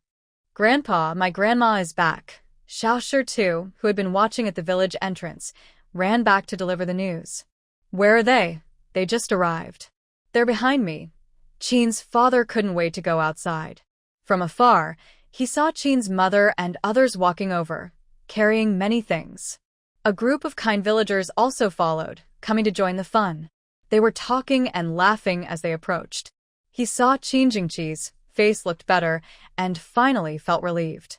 Although they called to say Qin Jingqi was out of danger, he hadn't seen him yet, so he still felt uneasy. Qin Jingqi quickly walked up to him and said, Dad, we're back. That's good, that's good. He took the things from Qin's mother and led them home. A group of children gathered around. Shun Anian took candies from her bag and shared them with them. The children happily took the candies and ran off excitedly. The villagers watched them go inside and started talking among themselves. It was a special new year, and Qin's mother was not at home. She had gone out of town with Shun Anian, which had never happened before. Some people envy them for bringing back so many things. One person carried several bags, not knowing how many good items they had taken. As soon as they entered the yard, Shun Sui came out, smiling broadly when she saw Shun Anian, saying, Sister, you're back. Shun Anian rubbed her head and said, I brought you all some gifts. Xiao Shi too immediately cheered and ran over happily, asking, Third aunt, do I have a gift? Yes, you all do. Shun Anian distributed the gifts she bought to the children. Shun Sui received a cloth doll, Xiao Shi too got a toy gun, and sisters Qin Hongjin and Qin Hongmei received plush toys. The two younger children got cotton shoes. As for the food and drinks, Shun Anian shared them with Sister Qin and Qin Yunxiang, so they could give some to the children regularly. Mother Qin took out candies and cookies, asking Little Stone and Qin Hongjin to deliver them to Uncle Qin 2 and Uncle Qin 3. The younger sister-in-law saw them distributing things and came over holding her child. Third sister-in-law, you're back. When we had the full moon celebration for Dohua, you weren't home, and Dohua missed you. Hearing her slightly accusatory tone, Shun Anian felt a bit speechless. She didn't intentionally miss Dohua's full moon celebration. It was an emergency, and she had to go out. But she also knew that the younger sister-in-law was often clueless, so she didn't say much. Mother Qin couldn't stand it anymore and scolded, "Your third sister-in-law is doing something important. She can't stay at home waiting to drink your full moon wine." "Mother, I was just talking casually. Why are you so angry? I don't want to hear your nonsense." Seeing Dohua wrapped in a thin blanket, her face red from the cold, Mother Qin got angry immediately. The baby was only a month old. How could she be so careless? "It's so cold outside. Why are you holding the baby out? Quickly bring the baby inside. What if she catches a cold?" The younger sister-in-law pursed her lips but, under Mother Qin's sternness, still took the baby back inside. Qin Yunxiang looked at her figure with a complicated expression and pulled Shin Anian aside. "I think she's deliberately bringing up the full moon celebration to ask for money. You don't know that just a few days after you and Mother left, she argued with Old Four over her salary." "What did she argue about?" "Now that Old Four has his own job and hasn't handed over the money to her, she used to have money during the new year and bought things to take to her parents' house. This year, she has no money, and Old Four didn't want to buy so many things to take to his mother-in-law's house." They argued for a few days. The younger sister-in-law says Old Four looks down on her, which made Old Four very angry. "What about the 80-something yuan they borrowed from the Gao family? Have they repaid it?" "No, they haven't. It's not a good time to ask for money during the new year. I think Old Four plans to talk about it after the new year." This was Old Four Qin's decision, and Shun Anian didn't comment on it. She kept watching Qin Jingqi, wanting to see if he was hurt. Qin Jingqi looked into her eyes, trying to appear gentle. He lowered his voice and asked, "What's wrong? Sister-in-law, are you hurt?" "It's already better now." Shin Ansi carefully examined his face and didn't see any problems. Since his sister brought him home, he should be fine now. "Sister-in-law, you must take good care of yourself. My sister is very worried about you." Qin's father thought they had traveled a long way and was tired, so he told everyone to start eating first. They could talk more after they finished. When Qin's eldest sister-in-law, Qin Yunxiang, saw Shin Anian, she had a lot to say. But when Qin's father spoke, they had to hold back their words for now. After dinner, Qin's father talked to Qin Jingqi about his injury. Only then did everyone realize that because Qin Jingqi was hurt, Qin's mother and Shin Anian hurried over to take care of him. Qin Yunxiang was a bit angry and said, "Third brother, such a big thing happened, and you didn't tell us." Qin Jingqi replied, "I didn't mean to hide it, but I was hurt quite badly at the time and was worried you'd be worried.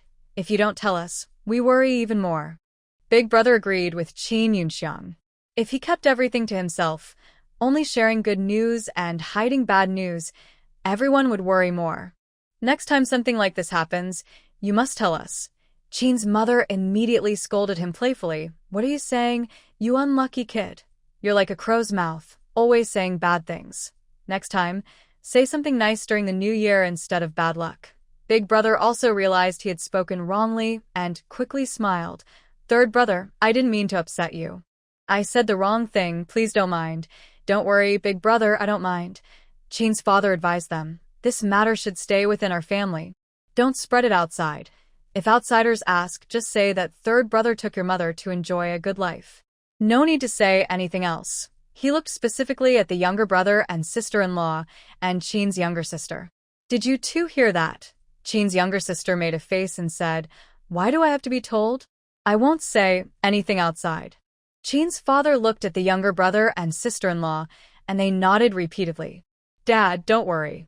I won't say anything outside either." "All right, that's settled. Everyone, go ahead and get busy." Shin Anian handed her prepared red envelope to her younger sister-in-law. "This is a gift for Xiao Dehua's full moon celebration. Take it and buy some food for the baby." Her sister-in-law took the red envelope, smiling happily. "Thank you, third aunt, for the gift for Xiao Dehua."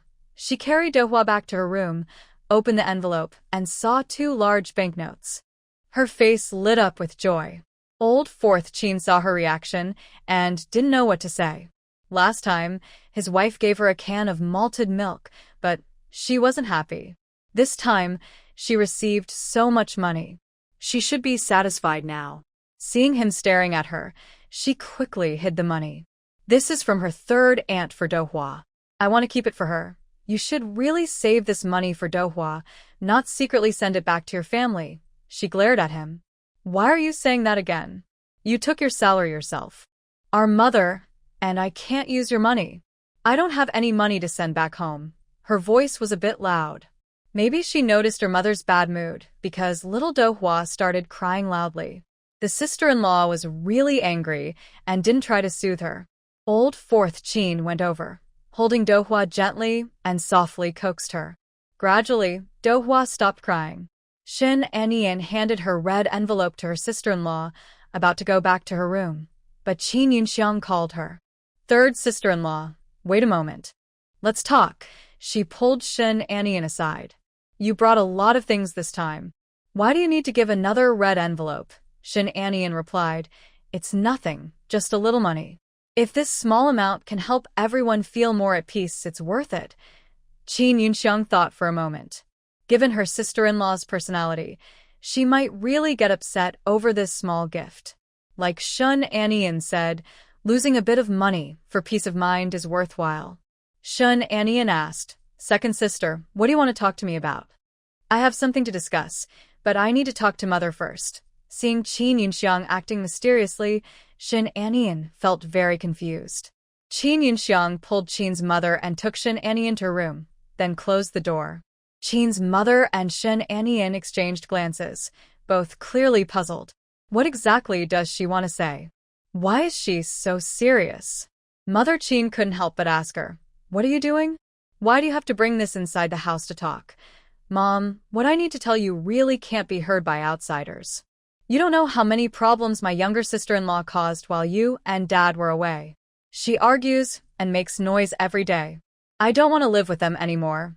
Mother Qin knew her daughter's personality and wouldn't say this without reason. Her face immediately darkened.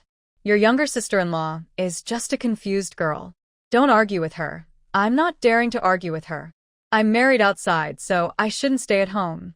If I want to stay, I have to listen to them. I wouldn't dare to fight with her. Mother Qin's face grew even darker. She gritted her teeth and said, Are you talking about this nonsense with me? Ever since I moved into this house, it's never been peaceful. She often makes snide remarks and does little things to annoy people. It's not a big deal, but I can't stand her bothering us. Over the years, you and the older brother and the third brother have said the same. She hasn't changed at all. Don't just blame me. Even the eldest sister-in-law is about to lose patience. Every day, she acts like she's putting on a show. Our older brothers and third brother are all married now. Maybe we should split up the family. From now on, I'll stay with my younger sister and you all, and we won't have to worry about pleasing others. Mother Qin opened her mouth but didn't say anything in the end. She knew her children were grown up and had their own families. Living together might cause some conflicts. But she and Father Qin were old and liked being with the family all together. Seeing her face turn dark, her daughter still said, Mom, I actually understand. As someone who married out, I shouldn't suggest splitting the family. But if I don't bring it up, who will? Big brother is kind and honest. He always wants to take care of his younger siblings, even if it means he suffers a little. He doesn't want you to be unhappy. Third brother has been in the army for years.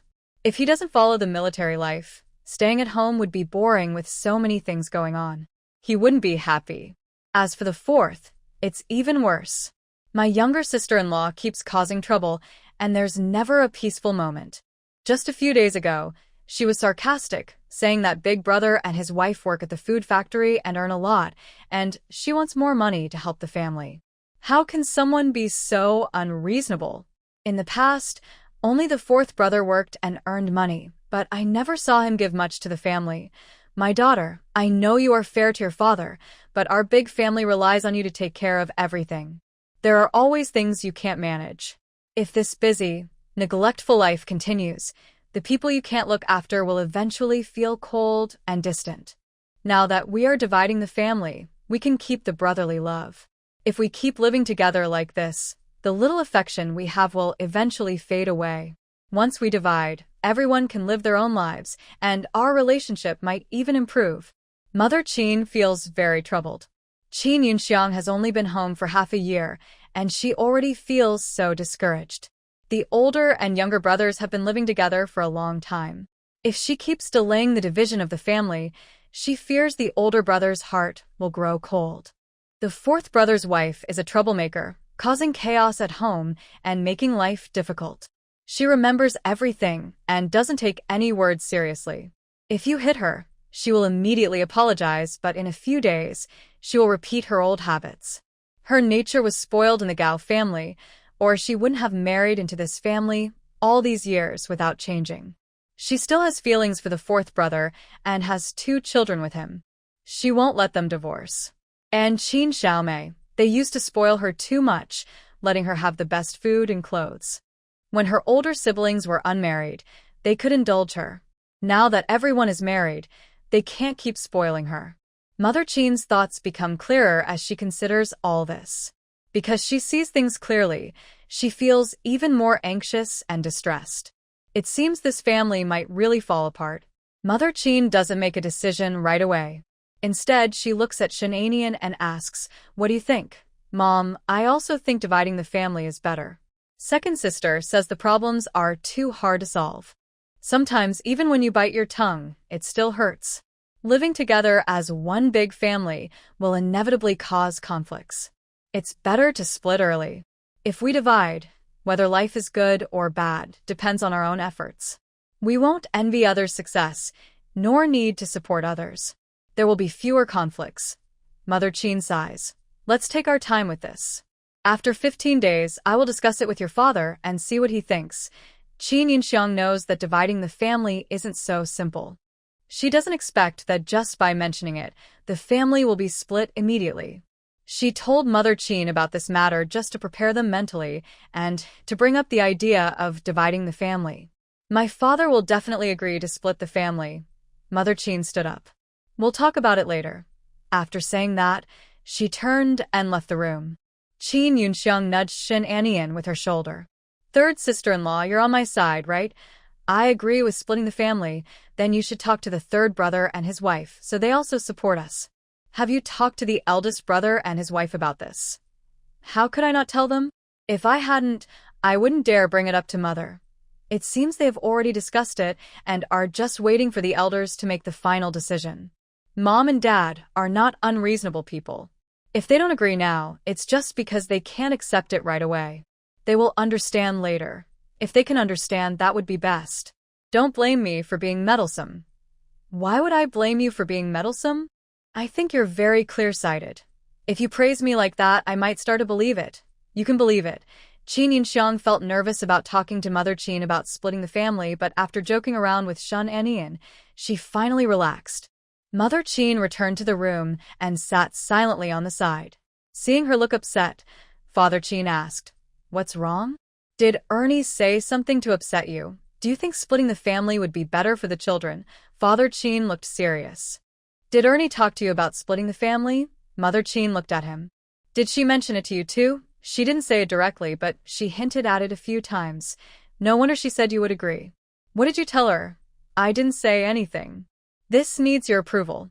I wouldn't dare say anything to her. Mother Qin snorted, still feeling a bit upset. Our family is doing well. I really don't want to split up. If everything was really good, no one would want to split. It's because things aren't going well that they want to live separately. Don't think too much about it. The children are grown up now and need to live their own lives. We can't stay with them forever. You're very easy to convince. Thinking too much or not thinking enough. It's just like that. If I keep holding on, how can I live this life? No matter what, we need to have a good new year. The matter of dividing the family should wait until after the 15th. Father Qin nodded. He agreed with this idea. When Shen Anian returned to her room, Qin Jingqi had already finished his shower, and his hair was still wet. Shen Anian, why didn't you dry your hair? Qin Jingqi, it's okay, it will dry soon. What does second sister want from you? Shen Anian, second sister wants to split the family. What do you think, Qin Jingqi? Splitting up is good. It might reduce conflicts in the future. Shen Anian, that's what I think too, but I can see that Mom isn't very happy about it. Qin Jingqi, the older generation usually prefers everyone living together, but our parents are open-minded. Once they think it through in a few days, it will be fine. Shun Anian. Then you should talk to them and help them understand. She said she needed to take a quick shower because she had been on a train for over 30 hours and then on a bus, all of which made her feel exhausted. Shin Anian took her clothes and saw Shun and Sui standing in the yard. She quickly walked over. Why are you here? Shin and Sui. I'm waiting for you. Sister, can we visit Dad and Mom?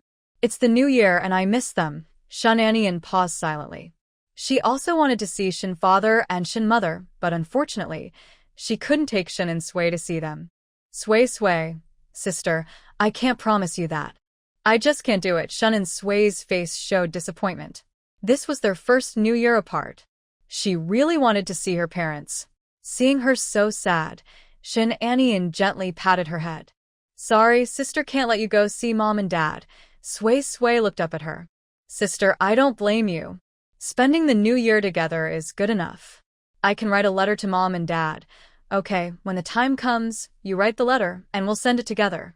Sui asked, Sister, can I call my brother? She could handle this. Shun Anian nodded. Yes, I'll take you to call him tomorrow and wish him a happy new year. Sui immediately cheered up. Then it's settled. We'll go tomorrow. All right, it's settled. Wait here for a moment, I'll go get you a gift. You already gave me a doll. Do I need another gift? Of course. Shin Anian hurried back into the room and took out a beautiful wool coat for her. Shin Ansi took the coat eagerly, loving it. Sister, is this for me? Of course it is. She has no parents with her. Xiao sure too has parents. Although Qin Hongjin's parents are divorced, she still has a caring mother. But Shun Ansi only has herself. Even though she lives with Qin's family, she's become very cautious, watching her words and actions, trying to read people's faces. She wasn't like this before. She wants to give her special love, to show her she cares deeply, so she doesn't feel like she's living under someone else's roof. This was bought especially for you. Do you like it? Shun Ansi nodded. I like it very much. When the weather gets warmer, you can wear it. You'll look very pretty. Shun Ansi's eyes sparkled. Thank you, sister. It's cold outside. Go back to your room. Sister, I'll help you get some water. No need. Go back to your room and sleep. You need to get up early tomorrow. Sister, I'll go now. Shun Anian went to the kitchen to heat some water and then took a shower. When she finished and returned to her room, Qin Jingqi was already sitting on the bed. Seeing her walk in with her hair wet, he went over and casually took her towel, helping her dry her hair. Shun Anian leaned half on a chair, enjoying the warmth and his care. His hand brushed through her hair, smooth as silk. After a while, Shun Anian asked, Is it done? Qin Jingqi gently pinched her hair, with a little dampness on his fingertips. Not yet. A little more time. Qin Jingqi, have you ever helped someone wash their hair? How are you so skilled then? I used to raise dogs in the military. Shun Anian puffed out her cheeks. His words are so annoying. You're just like a dog. She glared at Qin Jingqi and was about to get up, but he suddenly picked her up and carried her across the room to the bed. Suddenly, he hugged her without warning. Shun Anian was surprised and scared. She quickly grabbed his shoulders to keep her balance. What are you doing? The man didn't answer. He laid her on the bed and then climbed on top of her. Shun Anian suddenly realized what was happening. She raised her hand to push against his chest. Are you feeling better now? Qin Jingqi held her hand and pressed it against his chest. Check for yourself if I'm better. His wound had already been stitched up. Under his hand, there was a faint scar. Besides that, she also felt his strong chest muscles. Her fair cheeks turned red. That's not fair. You've been in the car for so long. Aren't you tired, honey? You'll see soon if I'm tired or not. Shun Anian nervously looked up but accidentally made eye contact with him. His eyes had a wild, hunting look. Aggressive, commanding. Shun Anian blushed and gently poked his chest. You should turn off the light first. Now, everyone was living together, which was quite inconvenient. The room was bright, so it was easy to see what they were doing. Qin Jingqi let go of her and walked over to pull the light cord. The room instantly went dark. In the darkness, all senses were heightened. It was like the tide rising and falling, washing over her, slowly soaking into the sand on the shore until it was completely soaked. Shun Anian felt like she was covered in his scent from inside and out. She was getting hotter, as if surrounded by fire. His hot breath was like flames, burning her. She was too overwhelmed to resist his passion. The next morning, Shun Anian was awakened by Qin Jingqi. She opened her eyes, turned over, and went back to sleep, tucking the blanket around herself tightly. Qin Jingqi looked at her with a smile. He wanted her to sleep a little longer, but she still had to go to work. Are you not wanting to go to work? If you want to take a day off, I can ask the community for you. Shun Anian didn't answer.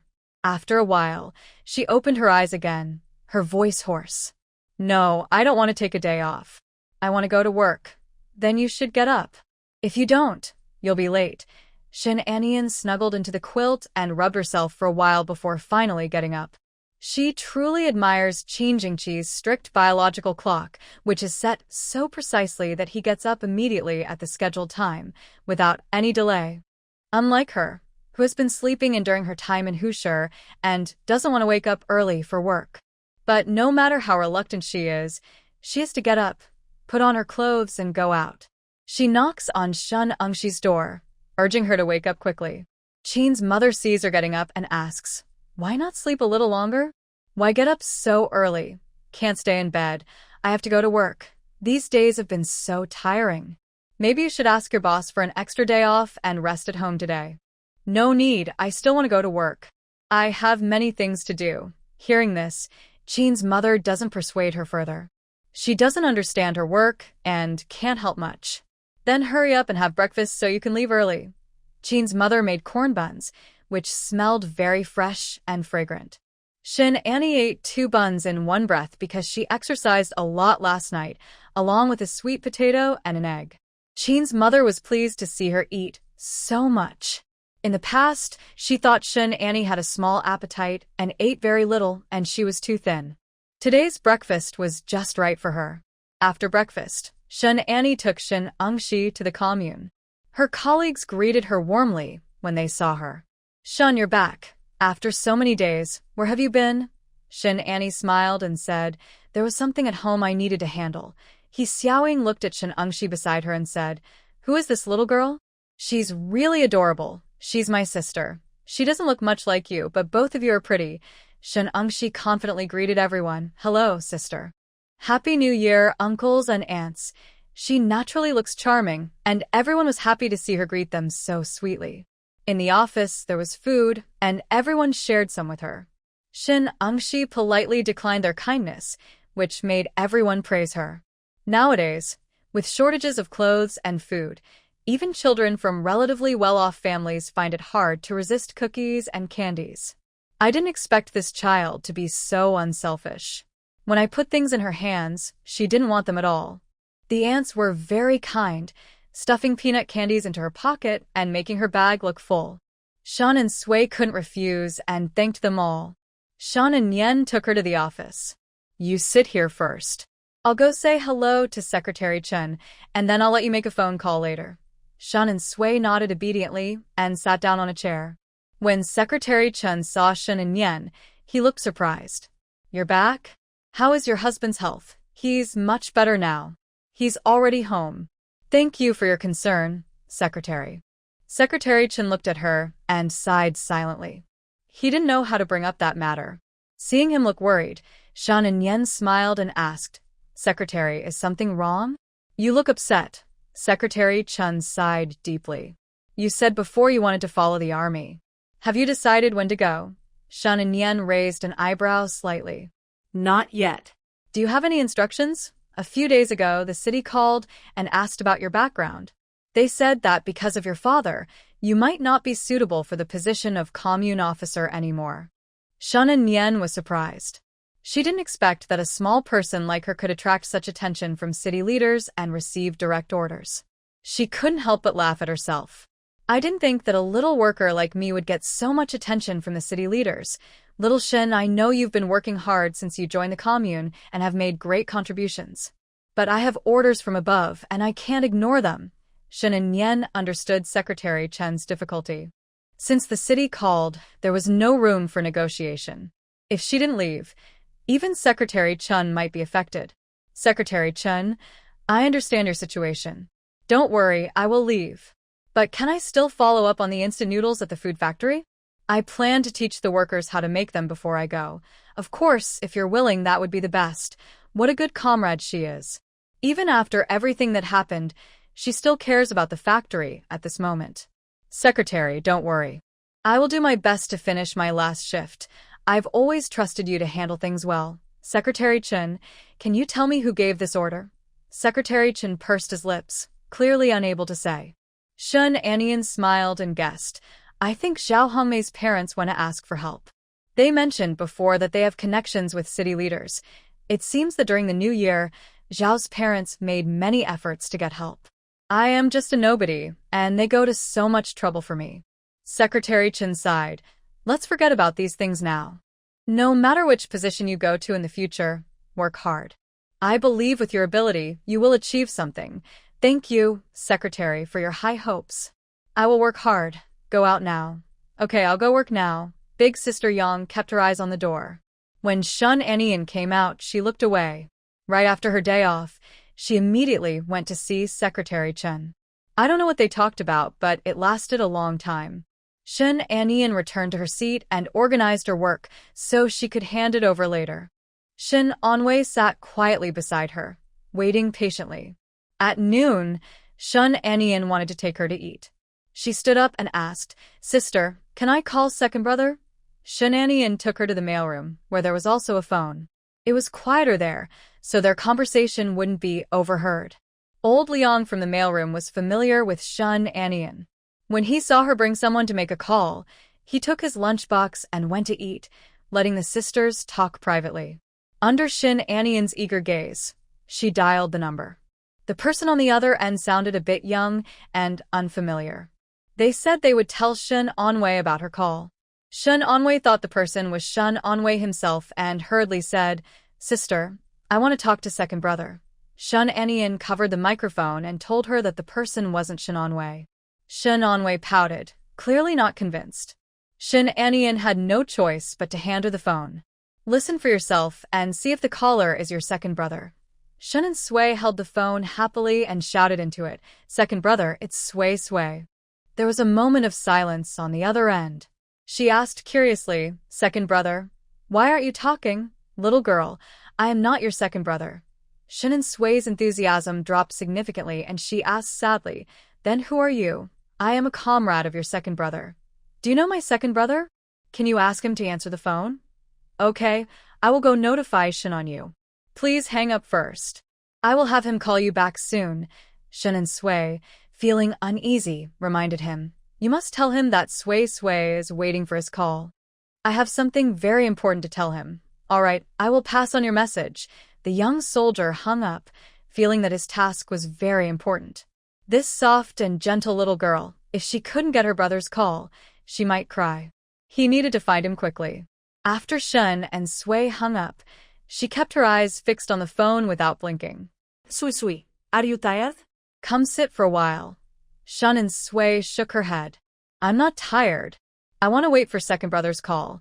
You can sit here and listen for the phone to ring. I want to sit here and wait for second brother. This girl was quite stubborn. Shun and Yen decided not to persuade her anymore.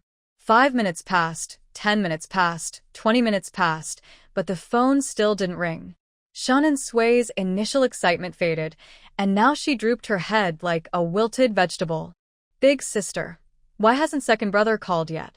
Does he not know we're calling him? Shun and Yen looked at her watch. It was already 12:30. She suggested, Are you hungry? Let's go to the cafeteria and get something to eat. But Shun and Sui shook her head. I want to wait for second brother's call. Just as she finished speaking, a clear, crisp phone ring sounded. Shun and Sui moved quickly and picked up the phone. Second brother, it's me. Is that Sui? Where are you now? I'm with my sister. She brought me to the commune to call you. Second brother, I miss you so much. Hearing her softly say she missed him, Shin Anyu's heart nearly melted. But his comrades next to him were still waiting in line to make calls and watching the side. He didn't dare say that he also missed her. I understand. Second brother, can you come see me? I miss you so much. Shun On Yu called out softly, sway sway, because he also missed her and his older sister. In just a year, their family had changed a lot. Their parents were sent away, and their older sister and Sway Sway went to the countryside. They traveled all over the country, and they rarely saw each other. Be good, Sway Sway. If I have time in the future, I will come to see you. Let's agree on this. You must come see me. I'll be waiting. Shun On Yu took a deep breath. Sway Sway, is your older sister next to you? Yes, she's here. Second brother, do you want to talk to her? Let the older sister answer the phone. Sway Sway looked at Shun Anyan. Sister, second brother wants to talk to you. Shun Anyan took the phone. You, how are you at the army? Are you used to it? There was a smile in the other person's voice. Big sister, I've been in the army for a year now. I'm used to it. That's good. Being in the army is quiet, and it can help you change your spoiled habits. Shun On Yu muttered unhappily. I'm not spoiled. I can endure hardships now. That's good. You need to take care of yourself, okay? Big sister, I'm doing well here.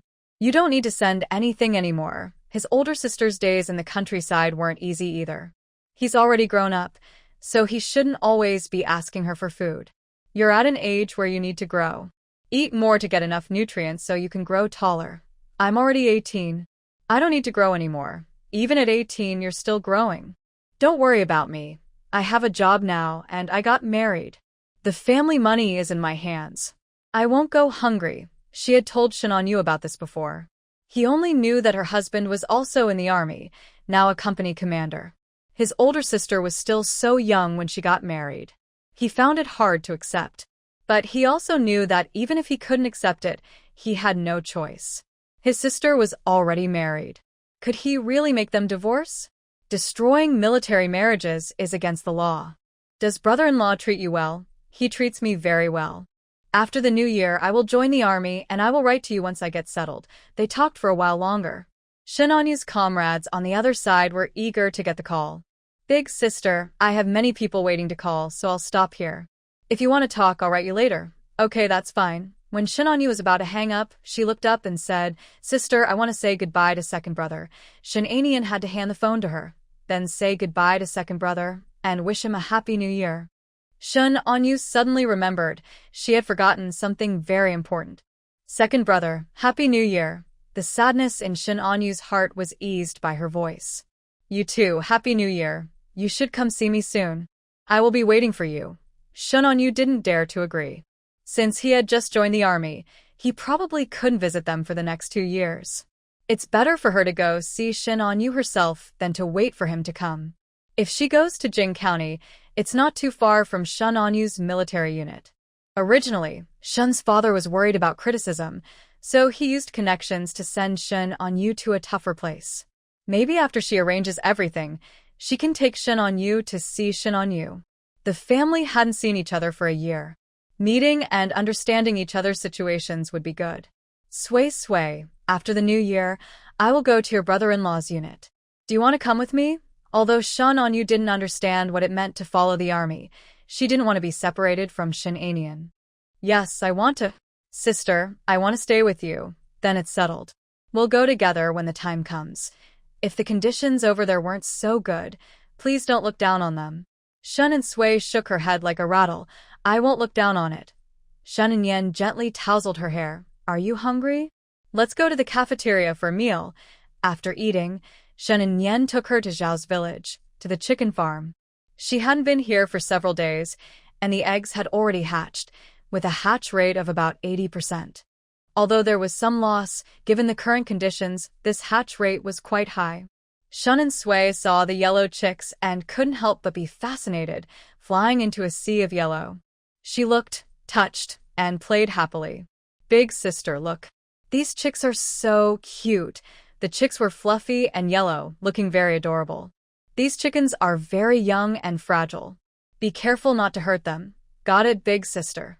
Taking advantage of no one watching, Shun and Yen secretly took out some spiritual spring water from her space. Since the chicks hatch and grow into adult chickens, they are prone to illness and death. Giving them some spiritual spring water would make them healthier and help them grow safely. As soon as she poured the spring water, the chicks seemed to sense it and ran over one by one, chirping loudly and drinking eagerly. Shun and Sui watched the chicks run away in a flock, holding one in her arms to prevent it from leaving. "You shouldn't drink cold water in this cold weather. It can make you sick," the chick chirped desperately, eager to escape. But Shun and Sui held it tightly, and it couldn't run away, chirping loudly in frustration. Finally, Shun and Yen personally came out and rescued it. "Let's give them some food first. Big sister, will these chickens lay many eggs in the future? Do you like eggs?" Shun and Sui nodded heavily. "I like eggs. If the chickens here can lay 2 eggs a day like the ones at home, we will never run out of eggs." The reason the chickens at home could lay 2 eggs a day was because they drank the spiritual spring water. She and Qingjingji both drank the spring water, so how many children could they have? Shin Anian immediately suppressed her shocking thought. "No, the spiritual spring may have health benefits, but I haven't heard it can help with fertility. And when people drink it, the effects are definitely different." Shin Anian quickly crouched down to check on the chicks, distracting herself. That afternoon, Secretary Chen called a meeting to consider giving Shin Anian the title of Outstanding Worker. Since he couldn't protect Shun Anian, he wanted her to leave the commune with honor. Sister Yang immediately opposed his suggestion. "That can't be right. Shun has only been with the commune for half a year. With such little experience, she doesn't qualify as an outstanding worker." Many workers agreed with her, but some also disagreed. Secretary Chen looked at Worker Li, who cleared his throat and said, "Everyone has seen Shun's performance recently. Let's not talk about anything else. Anyone who contributes deserves a chance to be recognized. Shun has been with us for a short time, but she has made great contributions." Sister Yang didn't understand why he suddenly opposed her. If they don't name Shun Anian as an outstanding worker, doesn't everyone have a chance? That would also be good for him. But she's already a worker here. Contributing to the commune is what we expect, isn't it? None of us have contributed to the commune. Secretary Chen slightly frowned. Thanks to Shun's efforts, the food factory in Dea Village was able to start. They also opened a pig farm and used biogas to generate electricity. The biogas project received high praise from the Revolutionary Committee, and Director Lin plans to promote biogas across the county.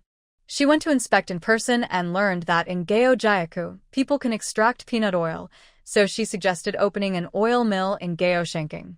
The chili factory in Huangzhuang was set up thanks to her connections, allowing products to be sold in Hengshe. Gaoshan Village started raising bees, and Zayajaya Wang opened a chicken farm. She studied in Hengshe, learned pig-raising techniques, and taught them to the local teams. This year, all the pig herds have gained weight, greatly improving the villagers' lives. Because she improved instant noodles, the Revolutionary Committee decided to open a food factory in town. Our commune also gained a food factory, which at least created jobs for 50 people. She did so many things on her own. Do you have any opinions about giving her the honor of being an outstanding worker? The meeting room instantly became quiet. Everyone knew about the things Secretary Chen mentioned, but few knew what role Shun Anian played in them.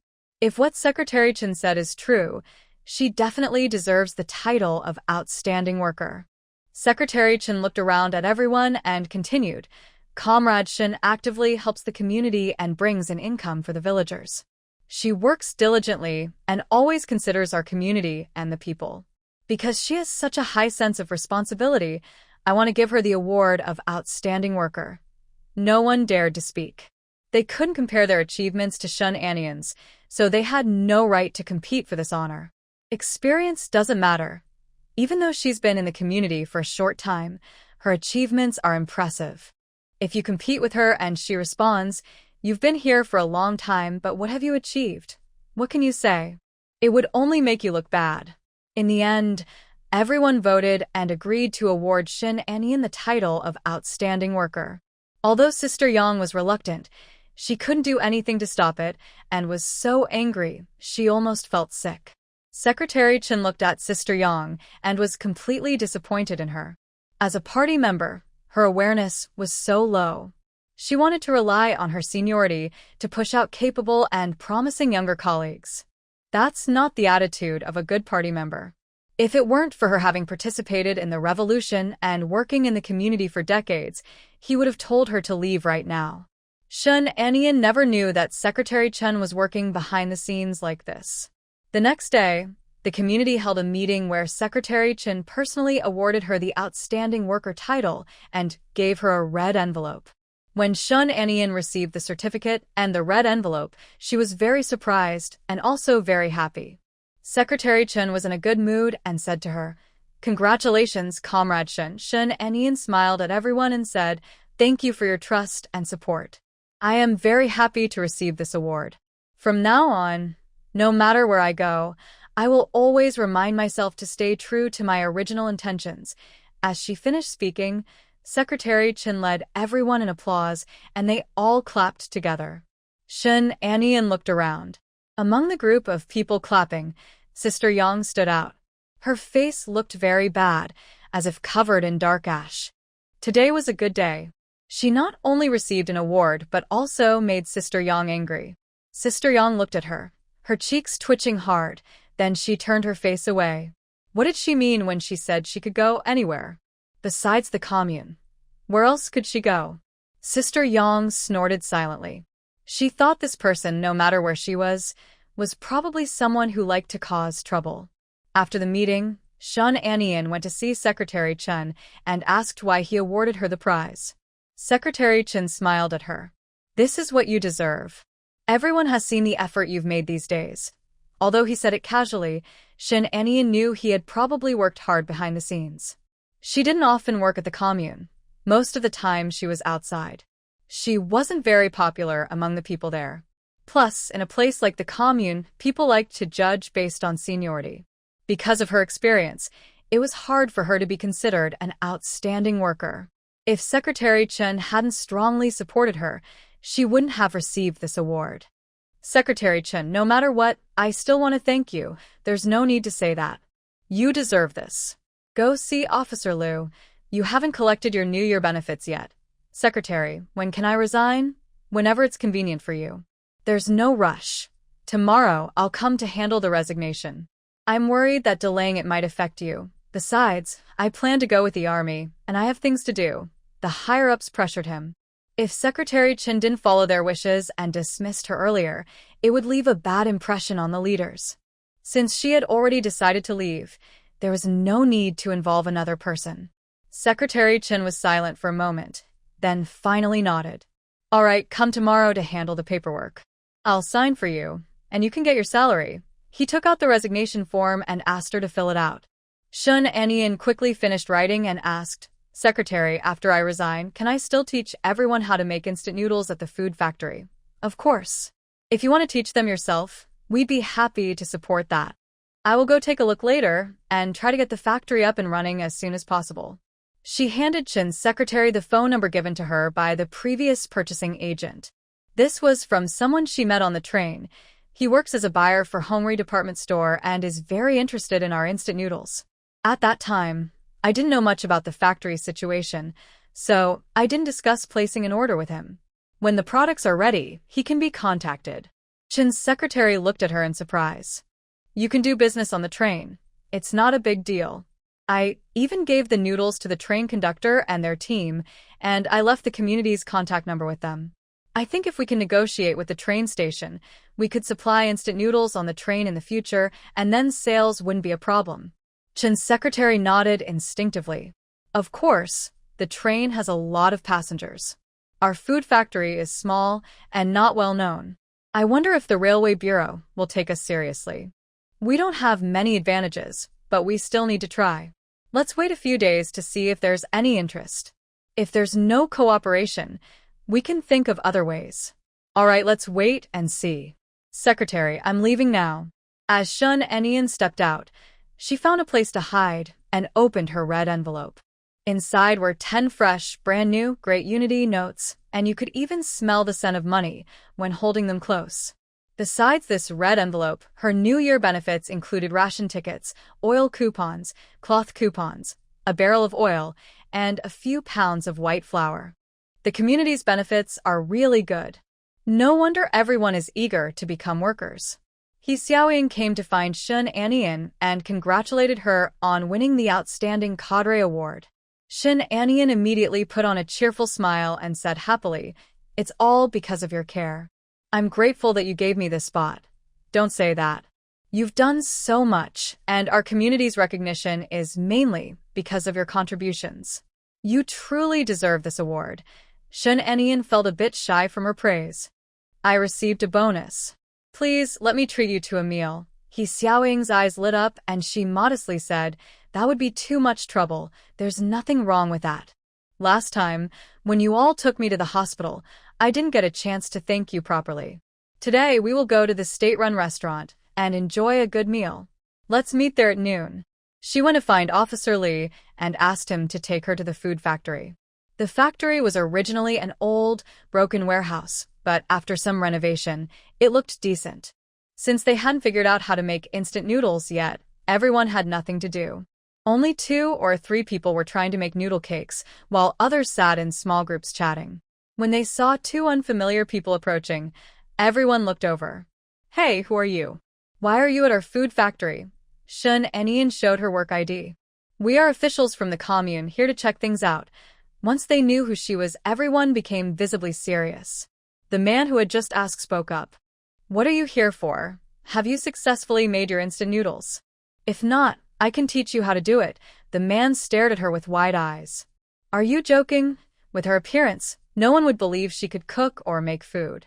And coming here to teach them how to make instant noodles sounded so unlikely. "I'm not joking about this." The group exchanged glances, not fully convinced by her words. But because of their roles, they still let her inside. The 3 workers who were busy working saw them coming and said in displeasure, "Qingshan, what's going on? Why did you bring people here?" "They are officials from the commune. The woman is Shun and the man is Li. They came to teach us how to make instant noodles." The 3 workers looked at them suspiciously, scanning them from head to toe like searchlights. As officials, they didn't seem capable of doing this kind of work. "Are you really here to teach us how to work?" Officer Li silently took a small step to the side. He didn't know how to do this. Shun Anian nodded. "Yes, but I need to see your finished products first." "Here they are. Take a look." One worker brought out a large plate of noodle cakes. Shun Anian examined them carefully. The noodle cakes they made were either over-fried, looking dark yellow and crispy, or under-fried, not crispy enough. Their shapes were also uneven, with inconsistent patterns. Her expectations were quite different from what she could deliver. There was no thermometer, so they relied on manual control of the oil temperature. Mistakes were normal, and Shun Anian didn't say anything about it. "There's definitely room for improvement." The person was not convinced. "If you think you can do better, try it yourself." Anyone can talk big. Hearing this, Officer Li looked at him more carefully. He probably didn't know that the person in front of him was the inventor of instant noodles. Shun Anian remained calm and said, "All right, everyone watch carefully. Please call the others over too so they can see how I do it." The person rolled his eyes secretly. He called others over but thought, why is she so impressive? Although she was an officer, it didn't mean she knew everything. If more people came and she messed up, wouldn't she be embarrassed? Officer Li still called everyone over. About 50 people gathered, standing so close it was hard to move.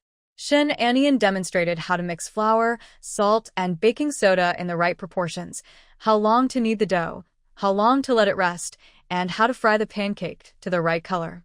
She took the pancake out of the oil. "When it reaches this color, it's ready." Li Aihong smiled and said, "If you show us this demonstration, we'll understand. When you say 3 minutes of frying, we won't know how done it should be." Someone asked Shun Anian, "Shun officer, you look so skilled. Have you fried this kind of pancake before?" Shun Anian smiled slightly. "This type of instant noodle was actually my own improvement." Everyone was surprised. The man who had been waiting to laugh at her now looked embarrassed, his face turning red. They had tried many times without success. They thought she wouldn't succeed either, but it turned out she was the one who created the dough. It was very embarrassing for them. He quietly slipped into the crowd, trying to hide. Shun Anian saw his small move out of the corner of her eye, but chose to ignore it. She smiled and said, "If you have any questions, feel free to ask." Everyone looked at each other but didn't have any questions. They knew that only by trying themselves could they see what was wrong. Seeing that no one spoke, Shun Anian said, "You can taste and try for yourselves." Everyone smelled the delicious aroma and started to drool. Without hesitation, each person broke off a piece of the flatbread to taste. Wow, this bread is really tasty, crispy and fragrant, fried with so much oil. Of course it smells good and tastes great. After tasting, everyone began to help themselves. Shun Anian asked someone to prepare the soup base. They had chickens, kept in the factory, ready to use. However, finding bones was a bit difficult. They didn't plan to make soup and bones don't last long, so they didn't buy any. Shun Anian suggested this, and factory director Zhou asked someone to go to the supply store to see if they could buy large bones. He gave instructions to the workers and then approached Shun Anian, extending his hand. "Hello, Shun officer. I am Zhou Xiaoxian, the factory director." Shun Anian looked at this man about 40 years old and briefly shook his hand. "Hello, Director Zhou. Shun officer, does instant noodles need to be kneaded by hand? Can we make it successfully?" Although they had a factory, the investment from the commune was small. Buying equipment was still uncertain. Shun Anian said, "No rush to buy equipment. We can start by making it by hand and sell it at the department store first. If it becomes popular later, we can apply to buy a noodle-making machine like those used in noodle factories. Later, workers can handle the frying. When the factory makes a profit and wants to expand, we can buy a combined machine for pressing, cutting, and frying." Director Zhou looked puzzled. "Do such machines exist? If not, we can ask someone to research and modify one. Having a machine will make things much faster," he nodded. "That's the only way now. Shun officer, I also trouble you to guide the workers so they can learn quickly. Don't worry. I'll stay here these days to supervise and make sure everyone learns." "That's great. It's so hot here. Why don't you go to the office to rest and have some water?" "No need.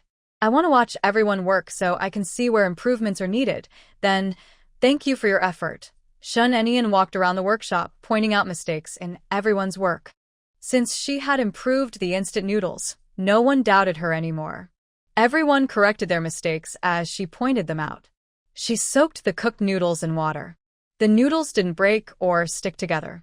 The broth was clear, and the noodles were still chewy, so it was a success. When she felt hungry, she looked at the time and saw it was almost 12 o'clock. She told Director Zhou, and then left work with Officer Li. "Officer Li, today I invite you to eat at the state-run restaurant." When Officer Li heard she was inviting him, he refused repeatedly. "No need to spend so much. Just eat at the cafeteria. Don't be polite. I promise to treat you after you help me send the banner to the hospital. Now that I have time, I want to take this chance to invite you. It might be hard to do later." Officer Li was very surprised. "What do you mean, no chance? I'm going to resign from the commune tomorrow." Officer Li was shocked and almost shouted, "What? You're quitting? Why?" Shun Anian didn't expect him to be so surprised. Did Secretary Chen not tell him that she offended the Zhao family and they might try to trouble her? "It's nothing special. I am going to join the army, so I can't keep working here. I have to resign." Officer Li still found it hard to believe and felt a little sad. Although she hadn't worked with Shun Anian for long, everyone liked working with capable people. Moreover, she was not only capable but also good at understanding others' feelings. Working with someone like her made things easier. Did Secretary Chen agree? Yes, he did. "I think Secretary Chen has already asked the finance department to calculate my salary. What about the factory here? How is the instant noodles business? Will you come back to guide us?" "Of course. I need to get this food factory running first. Otherwise, I won't feel at ease even if I leave." Officer Li was touched by her words and felt even more emotional. It would be great if she could stay in Yuaning town for a long time. But he also knew that was unlikely. Her husband was young and already a battalion commander, with a bright future. Even without her husband, she had caught the attention of Director Lin and Deputy Director Zhang shortly after joining the commune. Even if she stayed for a year or two, she would be promoted. "Comrade Shin, I wish you a smooth journey and a bright future. Thank you for your good wishes." Xiaoying knew that Shen Anian was planning to leave her job and felt very reluctant to see her go. The women working in the commune were usually older and mostly talked about family matters. She rarely joined their conversations, and only Shen Anian would talk to her. If Shen Anian left, she would have no one to share her thoughts with. She turned her sadness into an appetite and ate until her stomach was full. Then she and Officer Li returned to the commune. Shen Anian also went back to the food factory. The workers had already bought large bones and had been boiling them for 2 hours. She asked them if the seasoning was okay. It was, so she went to the seasoning team to guide the workers on how to mix the flavoring packets according to the recipe. The bone broth was ready. Shen Anian tasted it and thought it was a bit bland, with not enough meat aroma. The chicken soup, however, was very good. Although slightly milder than in later times, it was pure and very tasty. Are these large bones mostly without meat? She asked. The worker nodded. Yes, we went late today and couldn't pick good bones. That's not acceptable. We must ensure good quality. Experienced people can tell if we're using real ingredients just by tasting. We want to do long-term business, not just one-time sales. Quality must be checked carefully. Later, talk to the supply and marketing office and ask them to leave better bones for our factory. The worker felt a bit resentful after her scolding. He thought Shen Anian simply hadn't worked at the grassroots level, so she saw things too simply. He wondered if she didn't want to buy good things, but the truth was there weren't any. He had even snatched these bones from an older woman. And she was talking about asking the supply and marketing office to hold back goods, but their supplies were in high demand. Who would listen to them? We want the supply and marketing office to keep good stuff for us, but they don't have enough to sell. How can they leave some for us? Then have the purchasing colleagues buy earlier in the future. That way, there won't be such worries. I understand there are difficulties, but when there are problems, we must find ways to solve them, not lower our standards. I will talk to the factory director about this, she said. The worker took the meat broth and left. Shen Anian also went to find Director Zhou and told him what she had just said. Director Zhou said he would make arrangements. When it was time to leave work, the workers at the food factory had mostly finished their tasks and happily went home. When Shen Anian rode her bike to the village entrance, she saw a group of people sitting there. An older woman and some aunts greeted her. Nian Nian, you're off work. Yes, I'm done for the day. Shen Anian noticed a young girl sitting among the women, with a bandage on her head, staring at her intently. In her memory of the original owner, she recognized this girl as Qing Qiqi, the main female character of the story. She looked at her with a hint of anger. Shen Anian guessed that the girl had probably been reborn and remembered what the original owner had done in her past life, so she was now looking at her with dislike. But that's okay. Shen Anian was no longer the same person as before. She wouldn't compete for attention or fight over Qinheng. She didn't pay much attention to her and quickly rode away on her bike. But soon after, 2 children suddenly stopped her. Stop. You can't go forward. There's a fight ahead. A fight? Which side are you two on? The 2 little kids looked up at her. We're on the same side as Commander Stone. These children weren't fighting, but seemed to be rolling on the ground, with dirt on their clothes and grass in their hair. Commander Stone? Little Stone is your commander now. Of course. Stone has a gun, and he's leading us to fight the enemies. While they were talking, Little Stone ran over with a toy gun, shouting bang bang non-stop. She had thought those 2 little kids were dirty, but Little Stone was even dirtier. He was rolling in a pile of ash, and it looked like he had been rolling in mud, with mud smeared on his face.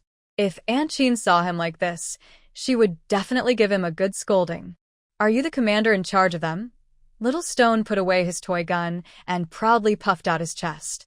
Yes, I am the commander now. Third aunt, you have to call me commander too. Why are you so dirty if you're the commander? I'm fighting. I want to lead the soldiers to fight the enemies, so of course I get dirty. When she mentioned Sister Jean, Little Stone finally realized how serious the situation was, and his small face scrunched up. Third aunt, can you please not tell my mom? Shen Anian looked at him with a helpless expression. With your face like that, can't your mom tell? Get in the car.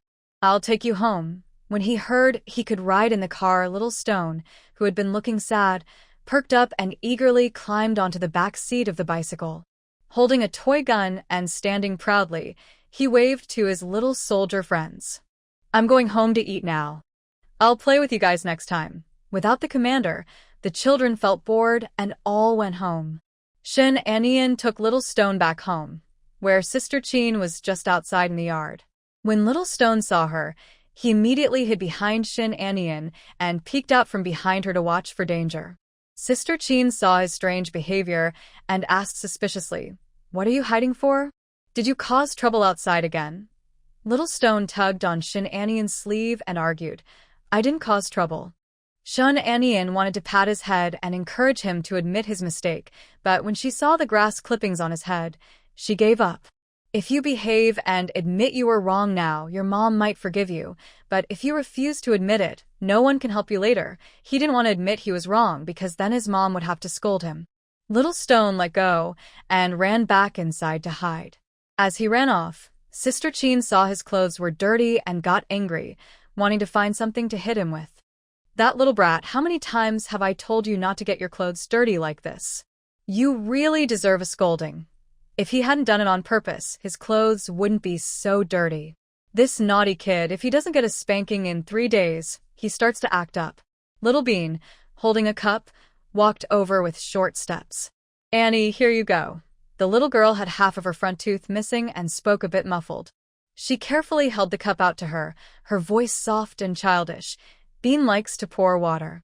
It's warm. Her big eyes were round and cute, and Shin Anian gently pinched her nose. "Thank you, Auntie." Shin Anian took the water cup, took a sip, and saw the little bean sprout looking at her with hopeful eyes. She smiled and said, "It's really delicious." Auntie doesn't feel cold anymore now. The little bean sprout's grape-like eyes curved into a crescent shape, and she puffed out her small chest, looking very proud. Shin Anian gave her some fruit candies, peeled one, and fed it into her mouth. "Is it tasty?"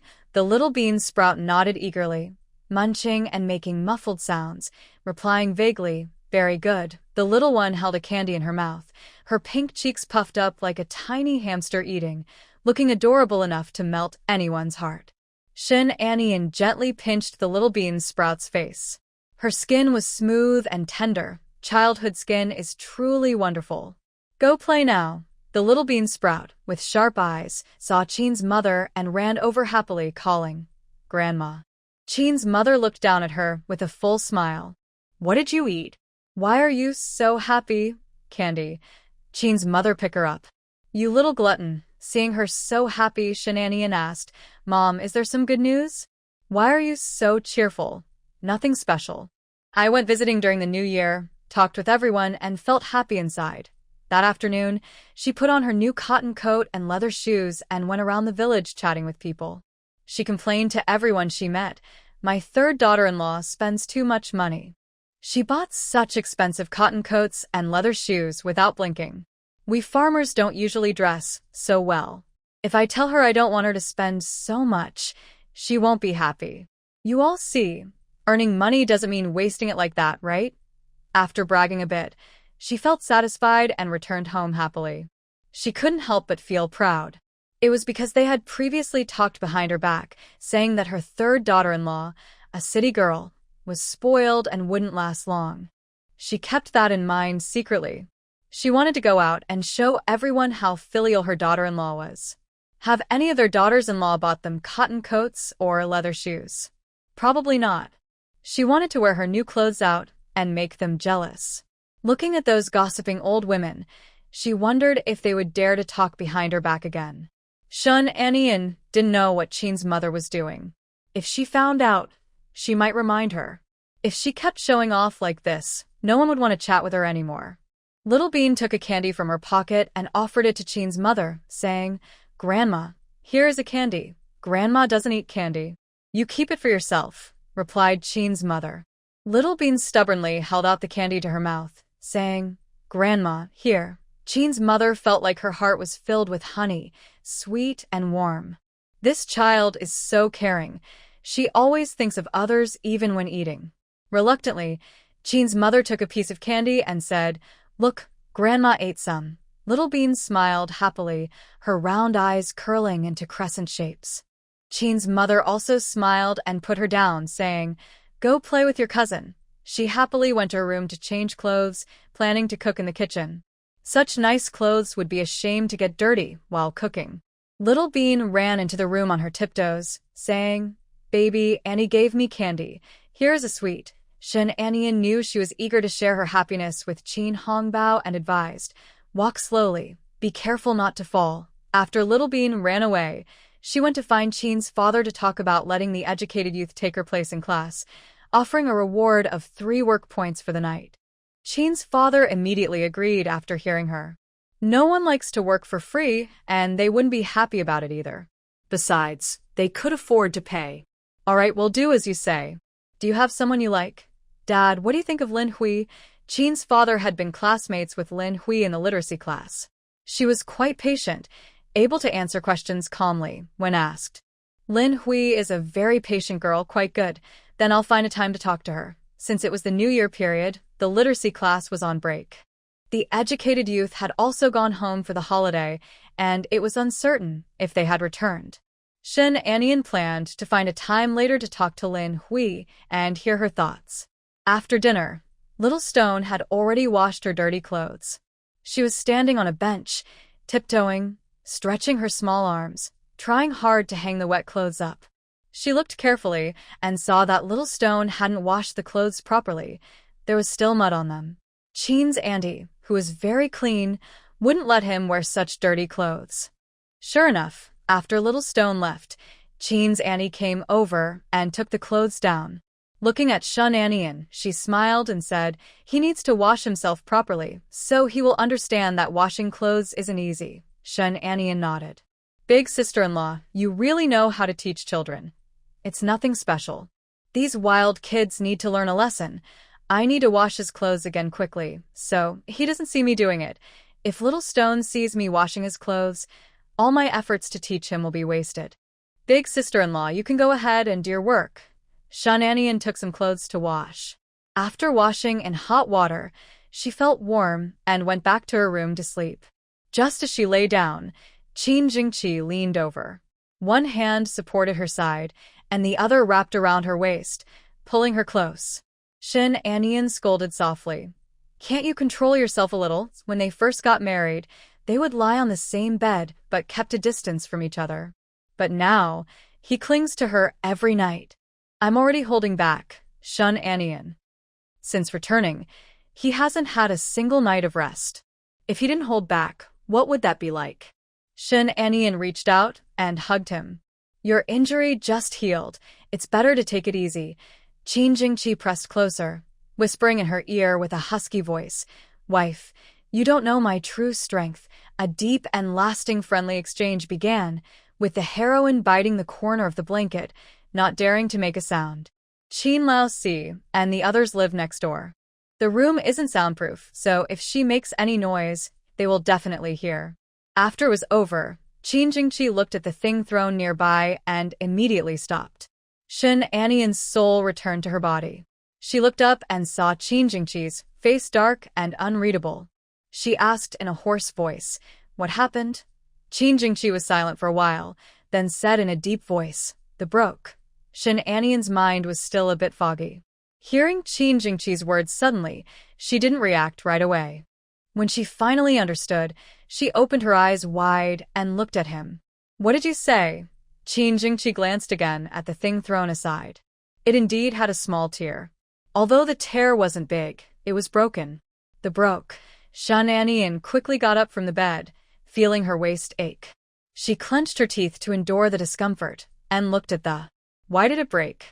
Aren't things made nowadays of good quality? Yet it still broke. They weren't playing very roughly just now. Even if they were a little rough, it shouldn't have broken. She felt shy and scared. Could she be pregnant because of this?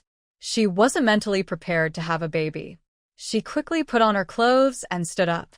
Qin Jingqi grabbed her arm. "It's late at night. Where are you going?" "I'm going to take a shower." "What if I get pregnant?" Qin Jingqi was silent for a moment and reminded her, "There's no scientific proof that taking a shower can clear that up. Just wash first," she said. Qin Jingqi saw her frowning and looking troubled. He also put on his clothes. I'll go boil some water for you. The young couple quietly went to the kitchen to boil water late at night. Qin Jingqi asked her, "Do you really not want of children?" "I'm not against it, but I'm not ready yet." She suddenly looked at Qin Jingqi. "Do you want children? I'll do whatever you want." Shen Anian was a bit unhappy with his answer. "What do you mean, whatever I want? How do you really feel? Do you want children or not? Although we've been married for half a year, we've only been together for a short time. If possible, I hope we can spend more time alone with you.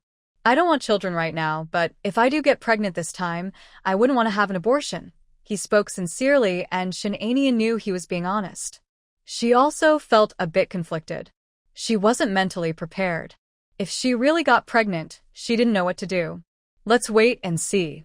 It might not happen, she said. "If you really don't want to have children, the hospital should have emergency contraceptive pills. We can go check tomorrow," he suggested.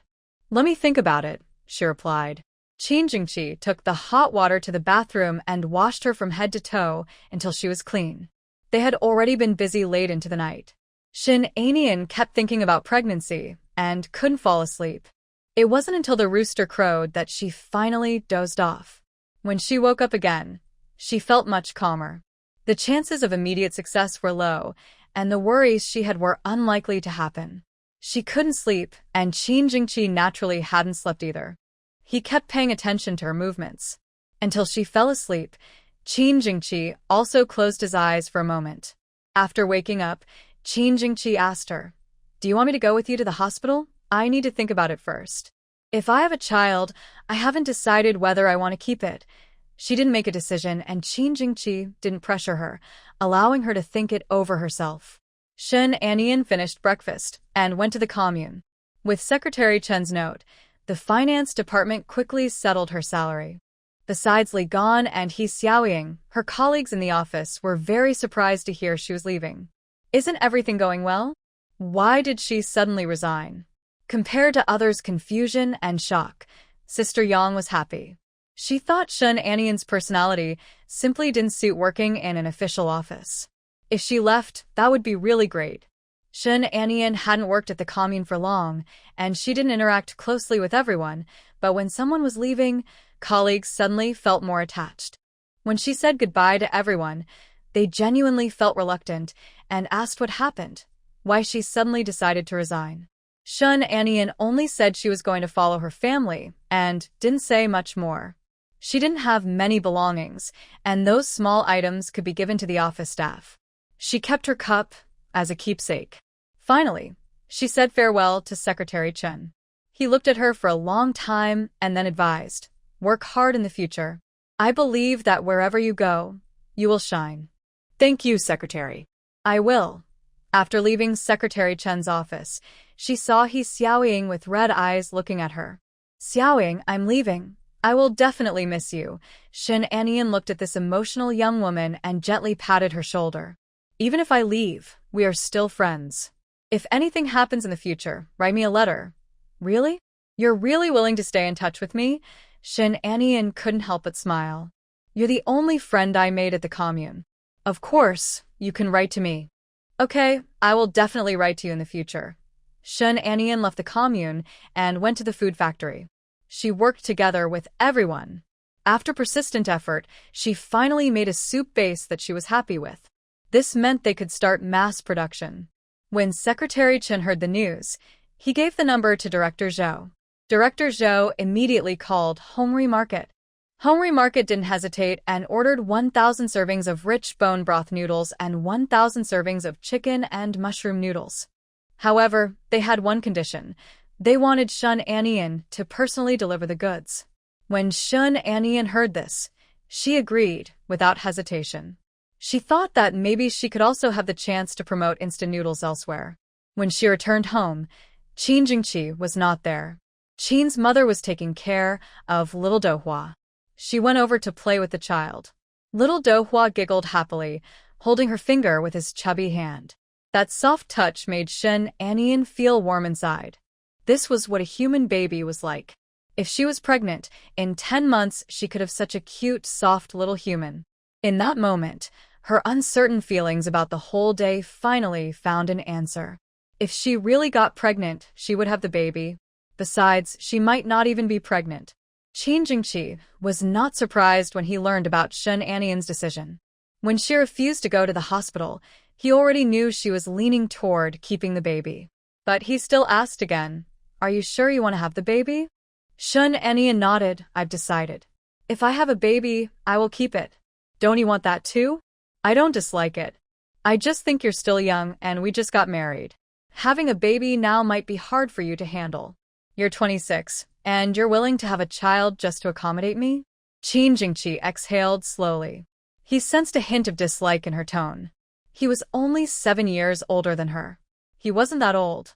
He hugged her gently. "You think I'm too old, huh?" His hands mischievously touched her, making Shen Anian immediately stop him and tell him she was about to go deliver the goods. Qin Jingqi thought for a moment and asked, "Do you want me to go with you?"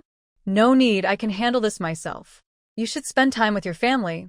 You're not here, so I need to go out for a while." "Where are you going?" "I'm going to visit the children left behind by old comrades." Shen Anian remembered that he had mentioned before helping several comrades' orphans. She took out a passbook and handed it to him. "Is the money enough?" "Here, this is for you." Qin Jingqi looked at the passbook and felt lucky. He couldn't believe he married such a good wife. He appreciated her not only not stopping him, but also supporting him. "You don't need money. I have some." Shen Anian looked at him suspiciously. Why does he always say he has money? How much secret savings does he really have?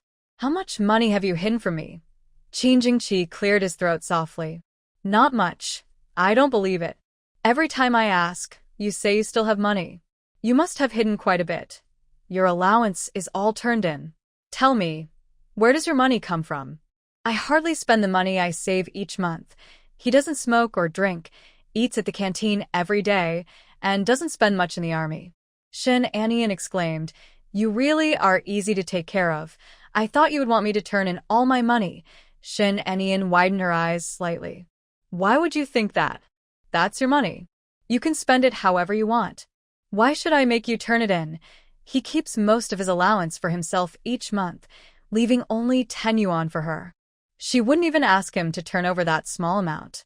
Otherwise, she'd be like a money-grabbing person. In the army, Qin Jingqi had heard from a married comrade that their wives refused to give them money, saying men would go bad if they had money. Shen Anian trusted him so much, and he was happy about that. She was so good that he couldn't help but want to do something mischievous to her. But before he could act, Little Stone ran over quickly. "Uncle, Aunt, it's time to eat." Qin Jingqi had to abandon his mischievous thoughts. He still had the whole evening. "Let's go eat." Shen Anian felt that his look at her carried a hint of mischief.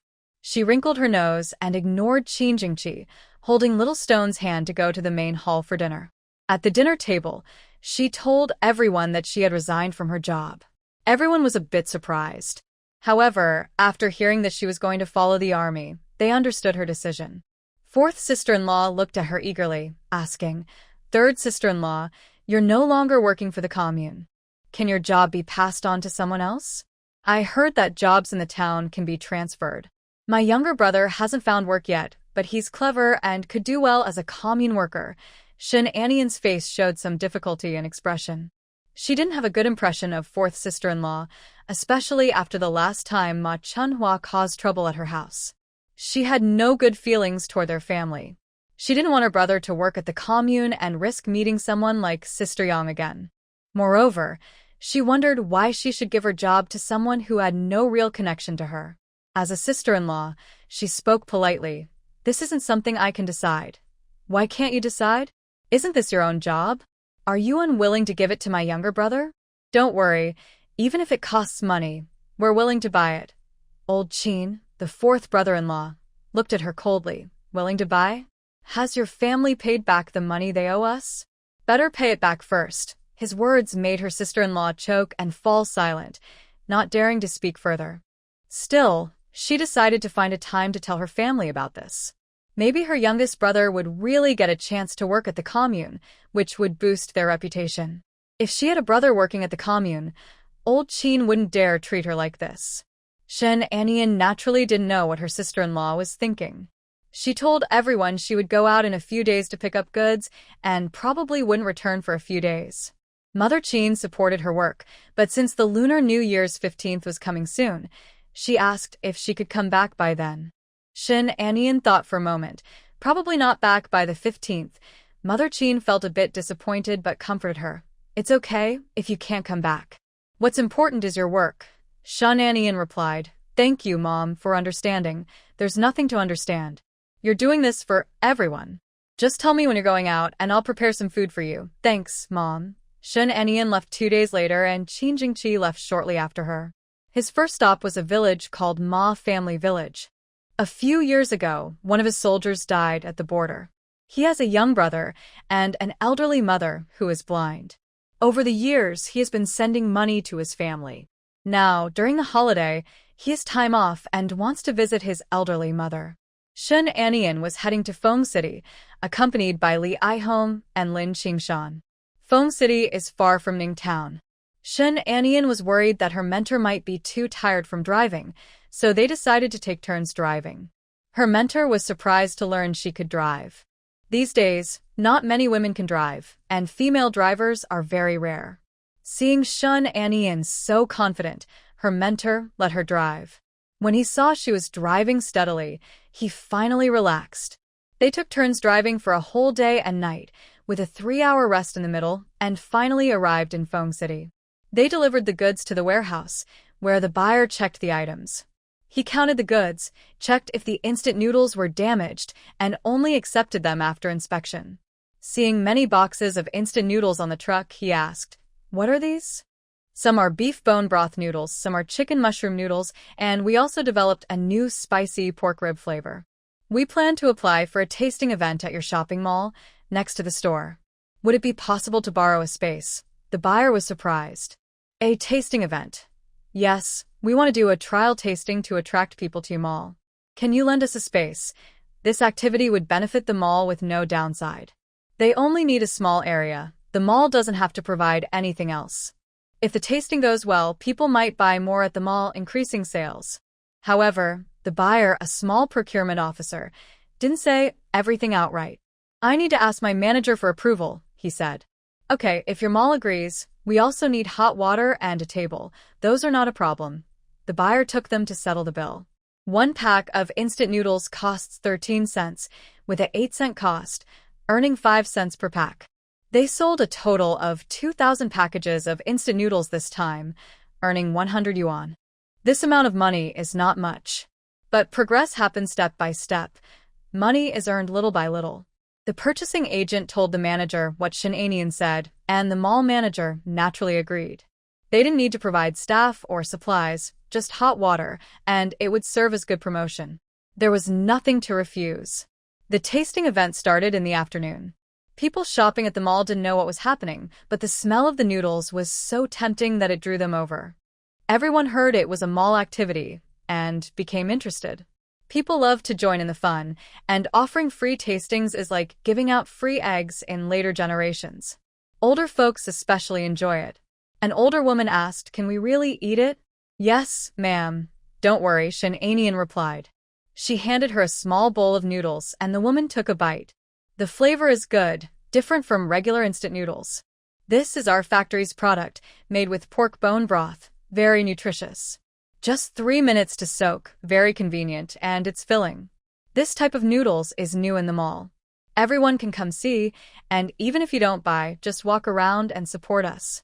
Thanks to their enthusiastic promotion, although the noodles just arrived at Hongri Mall, they sold 300 packs on the first day. They stayed in Fengshe for 3 days, and almost all the noodles were sold out. The mall increased the order to 10,000 packs.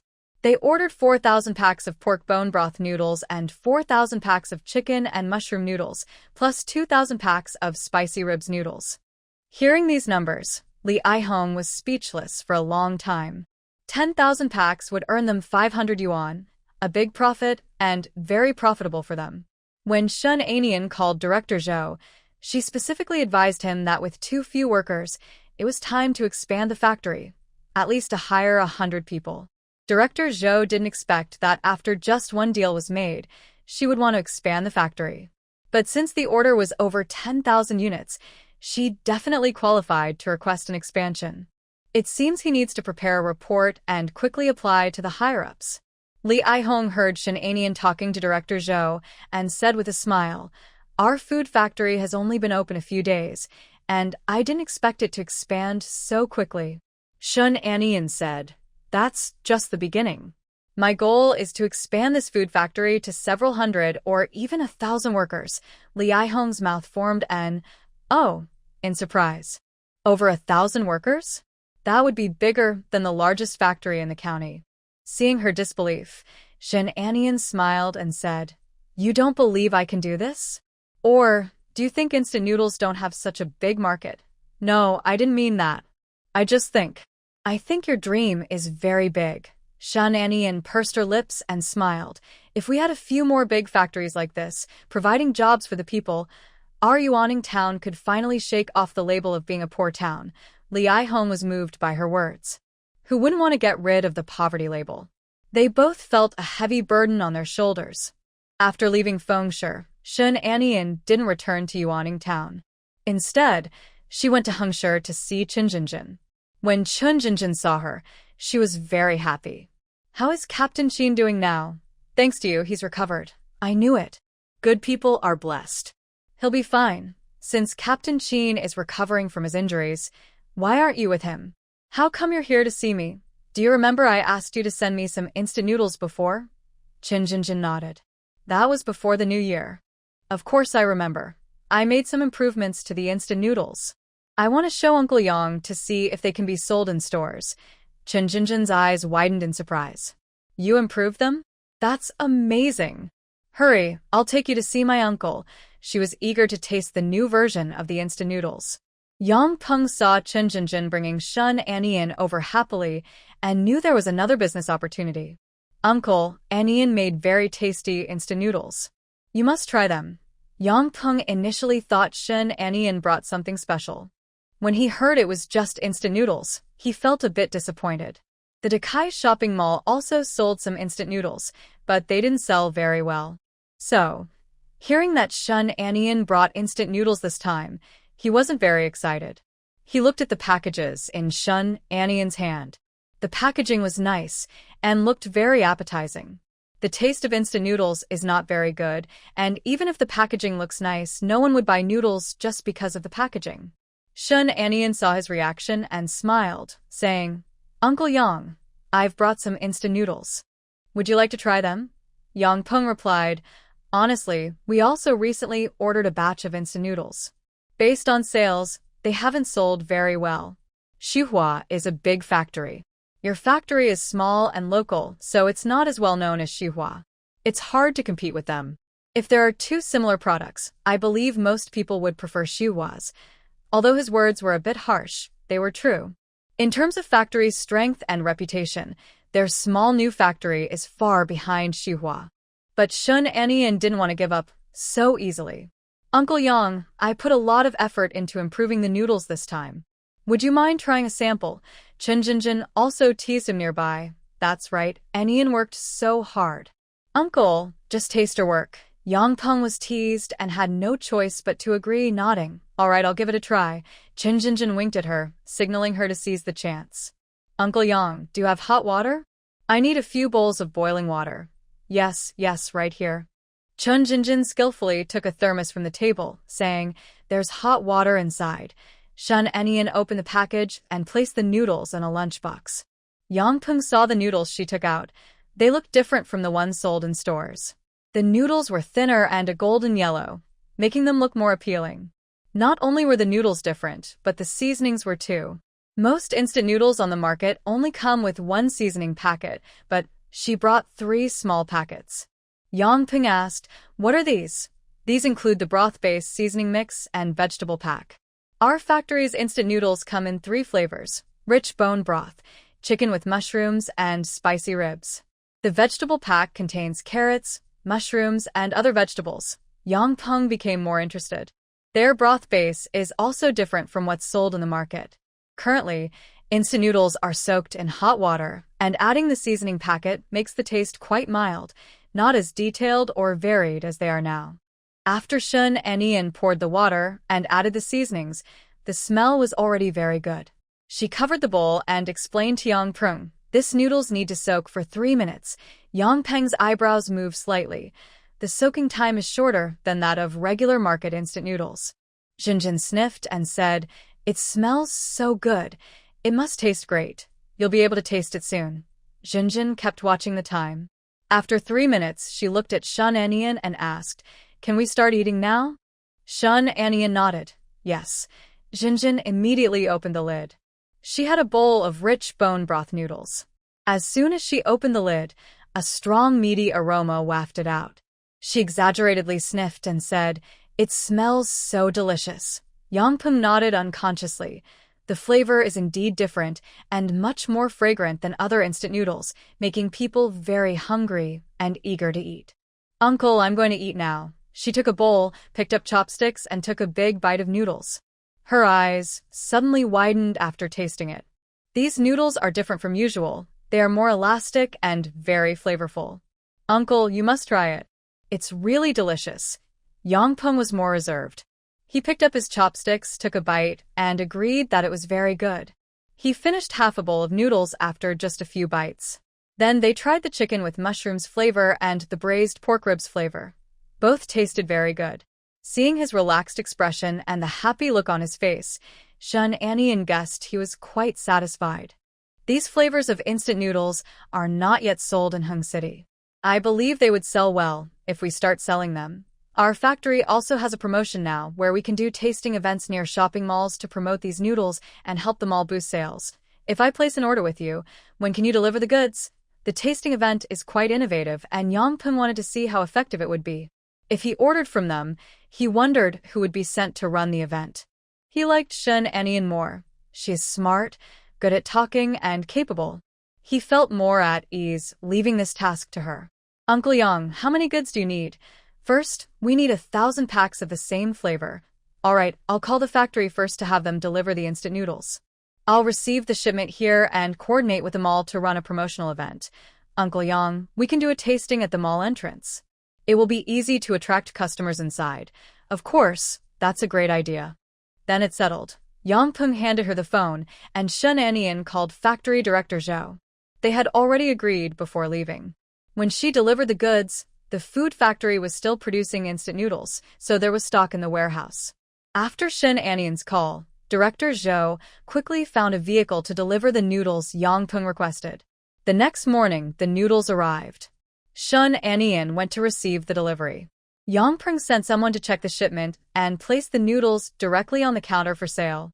Shun Anian set up a table outside the mall and started the tasting event. Everyone was curious and gathered around to see what they were doing. When they learned it was a free tasting at the mall, they happily accepted. Many people tried the noodles and then left, but occasionally some tried and then went into the mall. The tasting event lasted 3 days and achieved good results. During these days, they almost sold out all the noodles. Yang Peng increased the order, and Shun Anian kept Lin Qingshan updated on the sales, noting down the daily quantities sold. After returning to the guest house, she organized the data and wrote a market research report, planning to go to the train station to discuss business. Li Aihong and Lin Qingshan were surprised to hear about the plan to talk business at the train station. They never thought about selling instant noodles on trains. Why not? There are so many train passengers and they are our target customers, but why would the train station want to cooperate with us? Although working with 2 malls gave them confidence, Li Aihong still felt that partnering with the train station was too difficult. Usually, only big factories with a strong reputation could work with train stations. They were just a small new factory, unknown and unrecognized. The train station probably wouldn't be interested in them. You're right. The food factory just started, and in terms of fame and strength, we definitely can't compare to those big companies, so we shouldn't compare our weaknesses to other strengths. This time, we want to show them the sales numbers of instant noodles. At Hongri Mall, we sold 300 packs on the first day, 600 on the second day, and 800 on the third day. At Detsai Mall, the number of instant noodles sold also increased every day, which shows there is a market for our product. The train station is a large government organization, but they also need to make money. There is a profitable business here, and they have a good reason to work with us. Li Hong was surprised and asked, "You have Qing Shan observe the sales every day just to gather these numbers and convince the train station to work with us?" "Not only that. I do this to understand sales better. Using data is the simplest and clearest way, and it's very convincing." She had left some instant noodles for the train station staff, but they hadn't contacted her back. She knew that just the taste of the product wouldn't impress them. So, she decided to use data to clearly show the market potential for instant noodles. Hearing this, Li Hong nodded. Her method was indeed convincing, and she almost agreed. Just a moment ago, she thought Shen Anian wanted to work with a train station as a wild idea. But now, after hearing this, she thought it might really be possible. Shen Anian had good ideas, but putting them into practice was difficult. She had already found out that Director Xiao was in charge of this part. When she entered the train station, she asked the staff to see Director Xiao. But even with their IDs, the staff didn't pay attention to them and ignored them, leaving them waiting on the side. They sat there all morning. Lin Qingshan was a bit annoyed and couldn't help but complain. "What's going on? They just leave us here and ignore us. Should we go back?" Working with people and reading their reactions is common, and Shen Anian was used to this kind of cold treatment. But sitting here all morning like this was rare. "We've waited so long. Is it really a problem to wait a little longer?" Li Hong was also a bit angry about the neglect. They came to discuss cooperation. If the Railway Bureau didn't want to work with them, they could just say so. Leaving them here was unfair. But she saw Shen Anian sitting calmly and quietly, not moving at all. She had to hold back her impatience and said, "Even if we don't leave, we should eat something first. We've been sitting all morning, and everyone must be hungry. Let's eat and talk after we've filled our stomachs." Shen Anian replied, "We brought instant noodles, so let's just eat those today." That was also okay. Li Hong looked around and said, "Even if we want to eat instant noodles, we have nowhere to find hot water. I'll go ask the staff at the train station if they can help." Shen Anian took her water bottle and boldly went to ask the staff for hot water. Although the staff's attitude wasn't very friendly, they still took her to get hot water. After she got the hot water, she suddenly heard someone say, "Director Xiao, have you eaten yet?" Her ears perked up immediately. Director Xiao? Could it be the same Director Xiao they were looking for? She quickly turned her head to look and saw a staff member smiling and greeting a middle-aged man. "Is this the Director Xiao?" Shen Anian hurriedly stepped forward to greet him. "Hello, are you Director Xiaolin?" Director Xiao looked at her, surprised, and asked, "Who are you?" "Hello, Director Xiao. My name is Shen Anian. I am the production director at Rixin Food Factory. I came here to discuss a potential partnership with you. Our factory has recently developed a new type of instant noodles, which sell well at Itsai department store in the city and are also very popular at Homri department store in Feng City." While Director Xiao was still surprised, she quickly took out a sheet of paper from her bag. "This is our sales data from Detsai and Homri stores. I believe the data won't disappoint you." She rushed over without much warning. Director Xiao initially didn't want to pay attention to her, but after hearing her words, he took the paper and looked at it. It was a table showing sales figures from the two stores, with numbers steadily increasing. "Director Xiao, after a round of sales, our factory's instant noodles have undergone market research. The product quality and production capacity are stable, and we can provide a steady supply. Please consider working with Rixin Food Factory." Shen Anian felt happy inside and quickly said, "The instant noodles are with my colleague. Please wait here for a moment. I will be right back." She immediately rushed to find Lin Qingshan. Lin Qingshan didn't expect that casually going to get some water would lead to a business deal. He quickly carried a box of instant noodles and went with her to see Director Xiao. Sure enough, Director Xiao was still standing there waiting. Shen Anian walked quickly over and said, "Director Xiao, this is our product. You can try it. You can also take some home to share with your family and friends to get their opinions." Director Xiao looked at the big box of instant noodles and smiled, saying, "I can't accept this.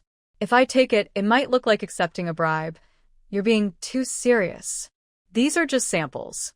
Without samples, how can we do market research? The requirements for selecting products at the train station are very strict. Without samples, we can't do market research. How can we know if the product is good or if it will sell well? We give you these samples so you can do market research and make a decision. It has nothing to do with bribes. This girl was really good at talking, even coming up with reasons for him. But her words did make some sense. Although Director Xiao didn't place an order immediately, he kept the instant noodles. On the way back, Lin Qingshan asked excitedly, "Do you think the train station will buy from our factory?" It's clear that Director Xiao is very interested. If this cooperation doesn't work out, you can come over a few more times. We currently have limited data, so he might have some doubts. Once our factory is stable, if you provide him with sales data for half a month to a month, he will feel more confident and might agree to work with us.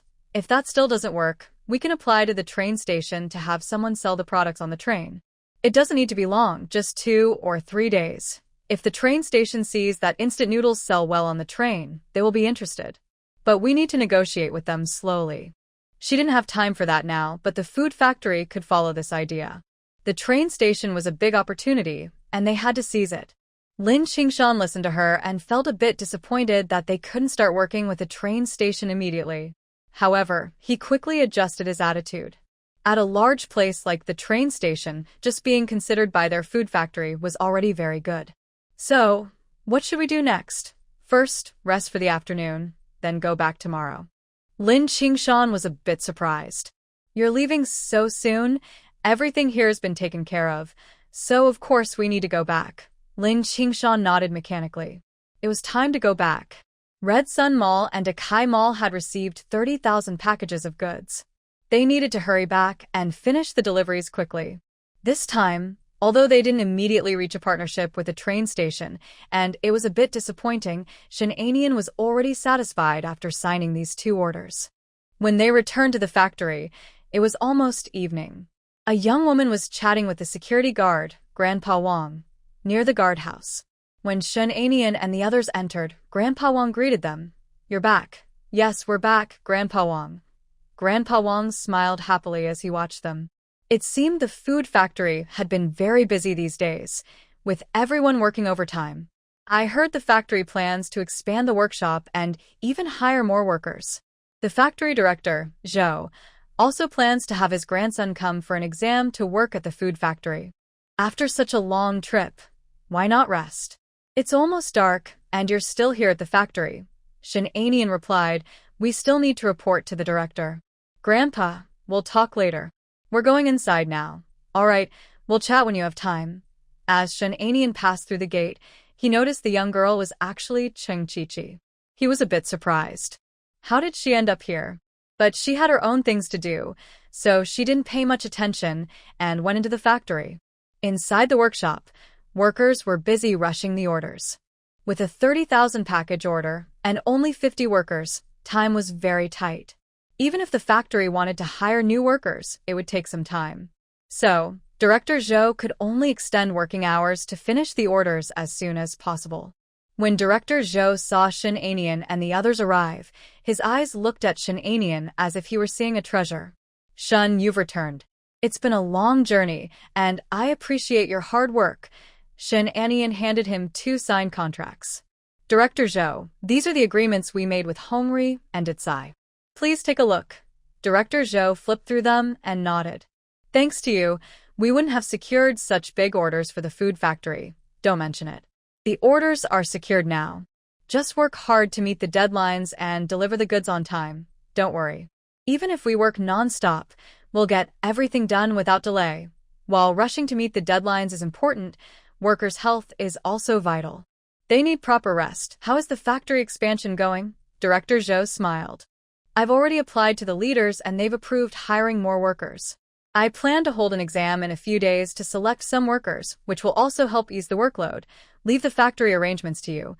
Shenanian told him about her plans to negotiate cooperation at the train station.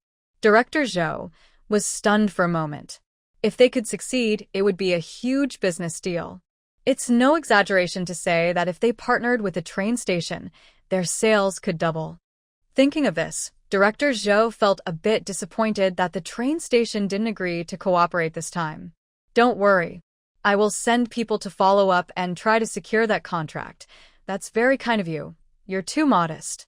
It's your hard work that made this possible, traveling to so many places to bring in orders for the food factory.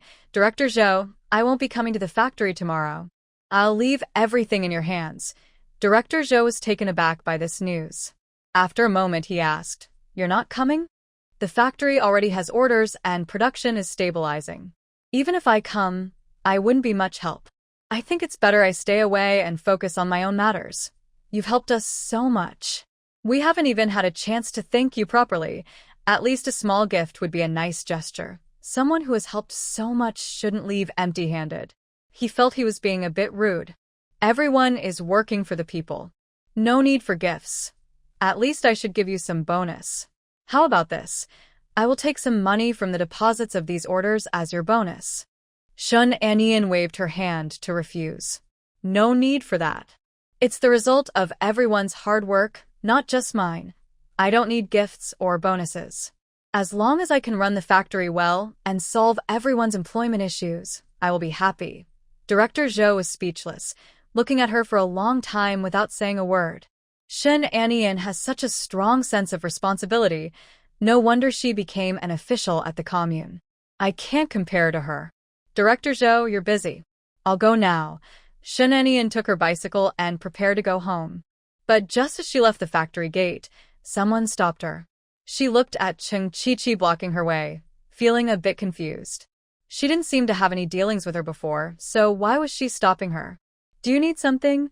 Cheng Chi-Chi carefully observed her face. If she was also reborn, she should recognize her. But the unfamiliar look in her eyes was real. She didn't seem to recognize her. This made Cheng Chi-Chi feel a little uncertain. She had already been pretty sure that Shun Anian was also reborn, but seeing her reaction now, she wasn't so sure anymore. She bit her lip and said, I am the daughter of the village secretary of Dea Village. My name is Cheng Chi-Chi. Do you have time? Can we talk? Do you know me?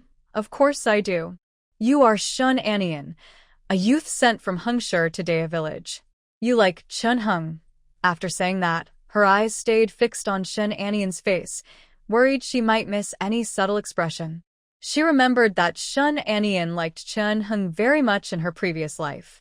If she was also reborn, she wouldn't be indifferent to Chun Heng's name. But to her disappointment, Shun Anian's expression didn't change at all. Shun Anian said seriously, Comrade Chung, I hope you will be careful with your words. That joke is not funny at all. I am already married now. Have you thought about how this might affect me? Cheng Chi-Chi took a deep breath. All right, let's not talk about Chun Heng. Let's talk about you. Are you also reborn? She had heard about Shun Anian before. Although she is not often at home, Shun Anian had already gone to the county to study when she entered Dahu village. Still, she knows about Shun Anian.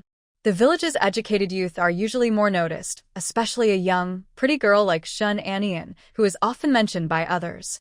So, intentionally or not, she hears some news about Shun Anian. Although Shun Anian is beautiful, she does not like socializing and prefers to be alone. Usually, she only interacts with her sister and doesn't have close contact with others. In just half a year, she managed to set up a factory in the village, making Cantonese-style mooncakes. From what she knows, Cantonese mooncakes are not yet popular. But Shun Anian knows how to make them, and she also knows how to generate electricity from biogas, technology from the future. Today, when she went to the supply and marketing cooperative to buy things, she found a type of instant noodles similar to those from later times. After hearing about it, she went to the food factory. Seeing Shun Anian, she was almost sure that Shun Anian had also been reborn. If she hadn't been reborn, she definitely wouldn't have known about these things from the future. Shun Anian frowned and looked at her. I don't understand what you're talking about. What is rebirth? Hearing her denial, Cheng Chi-Chi became anxious. If you weren't reborn, how could you make Cantonese mooncakes, generate biogas, or develop such instant noodles? These are things from the future. You might fool others, but you can't fool me, Shun Anian. What do you mean by from the future? I don't understand what you're talking about. In 1860, France already produced the world's first biogas generator. Between 1941 and 1947, France and Germany built a small number of biogas power plants. Before I went to the countryside, I had access to a lot of information about biogas power generation. After I went there, I wanted to try it, and surprisingly, I succeeded. As for the mooncakes, those existed long ago. I ate some a few years ago. I just recreated them. What's so special about that? And the instant noodles you mentioned, I just thought the current ones are too bland, so I added some flavoring. It's not a difficult task. You talk about from the future. Are you saying you came from the future? Then you would be a monster, wouldn't you? Currently, during the campaign to eliminate old customs, no one dares to mention ghosts or spirits. If these secrets were revealed, it could be deadly. She hasn't even dared to tell her closest family members, so how could she admit it in front of Ching Chi? Only one person knows the secret, and that is safe. If she tells others, no matter how loyal they seem, the secret could still be leaked. Shen Anian doesn't want to take any unnecessary risks. Now Ching Chi has come to see her, but she has no proof that she was reborn or that she isn't the original owner. Since that's the case, why not deny it? Ching Chi choked. I'm not a monster. I just. Don't change the subject. I don't believe what you just said. She stared firmly at the woman in front of her, trying to make her confess. If you weren't reborn, why has your behavior changed so much? You used to be quite ordinary, but suddenly you've changed and acted so differently. If it weren't for rebirth, how would you explain your actions? I changed because I want a different life. I became more positive and hardworking. Isn't that okay? Ching Chi still tried to persuade her to admit the truth. I know you're wary of me and don't want to admit it. But you don't have to be like that. I mean you no harm. Shen Anian wasn't sure if she had malicious intentions, but she knew she didn't want trouble. She couldn't understand why Ching Chi was so obsessed with confirming her rebirth. What difference does it make to her? It's not about whether I want to admit it or not. It simply isn't true. How can I admit something that doesn't exist? Her repeated denials made Ching Chi a little anxious. No matter what you say, I am sure you have been reborn. Shen Anian shrugged. If you want to think that, I can't do anything about it. Are you saying you're reborn? That you've come back to life? Right now, during the campaign to eliminate old customs, if you tell me this on the street, aren't you afraid I'll expose you? Ching Chi was annoyed, but hearing this, she sneered. What evidence do you have to expose me? Even if I can't prove it, you're openly talking about it on the street. Aren't you afraid others will hear? Ching Chi looked to the side. There weren't many pedestrians on the street, and no one seemed to notice her. Her heart sank back into her stomach. Who heard about this, besides you? No one else knows. If others find out, it must be because you told them. I won't forgive you. Shen Anian raised an eyebrow and gave her a sideways look before riding away quickly on her bike. Ching Chi is the main female character with a special aura. As a minor supporting character, she can't afford to cause trouble. Isn't it better for her to hide? When Shen Anian returned home on her bike, she saw Little Bean Sprout and Qin Hongbao playing with stones at the door. As soon as they saw her, the two little ones ran over on their short legs.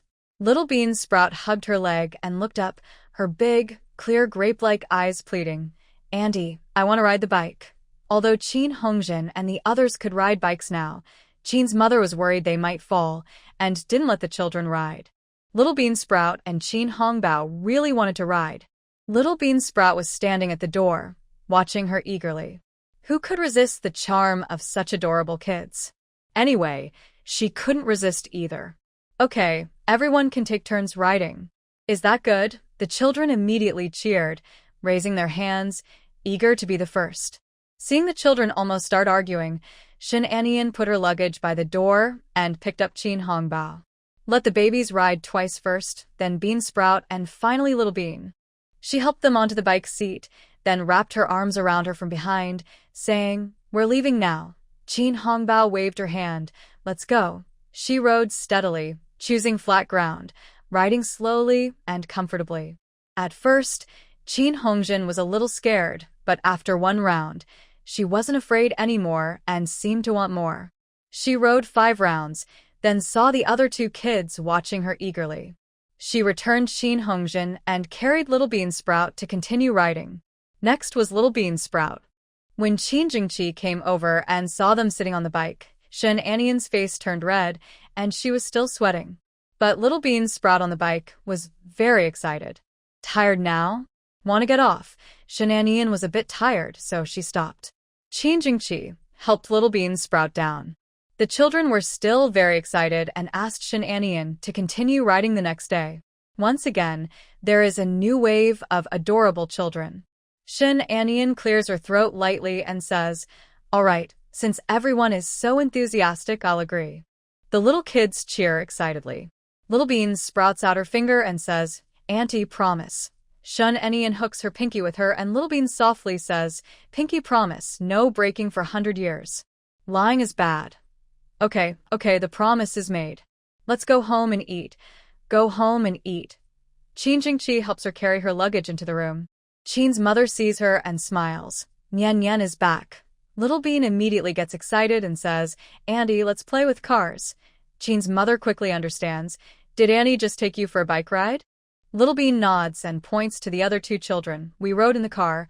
Good, Grandma knows. Now go wash your hands. It's time to eat." Shen Anian enters the room. Qin's older sister and others see her and are very happy. "Nian Nian, you're back? How did the business go?" "Pretty well. I went out this time and brought back quite a few orders. The factory can handle it for a month or two." "Oh, you're really amazing." Qin Yinxiang is very interested in instant noodles and asks, "Are instant noodles really that popular?" "Yes, they sell well. We've sold them in 2 malls, about 1,500 to 1,800 packs in 3 days. Qin Yinxiang counts in her mind. That's quite profitable. She has many ideas about making money, but unfortunately, she has already shared them with others. If she kept them to herself, she wonders how much she could earn. The whole family gathers for dinner. Qin's mother, worried she might be tired, keeps helping her serve food. Shen Anian's plate is almost piled high with dishes. Even though she repeatedly says she can't eat that much, Qin's mother's enthusiasm doesn't stop. She can only ask Qin Jingqi for help, secretly nudging her leg under the table to get his attention. When Qin Jingqi looks over, she politely scoops some food from her bowl onto his, saying, "Eat more." Qin's mother sees this and realizes Shen Anian isn't just being modest, she really can eat more. Elder family members dislike wasting food. Whatever Shen Anian can't finish, she gives to Qin Jingqi, which is perfectly fine. My younger sister occasionally glanced at Shen Anian, wanting to say something but afraid to speak up. She went home and told her mother about Shen Anian's job. Her mother insisted she must get that job. It was a respectable position at the commune office. Even if it was difficult, she had to find a way to get it. She followed her mother's advice and asked Qin Laosi to help talk to Shen Anian, but he scolded her badly. She secretly looked at Qin's parents. The Lantern Festival had already passed, and the food factory had reopened. Qin's father, mother, and older brother all needed to work there. Qin Laosi was also going to work at the factory, so no one would stop them then. But there was still a problem. Qin Jingqi was at home. She was a bit afraid of her third brother. If only she could find a way to send him away tomorrow. She glanced at Qin Jingqi again, who looked very serious and a bit scary. Forget it. She still had to go back to her mother's house tomorrow and ask them to come quickly. Her parents were elders after all. No matter how capable her third brother was, he was still younger. She needed to show some respect. Shen Anian didn't know what her younger sister was thinking. After dinner, Qin's mother asked her to measure Qin Jingqi's size to knit him a sweater. Shen Anian didn't know how to knit, but she could help with measuring. She took the measuring tape from Qin's mother and went to find Qin Jingqi. He was sitting at the table, writing something. She approached and said, "Mom wants to help you knit a sweater. She asked me to measure your size." Qin Jingqi put down his pen, stood up, and spread his arms. "Go ahead." Shen Anian wrapped the measuring tape around his neck and recorded the measurements. She was about to measure his waist when suddenly someone hugged her from behind. Shen Anian. She pushed the person away rudely. "What are you doing? Don't disturb me while I measure. Weren't you the one who hugged me first?" Shen Anian. She swore to herself she had no such intention. "Don't accuse me wrongly. I'm just helping you measure. She noted down his waist size and gently tapped her notebook. I've got the measurements. Qin Jingqi looked at her with a mysterious smile. Shen Anian's cheeks heated up. She handed him the measuring tape. You do it yourself. Aren't you my wife? Won't you help with this small task? Who told you I was thinking wrong? What was I thinking? Shen Anian blushed with embarrassment and glared at him. She quickly measured his size, tore the paper, and handed it to Qin Jingqi. Take it to Mom. I'll go make you some hot water for a bath. Shen Anian was feeling a bit tired. She sat in a chair and said, You go ahead. I'll rest for a little while. She picked up a book on Qin Jingqi's desk. It was about military theory. The words floated before her eyes, but she couldn't focus on reading. Soon, she started to feel sleepy. When Qin Jingqi entered the room, he saw her sleeping with her head resting on the table, her face on his book. He stepped closer, looked down at the sleeping girl, and his gaze was deeper and more focused than usual. How could someone be so beautiful that you could never get enough of looking at her? He gently brushed aside a strand of hair on her cheek, then pulled over a stool to sit beside her. When Shen Anian woke up, she saw a tall, straight figure sitting next to her, reading a book. Noticing she was awake, Qin Jingqi looked over. The newly awakened beauty looked lazy, with a hint of innocence in her expression, and her eyes showed a little confusion. Shen Anian rubbed her eyes, covered her mouth with her hand, and yawned. Why did I fall asleep? Maybe this military theory book has a calming effect. You just fell asleep while reading it. Go take a hot shower. You'll be able to sleep well afterward. Shen Anian stood up, stretched her muscles, and said, I feel very energetic now. I think I can do 2 things at once. Better save that energy for your shower, he replied. As soon as he mentioned a shower, Shen Anian felt dirty all over and hurried to get her clothes. Qin Jingqi helped carry the hot water to the bathroom, but Shen Anian shooed him away. This time, she took nearly an hour to shower, so long that Qin Jingqi almost thought she had fainted in the bathroom. When she returned to the room, her skin was steaming from the heat, looking soft and alluring. She still had a towel wrapped around her head, which looked a bit funny. Qin Jingqi waved at her, and Shen Anian walked over. He gently untied the towel from her head and wiped her hair softly. Her hair was thick, soft, and fragrant with a light scent. Shen Anian leaned against him comfortably and closed her eyes. He applied just the right amount of pressure when drying her hair. Surprisingly, Qin Jingqi was also good at giving massages, with just the right force, making her feel so comfortable that she almost dozed off. Qin Jingqi looked down and saw that she had already closed her eyes and was sleeping. He eased his grip slightly, but suddenly heard a voice say, "Press a little harder." Qin Jingqi didn't reply, but increased the pressure a little. Shen Anian turned over, her face pressed against his chest, signaling him to press on her temples. When his hand reached her ear, he gently stroked her earlobe, teasing her with his touch. Shen Anian stiffened all over, opened her eyes, and looked into Qin Jingqi's deep, lake-like eyes. Though calm on the surface, her eyes hid a storm of emotions inside. They say that a short separation makes love stronger. Having just met again and soon to part, their passion flared up like a blazing fire. Qin Jingqi was never a passive person. Before Shen Anian could react, he pressed down on her. Her hand unconsciously grabbed his clothes, saying, "This time, don't tear the cover." Qin Jingqi's dark eyes blocked her lips. Although they shared a room, it wasn't very soundproof. Even if they wanted to do something, they had to keep quiet, afraid others might hear. Shen Anian buried her face in the soft pillow, trying not to make a sound. Sweaty Qin Jingqi, worried she might suffocate herself, freed one hand to gently lift her face from the pillow. "Don't hold your breath." Shen Anian turned her head and glared at him, not daring to speak. She was afraid her voice might leak out. She bit her lip tightly, almost breaking the skin. Men's energy was too strong, such a trouble. Later, Shen Anian lay on the bed, unwilling to move even her fingers, letting Qin Jingqi help her clean up. Qin Jingqi wiped her face and asked, "Does it hurt a lot?" Shen Anian blushed and didn't answer. Of course, she wasn't crying because it hurt, but she wouldn't tell Qin Jingqi about that. Shin Anian yawned secretly, saying, I'm so tired. I want to sleep. Qin Jingqi tidied her up and held her in his arms to sleep. Shin Anian muttered, You need so much. Why did you wait until you're 26 to get married? How did you manage before? Qin Jingqi's face darkened. In the past, he focused most of his energy on training and rarely had such urges or needs. But everything changed after he met her. After they became intimate, his desire for her far exceeded his expectations, and his once proud self-control collapsed. However, her body was weak, and naturally, she couldn't match his strength. At that moment, he had no rational thoughts, only raw, primal impulse. Could it be that his needs became a burden for her? He tightened his grip on Shun Anian's hand. Do you not like it? His tone was serious, not like playful teasing afterward. He was genuinely discussing the issue.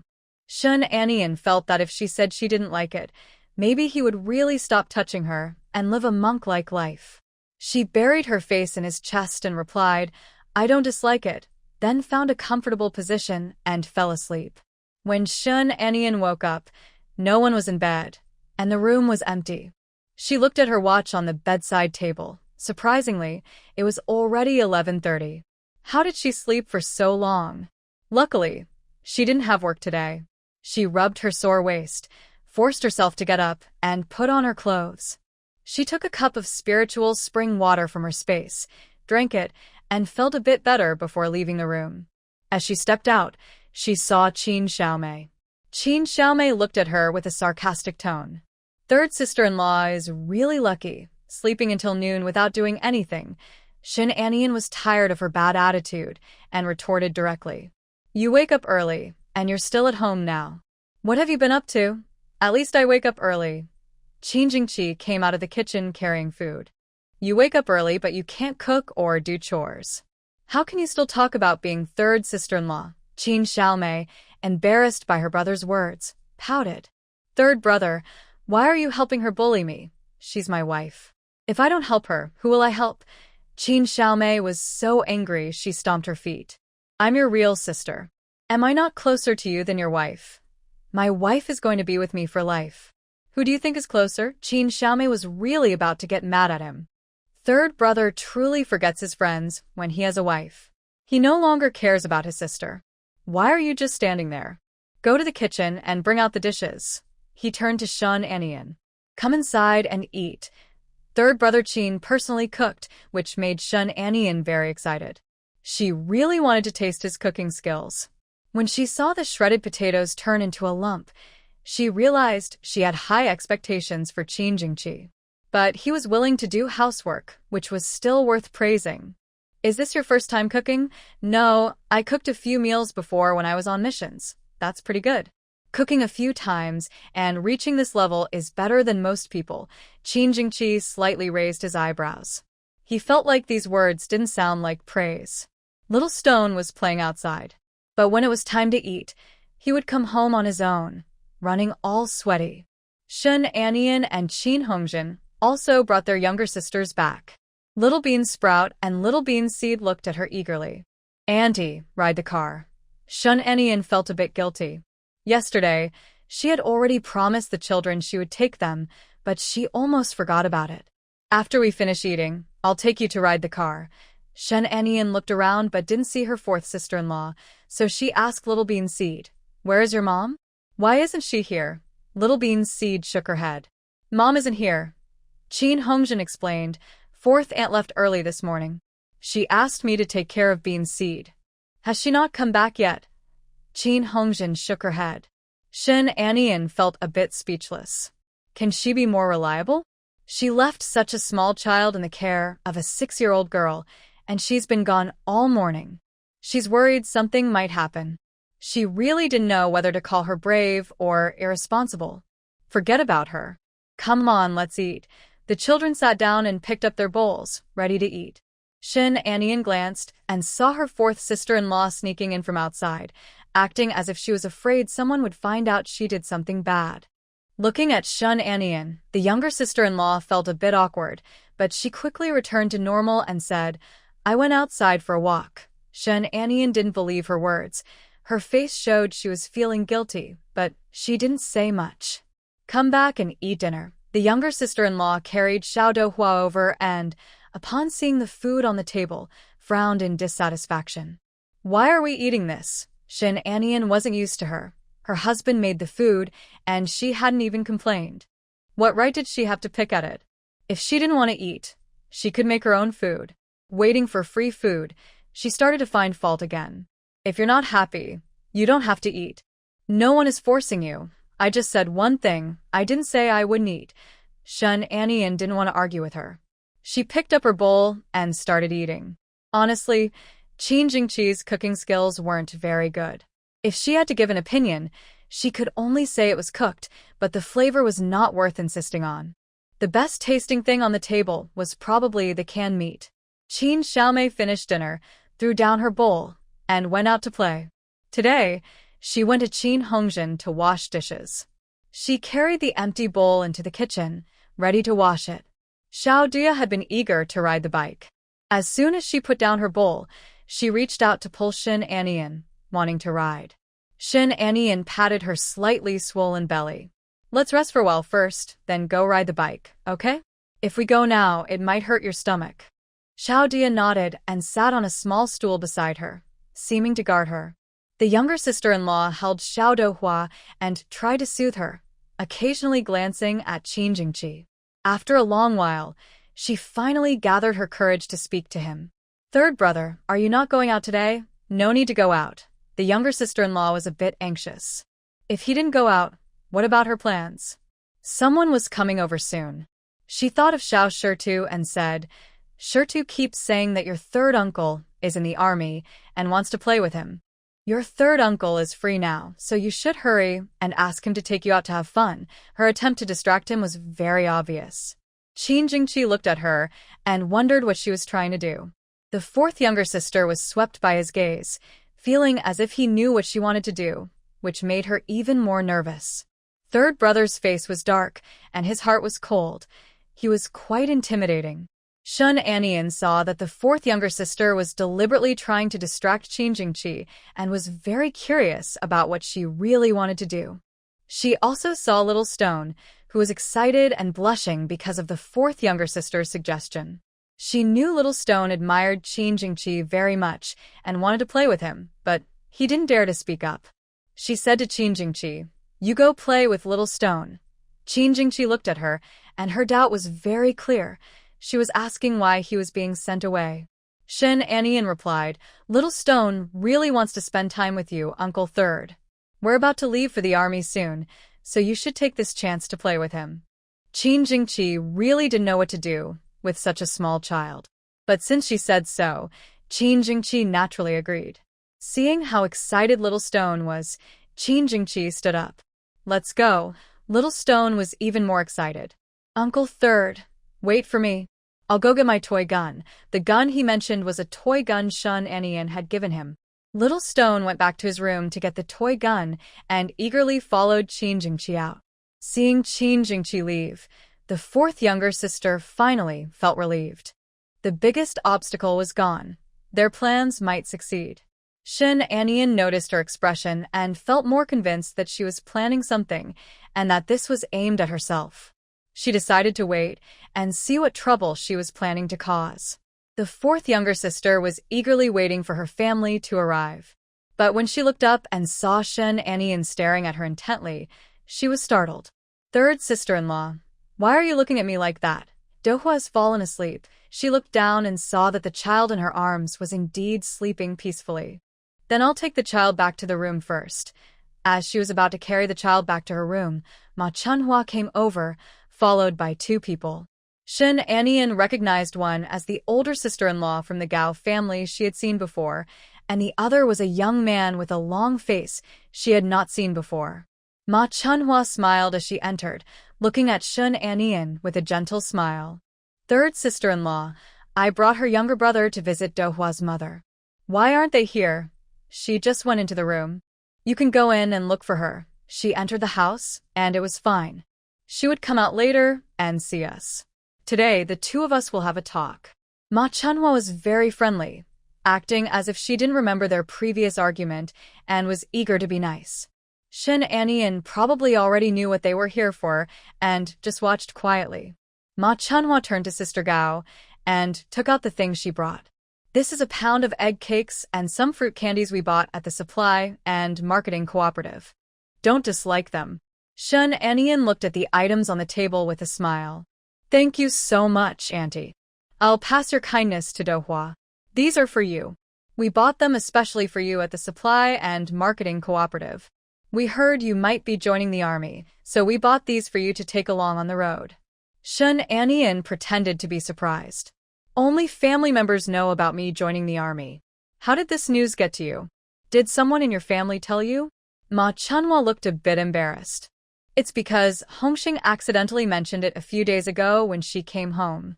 Andy, if you're going to join the army, what about your job? There's no problem. I've already resigned. Secretary Chen will arrange something else for me, Shin Anian replied. Ma Chunhwa patted her thigh. Oh, that's such a pity. That was a good job at the commune, a respectable position. Auntie, even if it's for relatives and friends, it's better than just quitting without a plan. She patted Gao Xiaoti's shoulder. This is my younger son, Gao Dai.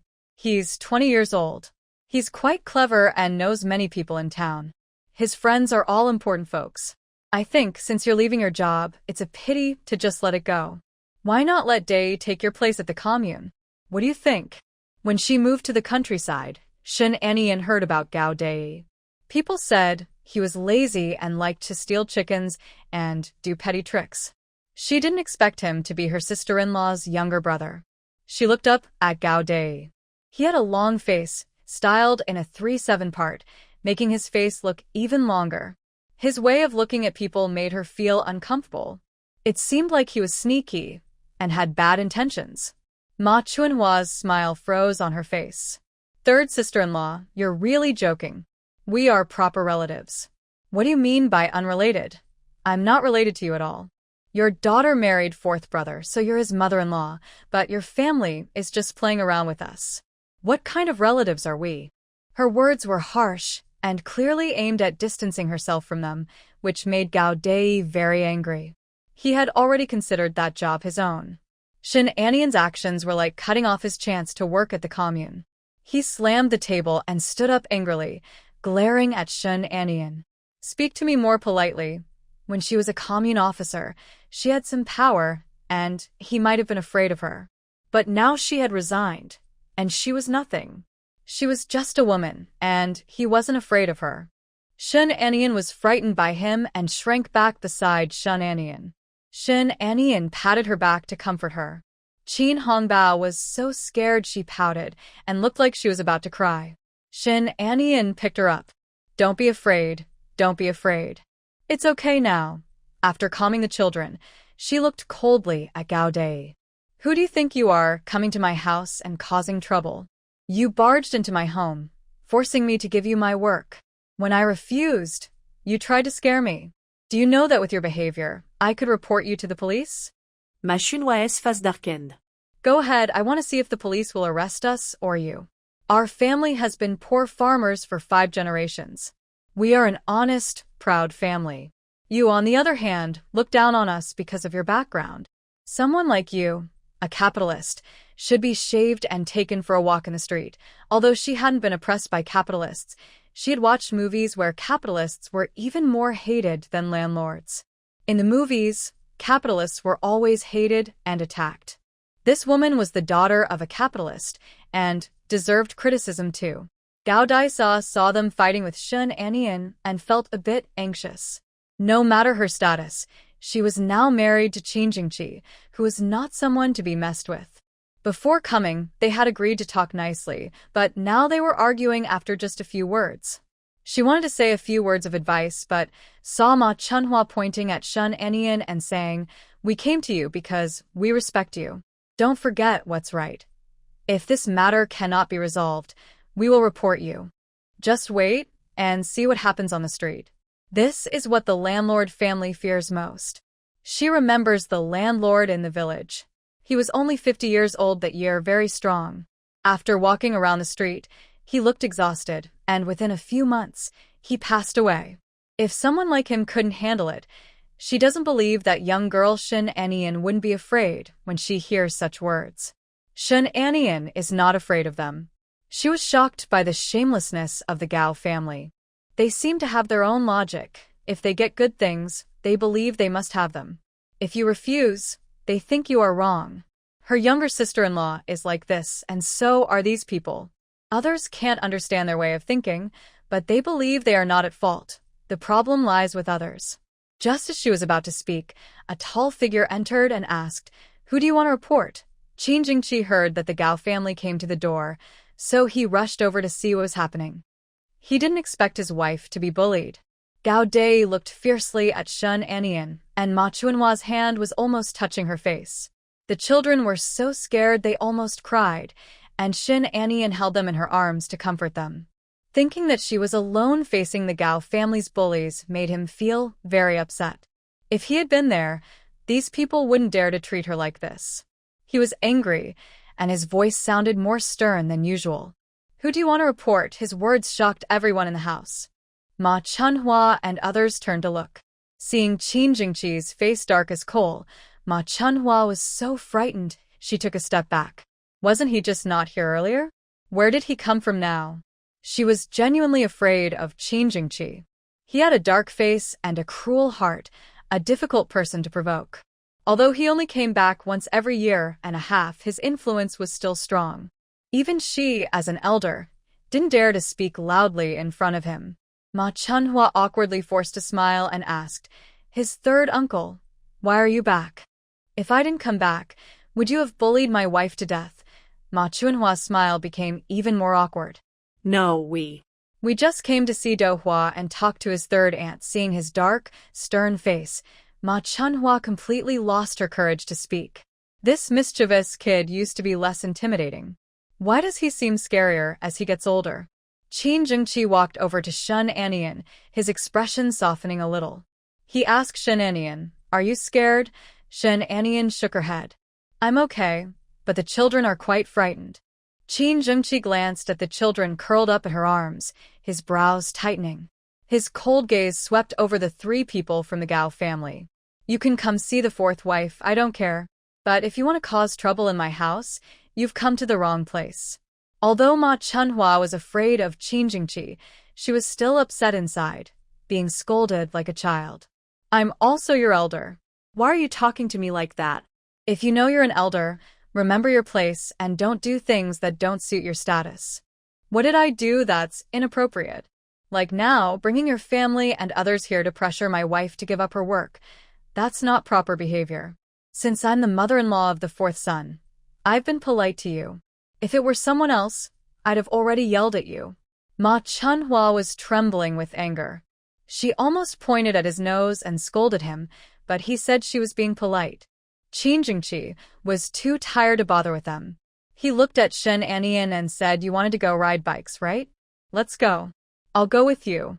Shin Anian took Shin Shui and the others outside. Xiao Domiao remembered she wanted to ride her bike, so she happily followed along. As they left, Qin Jingqi warned her, "These people don't listen to reason. If you see them again, don't pay attention to them." Shin Anian nodded. "I understand. From now on, I won't bother with them. They're not related to me anyway." Shin Shui saw that they all looked relaxed and carefully reminded them, "But they said they might report us." Qin Jingqi didn't expect that a little girl would understand this and be so worried. "No need to be afraid. Even if they report us, it's okay. Your sister didn't do anything wrong. Even if someone reports her, nothing will happen. He wouldn't let anything happen to her." Qin Jingqi was very trustworthy in Shin Shui's heart. Hearing him say this, the heavy weight on her heart finally lifted. It was good that her older sister was safe. She no longer had to worry. Ma Chunhua watched them leave, feeling very angry, but she didn't dare stop them. Qin Jingqi pushed his bicycle out and clearly told them he didn't want to bother with them. She was afraid to step forward and stop them because Qin Jingqi might get angry and hurt someone. So she could only watch helplessly as they all left. Gao Dei didn't get the job and felt a little upset. "Mom, What should I do about the job? I don't know, she replied. Did you not hear? They won't give us that job. Losing such a good opportunity made Ma Chunhua feel terrible, like her heart was being cut. It hurt so much, she couldn't bear it. But what could she do? She couldn't just send Shen Anian to the commune to transfer the job to Gao Dei. Even if she wanted to do that, she was afraid that before she even met Shen Anian, Qin Jingqi would stop her. Mom, let's ask third sister to talk to her. Third sister married into their family, so she might have some influence. That won't work. If her words were enough, you would have gotten that job long ago. So what should we do? Gao Dei was really upset. Should we report her? She's the daughter of a woman who likes to show off. Being reported on wouldn't be easy for her. He was full of thoughts of revenge. If Shen Anian made things hard for him, he wouldn't let her have an easy time either. Ma Chunhua had just threatened to report Shen Anian, but it was only to scare her. She never really planned to do it. Qin Jingqi cared about her.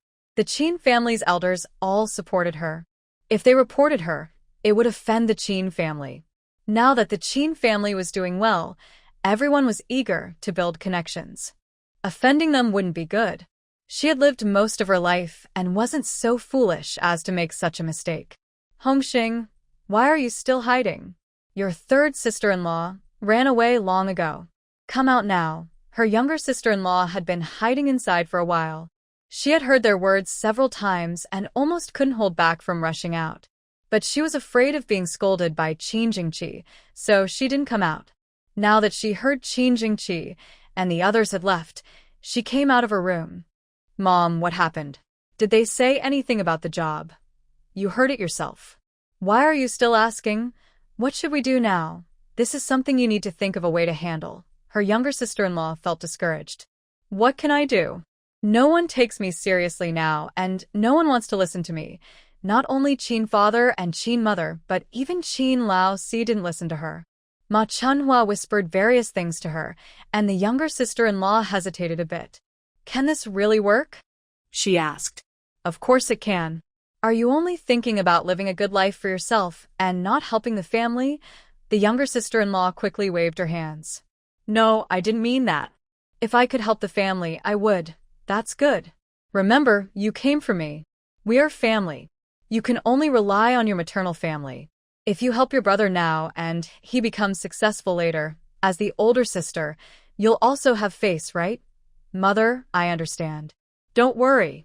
I will find a way to get that job back. I knew you are the most family-oriented. Hongxing, you know we have many children, and raising them is not easy. Right now, I am a bit short of money. If you still have some, please give me a little.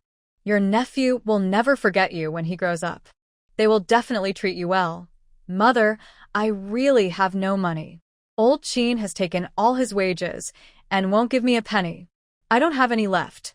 Hongxing, don't be upset by what I say. You only have 2 daughters now, no sons. If you didn't have your maternal family to support you, think about what life would be like. If you ever need help, will your brother and others come to help? Don't just think about living a good life for yourself and ignore your brother, sister-in-law, and nephew. If you become estranged, who will come to help you in the future? Suddenly, the younger sister-in-law remembered the 20 yuan given by Shen Anian. She went back into the room and found the last 20 yuan.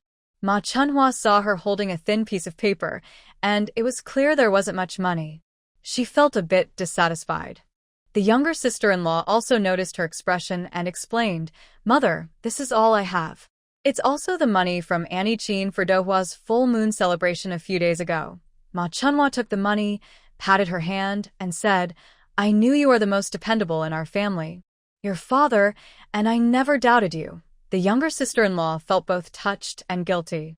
Mother, it's all my fault. I haven't been capable enough to give you and father a better life. It's not about that. As long as you can live well, your father and I will be happy. Gao Desal looked at her with a face full of emotion and secretly cursed her for being too naive. Things were going well, but she just had to interfere in her family's affairs. In the past, she gave money to her family and Qin Lao Si didn't care. Now that Qin Lao Si manages his own salary, it shows he no longer trusts her. Gao Hongxing doesn't try to fix their relationship and still gives things to her family. She's really foolish. But she didn't plan to say these things.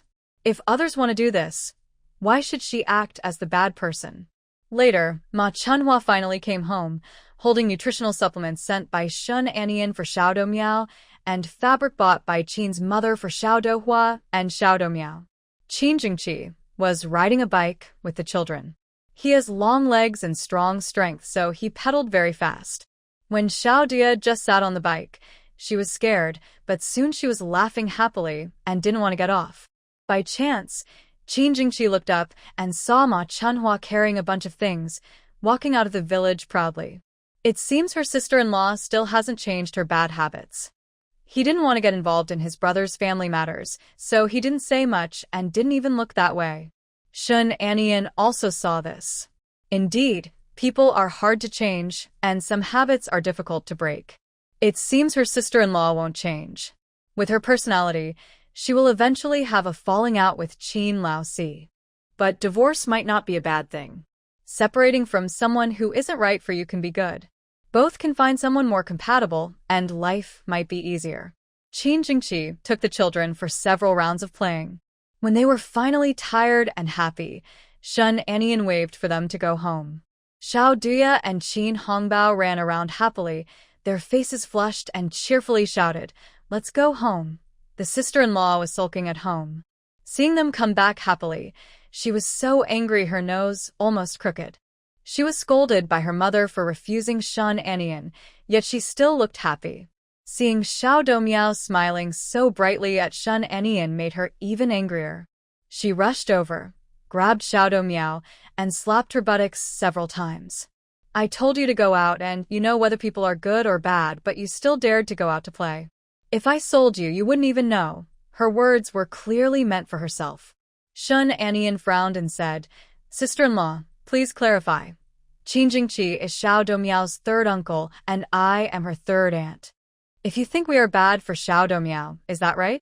People's hearts are hard to read. I don't know who has a bad heart. I know you resent me for refusing Gao Dei's request, but you shouldn't take it out on the children. The children are so young. They don't understand much. If you have something to say, just tell me directly." There's no need to use the kids as a shield. Realizing she had exposed her true feelings, her sister-in-law's face turned red and then pale. "I love my children and will discipline them if needed." "It's none of your business." When she saw Shun Anian's cold gaze, she felt guilty and short of breath. She grabbed Xiao Miao and forcibly pulled her back into her room. Qin Hongbao noticed the tense atmosphere between the adults and became a little scared. She pouted and started crying. Qin Hongjin saw her panic and patted her back. "Don't cry anymore. Your auntie isn't arguing." Shun Anian asked her, "What's wrong? Why is the baby crying?" Qin Hongjin explained, "When Dad and Mom argued before, my sister also cried." She was scared. It seemed that Qin Yinxiang's argument with Xiao Jinsheng had left her with a psychological shadow. Shun Anian crouched down, not rushing to explain. She gently patted her back and softly comforted her. After she calmed down a bit, Shun Anian took a handkerchief and wiped the tears from her face. "Auntie didn't argue with your other aunt. I was just talking to her. Think about it, when you do something wrong, doesn't your mother talk to you about it?" Tearful Qin Hongbao thought for a moment and nodded. "That's right. Xiao Miao didn't do anything wrong, but her other aunt hit her. She was wrong, so I corrected her. Maybe we spoke too loudly earlier and scared our baby, but I was only teaching her right from wrong. Do you understand?" Qin Hongbao nodded, then shook her head. She didn't quite understand. Shun Anian gently patted her head. "It's okay if you don't understand now. Just remember, no one has the right to hit or scold you without a reason. If someone does that to you in the future, you can talk to them about it." Qin Hongbao didn't understand at all. Qin Hongjin nodded as if he understood but wasn't entirely sure. "Auntie, we understand." Shun Anian used her handkerchief to wipe Qin Hongbao's face again. "All right, I need to go cook. You can play by yourselves." Qin Hongjin said, "Auntie, I'll help you." "All right, then help me pick vegetables." She plans to make chive pockets for dinner, so she cut some chives and let the children pick at the door.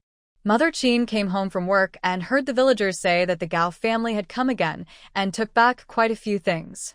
She was so angry her head was steaming. She also heard that the Gao family was causing trouble at home, and everyone in the neighborhood could hear the noise. She hurriedly rushed home and asked Qin Jingqi, I heard the Gao family came today. What are they here for? Qin Jingqi replied, they came to ask Nian Nian for a job. Mother Qin was so angry, she slapped the table. How could those people be so shameless? They married their daughter into our family, but it's like we owe the Gao family everything.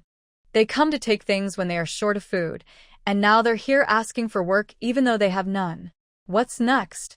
Their fourth son married a girl from our family, and now the whole family has to support them? Seeing Mother Qin's face turn bad, Qin Jingqi deliberately added fuel to the fire. Ma Dajiao heard from somewhere that Nian Nian's background is suspicious and said she might report her. Mother Qin's face really changed this time. Who else could have said that? Only the fourth daughter-in-law, that reckless woman. Who else would go so far to spread such rumors? She was getting more and more unreasonable. Such things are being spread around. Are they really going to report her? Qin Jingqi said, probably the Gao family doesn't have the guts. They're just threatening Nian Nian to give them her job. Dream on. The Gao family is full of shameless people. They dare to think that, with Gao Dai's uselessness, he's not even a match for Nian Nian, let alone take her job. If Nian Nian really gave her job away, it would ruin her reputation. That can't happen. What did you all say? We definitely refused. Gao Dai is not a good person. He shouldn't be part of the commune. Refused? Fine. The fourth son doesn't know what sins he committed in his past life to marry such a wife this time. Mother, I want to settle the family division before I go back to the army. What do you think? Yes, we need to divide the land quickly. She decided to bring this up tonight. She no longer wants to live with her younger sister-in-law. Not only does she dislike living with her, but just seeing her makes her itch to hit her. After dinner, Mother Qin kept everyone behind and brought up the idea of splitting the family. Everyone was silent for a moment. Although some family members had heard rumors, no one expected Mother Qin to bring it up so soon. Fourth brother Qin looked at Mother Qin. Mom, are you really planning to split the family? Yes, since you've all been married for a long time and have your own small families, it's not good to keep living together. Hearing this, fourth sister-in-law became anxious. In the past, if the elders had said they wanted to split, she would have been happy. But now her older brother, second sister, and third brother all earn high salaries, and even Qin's parents earn well. She knew she was benefiting from their hard work. If they split up, her life wouldn't be as easy. Mom, we haven't even properly shown respect to you and Dad. Why are you suddenly talking about splitting the family? Mother Qin shot her a quick look. You want to show respect? I'm afraid that by the time I close my eyes, you still won't have done enough. Fourth sister-in-law was upset by her glare but still said, Mom, why are you saying that? It hurts my feelings. Today, the Gao family came over. Do I need to tell you why? Mentioning the Gao family made fourth sister-in-law fall silent. Fourth brother Qin looked at her suspiciously. The Gao family came again? Seeing his gaze, fourth sister-in-law felt even more guilty. She shrank back and said nothing. Mother Qin saw their expressions and said in a serious tone, Since everyone is here, let's make things clear. The food, furniture, savings, and land, everything should be divided fairly. Eldest brother, go find the village secretary. It was still early in the evening. The village secretary's house was nearby. 10 minutes later, he and Qin's eldest brother returned together. Qin's father invited him to sit down and asked Mother Qin to pour him a cup of hot water. Then he explained how they planned to divide everything. The current arrangement was that they would keep their rooms as they were. The livestock, furniture, land, and grain would be divided equally among the family members. The savings in the house totaled 530 yuan, split into 4 parts, one for the elderly couple and one for each of the 3 brothers. From now on, everyone would live separately. The elderly couple and Qin's youngest sister would stay together. Although both daughters-in-law still lived at home, Qin Yunxiang had returned in the middle of the year, so her savings wouldn't be included in the family funds. Qin Xiaomei's situation is clear. She has been studying all these years and hasn't earned any money for the family. The family savings come from her parents and 3 brothers. Qin's father and mother live with Qin Xiaomei. In the future, her dowry will be paid by the elderly couple, and her brothers won't contribute a penny. Now, the elderly couple can still work, so they don't need to be supported financially. When they grow old, the brothers will share the costs for retirement and medical expenses. The village secretary listened and realized that the division of property was carefully planned, not a sudden decision. "Let's go ahead and divide everything," he said.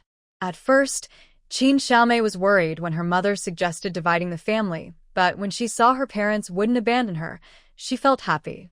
Her parents always loved her most. With their good salaries, she believed they would have a good life together. Her younger sister-in-law understood that the division couldn't be changed and thought it was a good idea. She no longer had to give money to the family.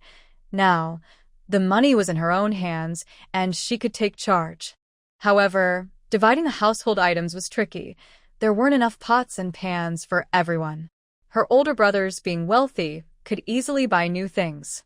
Her younger sister, already married, wouldn't get any household items. According to her, even the house shouldn't be divided for her. What's the point of a married woman returning home to split the house?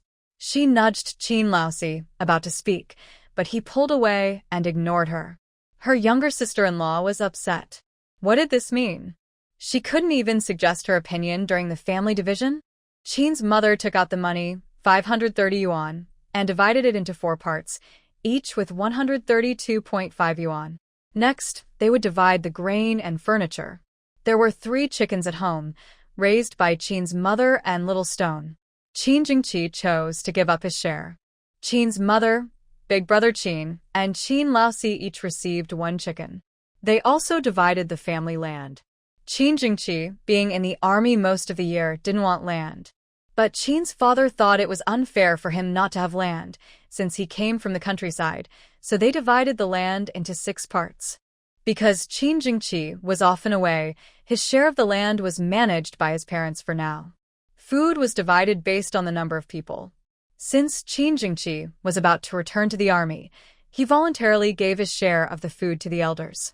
As for small items like pots, bowls, and utensils, they let everyone discuss and decide how to split them. 4th younger sister-in-law saw the household items being divided one by one and felt very sad inside. When it was about to be time to divide the pots and bowls, she said to sister-in-law Qin, "If these things are gone, we will have to buy new ones.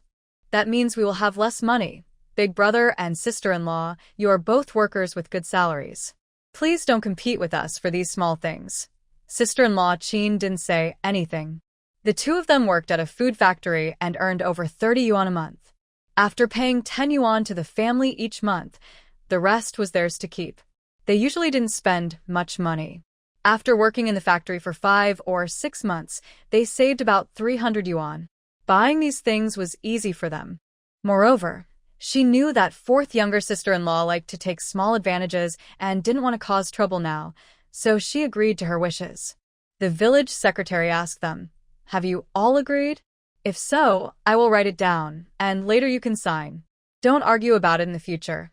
Everyone said they had no objections. The village secretary wrote 7 copies and had them sign. 1 copy was kept by the village, and each family received 1. After the division, it was late at night. Brother Qin saw the village secretary off and returned home. Back in the room, Qin Jingqi discussed with Shun Anian, "Since I haven't been home these years and couldn't take care of my parents, I plan to leave the money from the division for them. What do you think?" Shun Anian had no strong opinion. She could earn her own money and didn't plan to take any from the elders. She turned around and took 67 yuan and 50 cents. Add a little more to make it 200. Each of the elders will get 100 yuan. Qin Jingqi held her hand, pulled her into his arms, and affectionately nuzzled her neck. "Sweetheart, you're really good." "Of course I am. You just realized that now." They hugged for a long time before Qin Jingqi let her go. "I'm going to find my mother. Are we leaving for the army soon?" "Tell Mom." "I know." Qin Jingqi took the money to find Qin's mother. When she heard him, she told him to take the money back. "I can still work and earn wages with your father. We don't need your money. Take it back and have a good life with Shen Shen." "Mother, All these years I haven't been able to take care of you and father as I should. I don't have much to give, but please accept this money. Mother Qin knew her son Qin Jingqi's stubborn nature, so she accepted the money. She planned to save it for them and return it later when they needed it. Mother, I'll be returning to the army in a few days, and I'll take Sui Sui with me. Mother Qin silently counted in her heart. He had been home for about 20 days, the longest day since he joined the army. All right, I'll help you pack so you can take everything with you. Thank you, Mother. I'll head back now. Mother Qin thought for a moment. Since they had just divided the grain, she decided to set aside some fine grain for them to take to the army. When the fourth sister-in-law returned to her room, she said to Qin Laosi, "Now that we've divided the family, does that mean we can make our own decisions from now on?" Qin Laosi lowered his head and didn't respond. The fourth sister-in-law grew annoyed and walked closer. "I'm talking to you. Did you hear me?" Only then did Qin Laosi look up. "And how exactly do you plan to make your own decisions?" His gaze made her feel as if he could see right through her thoughts, and she swallowed nervously. "I just think that since you're working at the commune now, we shouldn't be short on money. Maybe you could give me some to keep. I promise I won't waste it." Qin Laosi looked at her deeply. "All right, I'll give you 5 yuan every month." The fourth sister-in-law was clearly unhappy with that amount. "Only 5 yuan? There are 3 of us. What can we do with that? It's not even enough for food. There's grain at home and vegetables in the field. What do you need so much money for? Are you planning to help your family again?" Earlier that day, she had given Ma Manhwa quite a bit of money and a large bundle of things. Hearing Qin Laosi's words now, she felt guilty. "What do you mean by helping my family? When have I ever done that?" Qin Laosi sneered. "Don't think I don't know what's going on just because I wasn't home. I know exactly who came here today." I don't know what you're talking about." "Of course you do. Your mother came today with others, trying to force third sister-in-law to give up her job. Hongxing Gao, you really are something." You completely ignored what I said. "Did I not tell you that third sister-in-law's work has nothing to do with you?" Don't think about that job. "You just ignore me when I speak, and as soon as I finish, you run to find her family, bringing them over to pressure third sister-in-law. How can you be so capable?" Old Fourth Qin is truly angry. "If it weren't for my mother mentioning this, I wouldn't even know that your younger sister was secretly doing this behind my back." Third sister-in-law had already refused her, yet she still brought people from her family to the Gao house, trying to force third sister-in-law to agree. "How can you say we are forcing her? Even if my mother came today, she just wanted to discuss things with third sister-in-law. Since third sister-in-law is going to join the army anyway, and her job isn't needed, that good position could be given to my younger brother, without any problem." Fourth brother, he was amused and angry at her words. "You're threatening to report her just because of third sister-in-law's status. That's called forcing her? And Gao Dei, that useless guy, what right does he have to join the commune?" Hearing him mention Gao Dei, fourth sister-in-law immediately got angry. "He's her own brother and her brother-in-law. How can you speak like that? How can you say that? He's my real brother. He's tall and energetic. What's wrong with him? Why do you always look down on him? He's over 20, not doing any work, and still needs the family to support him. Why should I respect him?" Old Fourth Qin looked at fourth sister-in-law with a fierce gaze. "I don't know what plans you and your mother have, but I advise you to forget about it. Whatever you want to do, don't even think about it. If you dare cause trouble, I will divorce you. Then you can go back to Gao's house and live with your family for the rest of your life." Fourth sister-in-law's mind went blank. Divorce? He actually dared to ask for a divorce? After she realized what he said, she shouted sharply, "Old Fourth Qin, what did you say? If you keep causing trouble, I will divorce you. I can't stand this life anymore." Furious, fourth sister-in-law said, "I've been married to you for 4 years and had 2 children for you. Now you tell me you want a divorce. Do you have any conscience? If I had no conscience, I would have kicked you out long ago. Today, I'm just telling you this. Be more careful in the future, and we can still have a good life. If you keep causing trouble, we won't be able to go on like this anymore." He slammed the door and walked away without looking back. This made his younger sister-in-law so angry and upset that she felt her heart hurt. She slumped onto the bed and sat there for a long time, unable to think clearly. He actually dared to ask her for a divorce. That terrible man, Qin Lao-si, wanted to kick her out. The more she thought about it, the angrier she became. But as she calmed down, she also felt a little scared. She didn't want to divorce Qin Lao-si. At her parents' house, she had to do farm work and earn enough work points to support her family. She did the most work among her sisters, but ate the worst food. The family's fine grains were reserved for the men. Women had no share. After marrying into Qin's family, she only needed to work enough to earn 6 work points. When she was pregnant, Qin's mother wouldn't let her work in the fields anymore, and whatever food the family had was first given to her. That was when she realized women could have this kind of life. During her time in Qin's family, she had the best days she ever had. Now that they had divided the household, she was in charge of her own affairs. She definitely didn't want a divorce. If she divorced, she wouldn't have a place to stay at her parents' home. The more she thought about it, the more scared she became. Then she remembered what Ma Chunhua had told her before leaving, and she didn't dare to act recklessly. She knew that if she did exactly as Ma Chunhua said, Qin Lao-si would really send her back to her parents' house. She couldn't be sent back to Gao's family. Living so well in Qin's house, she didn't want to go back to suffer at Gao's. Qin Jingqi came out of his room, planning to take a shower, but unexpectedly saw Qin Lao-si in the yard, squatting and smoking. When Qin Lao-si saw him, he put out the cigarette and stood up. "Third brother, what happened today was Red Apricot's fault. Please help me apologize to third sister-in-law. Red Apricot is just a confused girl. Third sister-in-law is very kind, so don't take her seriously." Qin Jingqi saw 7 or 8 cigarette butts piled at his feet and frowned slightly. "Stop smoking so much." Qin Lao-si smiled helplessly. "I'm feeling upset. You ask me how I ended up living like this, suffering myself and dragging you all down with me. This is the wife you chose yourself." Qin Lao-si was silenced by his cold words. But he was right. She was his own choice, and he deserved to suffer. "Fortunately, we have now separated our family, so I won't be a burden to you anymore. If Dad hears you say that, he'll definitely scold you." Old Qin-si heard this and, for the first time tonight, showed a genuine smile. Seeing him like this, Qin Jingqi didn't know what to say. Before joining the army, they brothers used to talk a lot.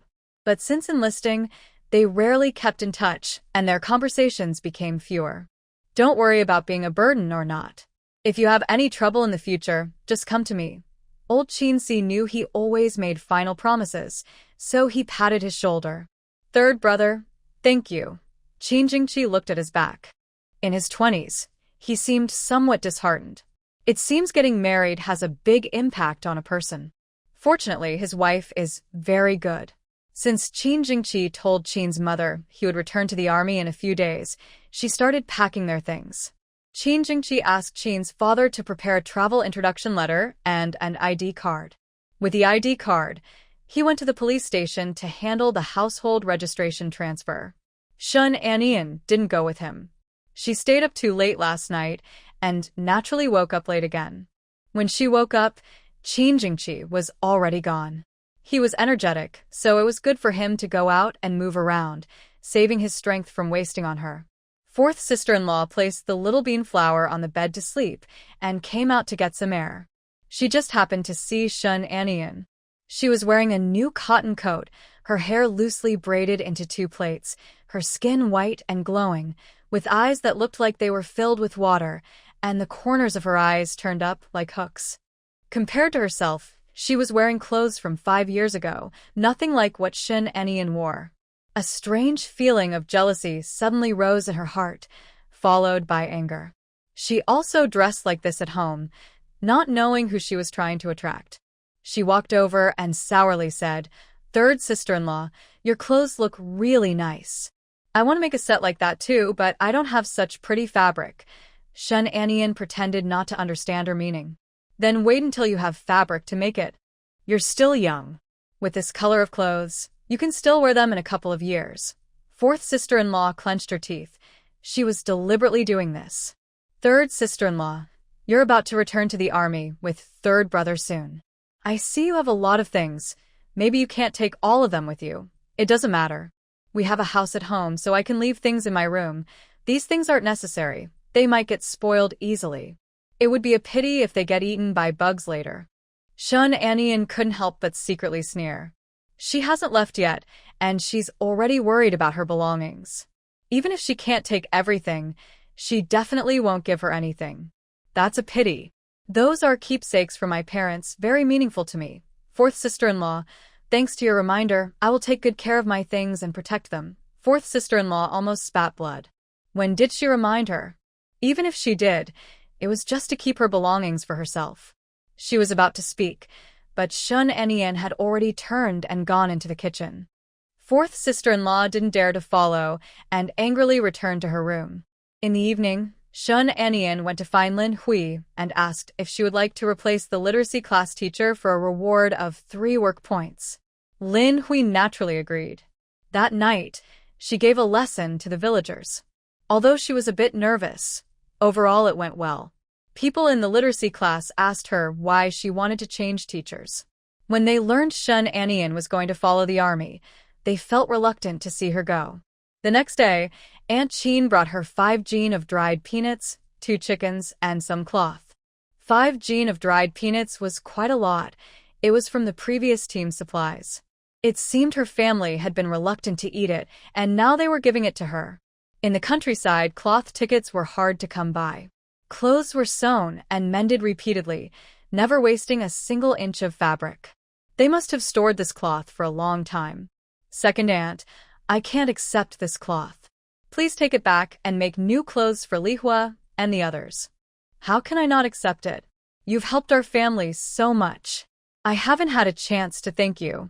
You must take this. Fearing she would refuse again, Aunt Chin quickly set the things down and hurried away. Shun Anian could only smile bitterly. Not long after, third Aunt Chin came over, bringing cured meat and dried noodles from her own drying. Some other villagers also sent things: yellow soybeans, dried beans, dried bamboo shoots, dried vegetables, a variety of items. Shun Anian was very touched by the villagers' warmth, but she also felt worried. She couldn't accept these things. However, the villagers were stubborn and refused to take their items back. Returning the items was as difficult as refusing red envelopes during the New Year. In the end, the villagers threw the items into the house and ran away. Feeling helpless, Shun Anian had no choice but to accept the items. After organizing everything, she and Qin Jingqi went to the post office to send the packages. They sent clothes, quilts, and some essential personal items. The children at home were very sad to hear they were leaving. Especially Qin Hongjin, who had become good friends with Shunan, kept staying close to her these days. Sister Sui Sui, will you come back later? Yes, I will come back to see you someday.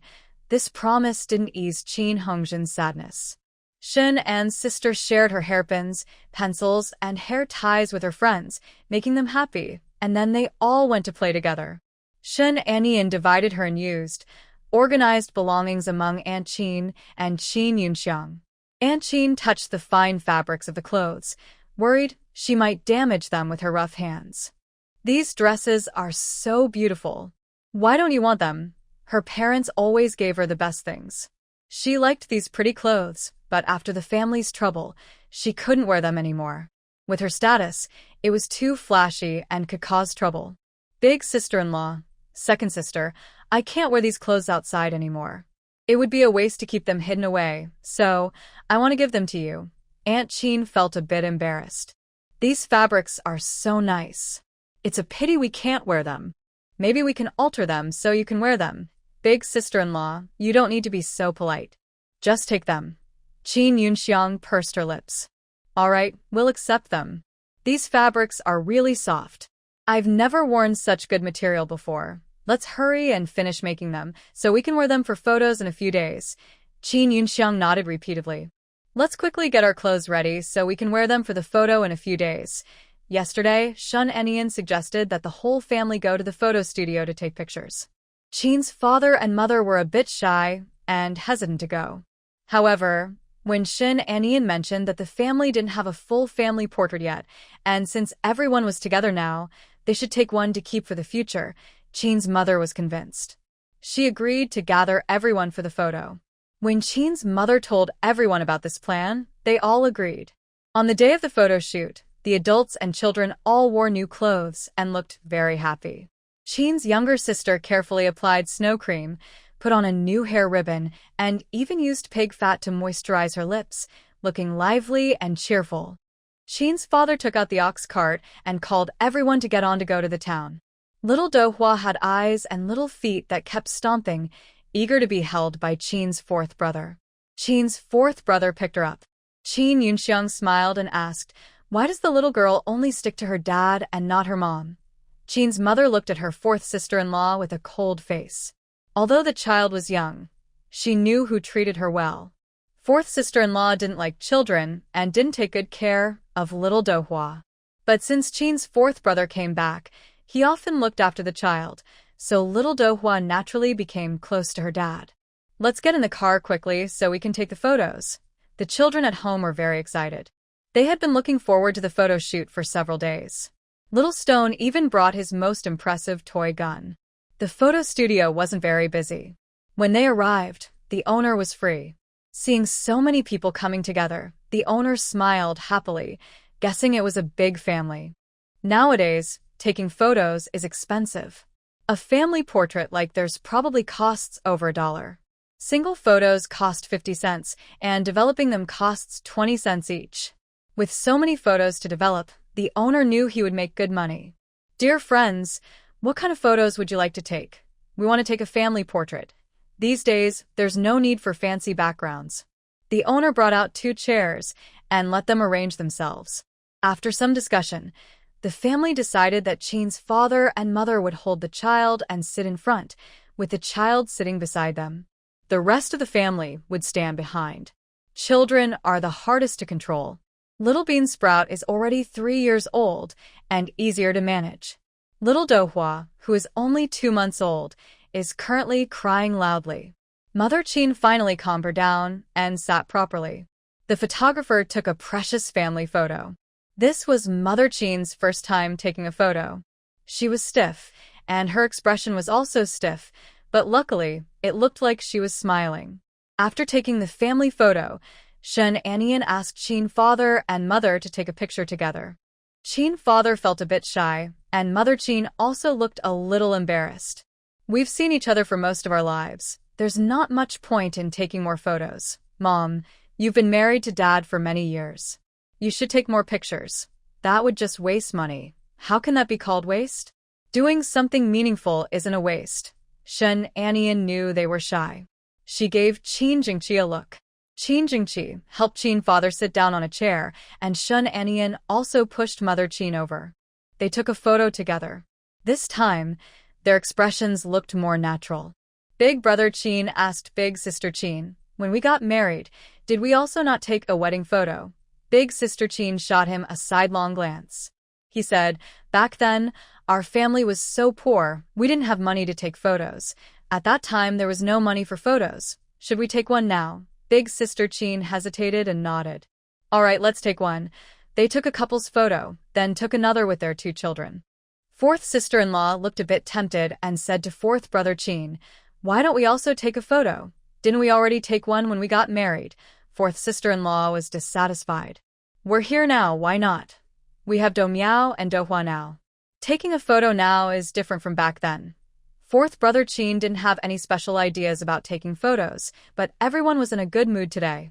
He was worried fourth sister-in-law might cause trouble and ruin the mood, so he took a photo with her. They each held a child and took another picture. Chin Yunxiang took a photo with her 2 children. Little sister Chin took 2 photos herself. Shin Anian asked her 5 children to take a picture with Chin father and mother. The children also took a group photo together. Shin Anian took a group photo with Chin Jingqi and Shin and Sui, then sent it to Shin's parents. Everyone was happy taking pictures, but seeing Shin Anian spend over 10 yuan made Chin's mother feel very upset. She thought taking photos was too expensive and decided not to come next time. Her younger sister-in-law looked at Shin Anian and quickly paid the money without blinking, showing she was very generous with spending. She wondered how much money they had saved, since they seemed so free with their cash. After leaving the photo studio, it was already late.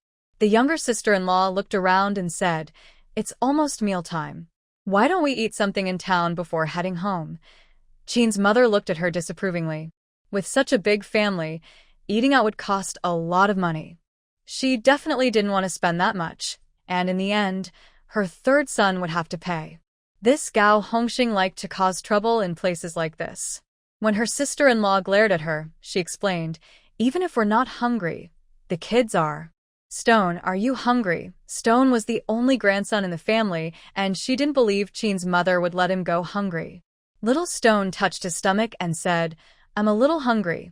Chin's mother said, "We'll take the ox cart home soon. Grandma will make noodles for you." Shun Anian knew what her sister-in-law was thinking, but since she was about to join the army, she didn't want to argue much. Besides, their big family had never eaten out before. Going back and busying themselves was tiring, so eating in town was more convenient. "Let's just eat in town today. It's no big deal." Chin's mother frowned and said, "Eating out will cost a lot. It's too expensive." "It's okay, Mom. The fourth brother still has to go back to work at the commune in the afternoon, and you and Dad also need to work. If you cook, there won't be enough time." The children hadn't eaten out before, so taking them to a restaurant was fine. Her sister-in-law quickly agreed. "Yes, yes, yes. Going to a restaurant is so much easier." Chin's mother glared at her sharply, but seeing the eager children, she finally agreed. "All right then. Let's go to a restaurant to eat." The children were very happy. Little Stone held his toy gun and ran ahead, saying, "Let's go. We're going to a big restaurant to eat.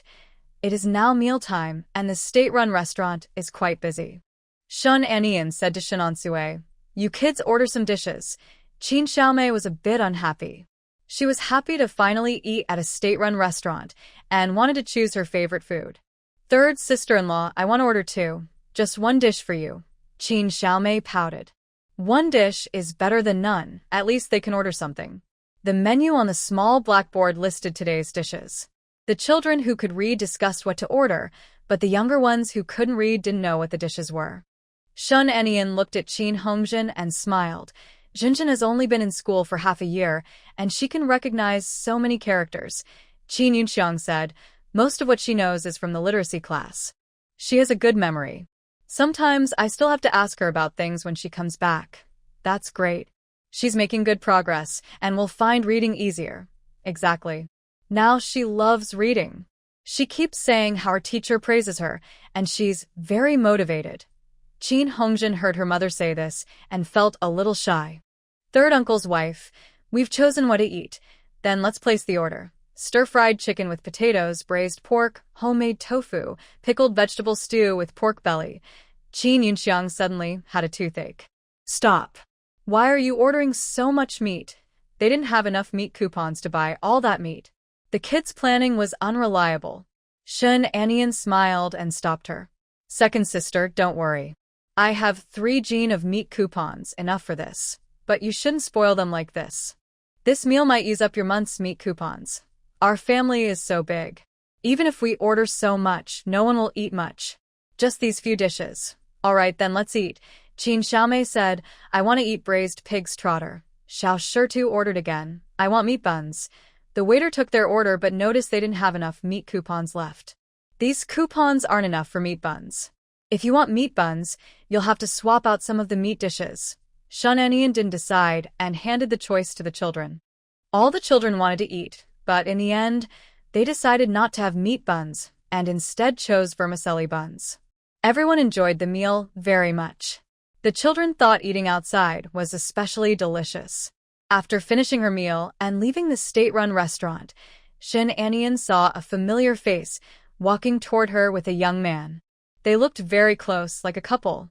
Lin Shuangshuang didn't expect to meet Qin Jingqi here, and she felt a bit embarrassed. When she looked at Shun Anian, her embarrassment grew. She lowered her head and pulled her partner into the state-run restaurant. Shun Anian nudged Qin Jingqi's arm and asked, "Do you remember her?" Qin Jingqi looked at her with a confused expression. He didn't say anything, but his face showed clear doubt, which clearly meant he was wondering who she was and if he should know her. Who is this person? Do I know her? Shun Anian explained. She's Lin Shuangshuang, someone you almost looked at closely with. We saw her before at the supply and marketing cooperative. Qin Jingqi thought carefully and finally remembered something. It seemed she was a bit jealous back then. But he remembered he had already made things clear with her. Why was she bringing up old matters again? That person just now is her partner, right? They look happy together. Shun Anian looked at him with a half-smile, as if she was getting smarter. Yes, she has a partner now. Qin Laosi returned to the commune. Little Do Hua was reluctant to see him go. She was about to cry because she couldn't see her father. No matter how much they tried to comfort her, she wouldn't stop crying, which made her younger sister and brother angry and slap her. All she did was cry during the day, at night, and she wouldn't stop. She was so upset with her that she felt she owed her. Qin's mother saw her distressed and took the child in her arms, scolding her younger sister. She's so young and misses her father. Why are you hitting her? Is it because she's not close enough to her real father? Are you happy now? Mom, I didn't mean that. She's still so young. What's the point of hitting her? You've had 2 kids now, and you still don't know how to take care of them. She thought this child was already easy to raise. She ate, then slept. She was full, then played. If she wasn't hungry or didn't need to go to the bathroom, she hardly made a sound. She really couldn't understand how a mother could be so harsh. Her younger sister was too scared to speak after her scolding. Qin's father saw her scolding on the street and called everyone to get into the ox cart, heading back to the village. Qin's mother and older brother went straight to the factory. Shun Anian also went to the pig farm to check on the pigs. They had been raising them for several months.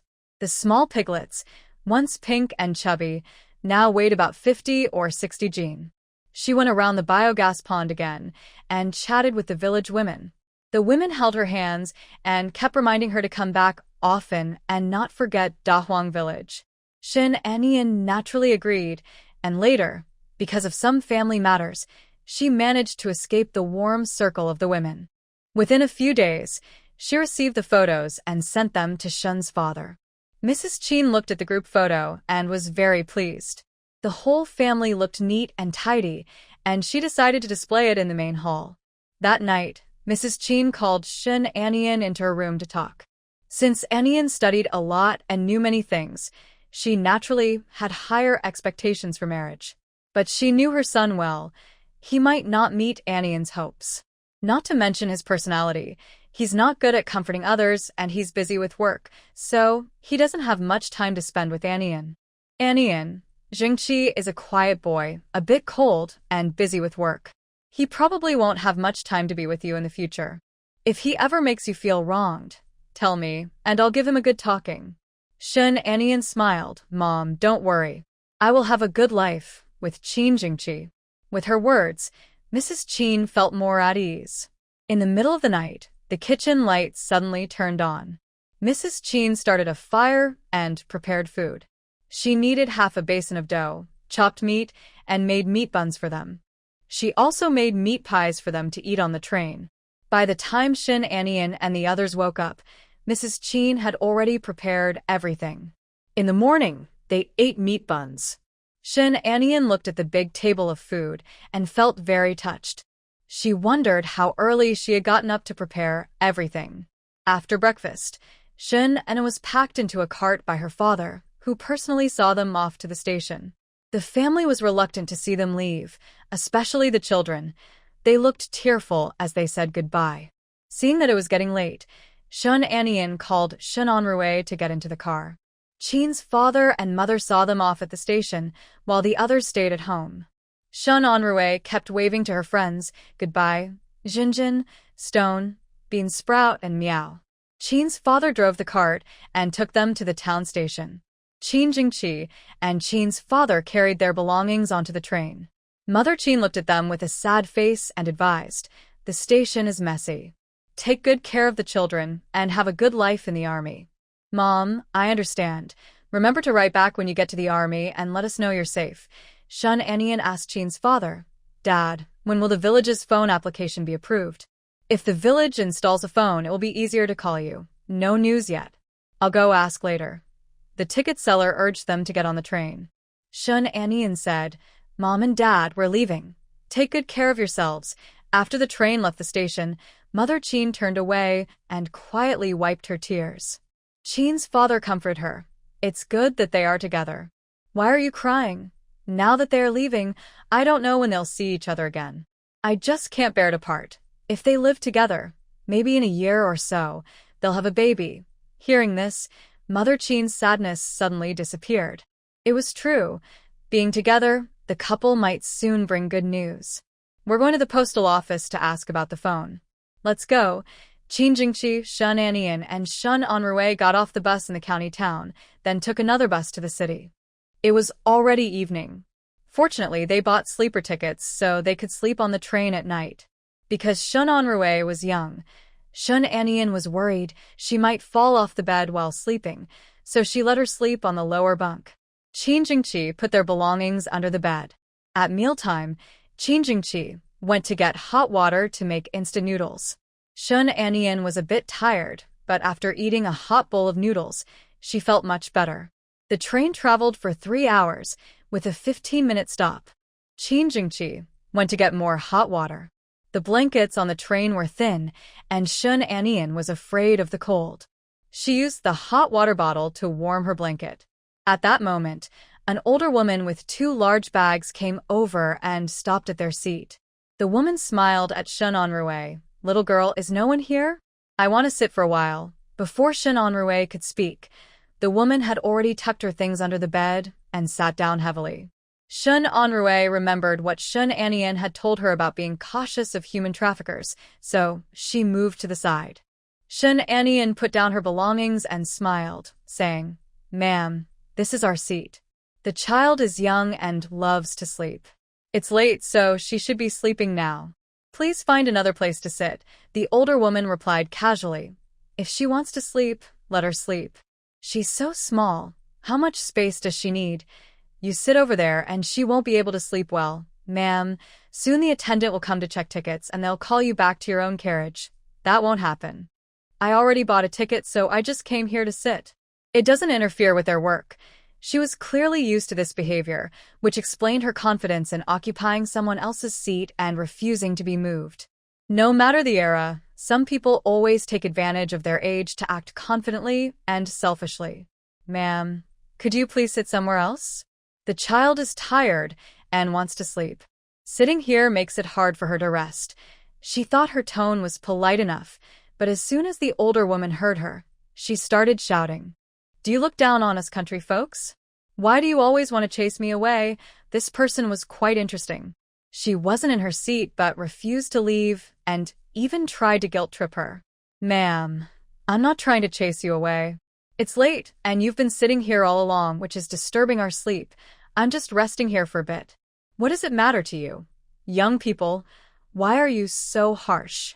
Do you think I, an old lady, is easy to bully? She sat on the bed with a defiant look, as if saying, I won't leave. If you have the courage, try to drag me away. Shun Anian was speechless. She was dealing with a really rude person. Just then, Qin Jingqi came over. What's going on? Shun Anian glanced at the older woman and said calmly, This lady doesn't seem to understand and insists on sitting here. Yaya wants to sleep but can't. As soon as she saw Qin Jingqi, the older woman's eyes lit up. Comrade, you're also in the military. I have a son who's a company commander in the army. The older woman kept talking to Qin Jingqi nonstop. It turned out she had a son in the border troops, and she was here visiting family. They still say that soldiers are like family. Her son is a soldier just like Qin Jingqi, and when she sees Qin Jingqi, she treats him like her own child. After making some small talk, the old lady started to complain. I brought so many things, carried them all this way, and now my back and waist hurt. She added, Your wife, she looks down on me because I'm from the countryside and wants to send me away. She asked, How can someone marry a soldier and not have any sense of awareness? How can she look down on us rural folks? Ma'am, you're being too harsh. My wife is also from the countryside. She doesn't look down on you. She's worried about her sister. And since the child is young and this is her first time traveling by bus, she's a bit carsick. She just wanted the kid to rest a little longer. She didn't mean to offend you. The old lady looked a bit embarrassed, then glanced at Qin Jingqi with a sly look in her eyes and said, I didn't mean to sit here. I'm old and not in good health, so I can't stand for long. She suggested, how about this? Where is your seat? Let me rest for a bit, and once I feel better, I'll give you my seat. Shen Anian almost laughed out of anger at her shamelessness.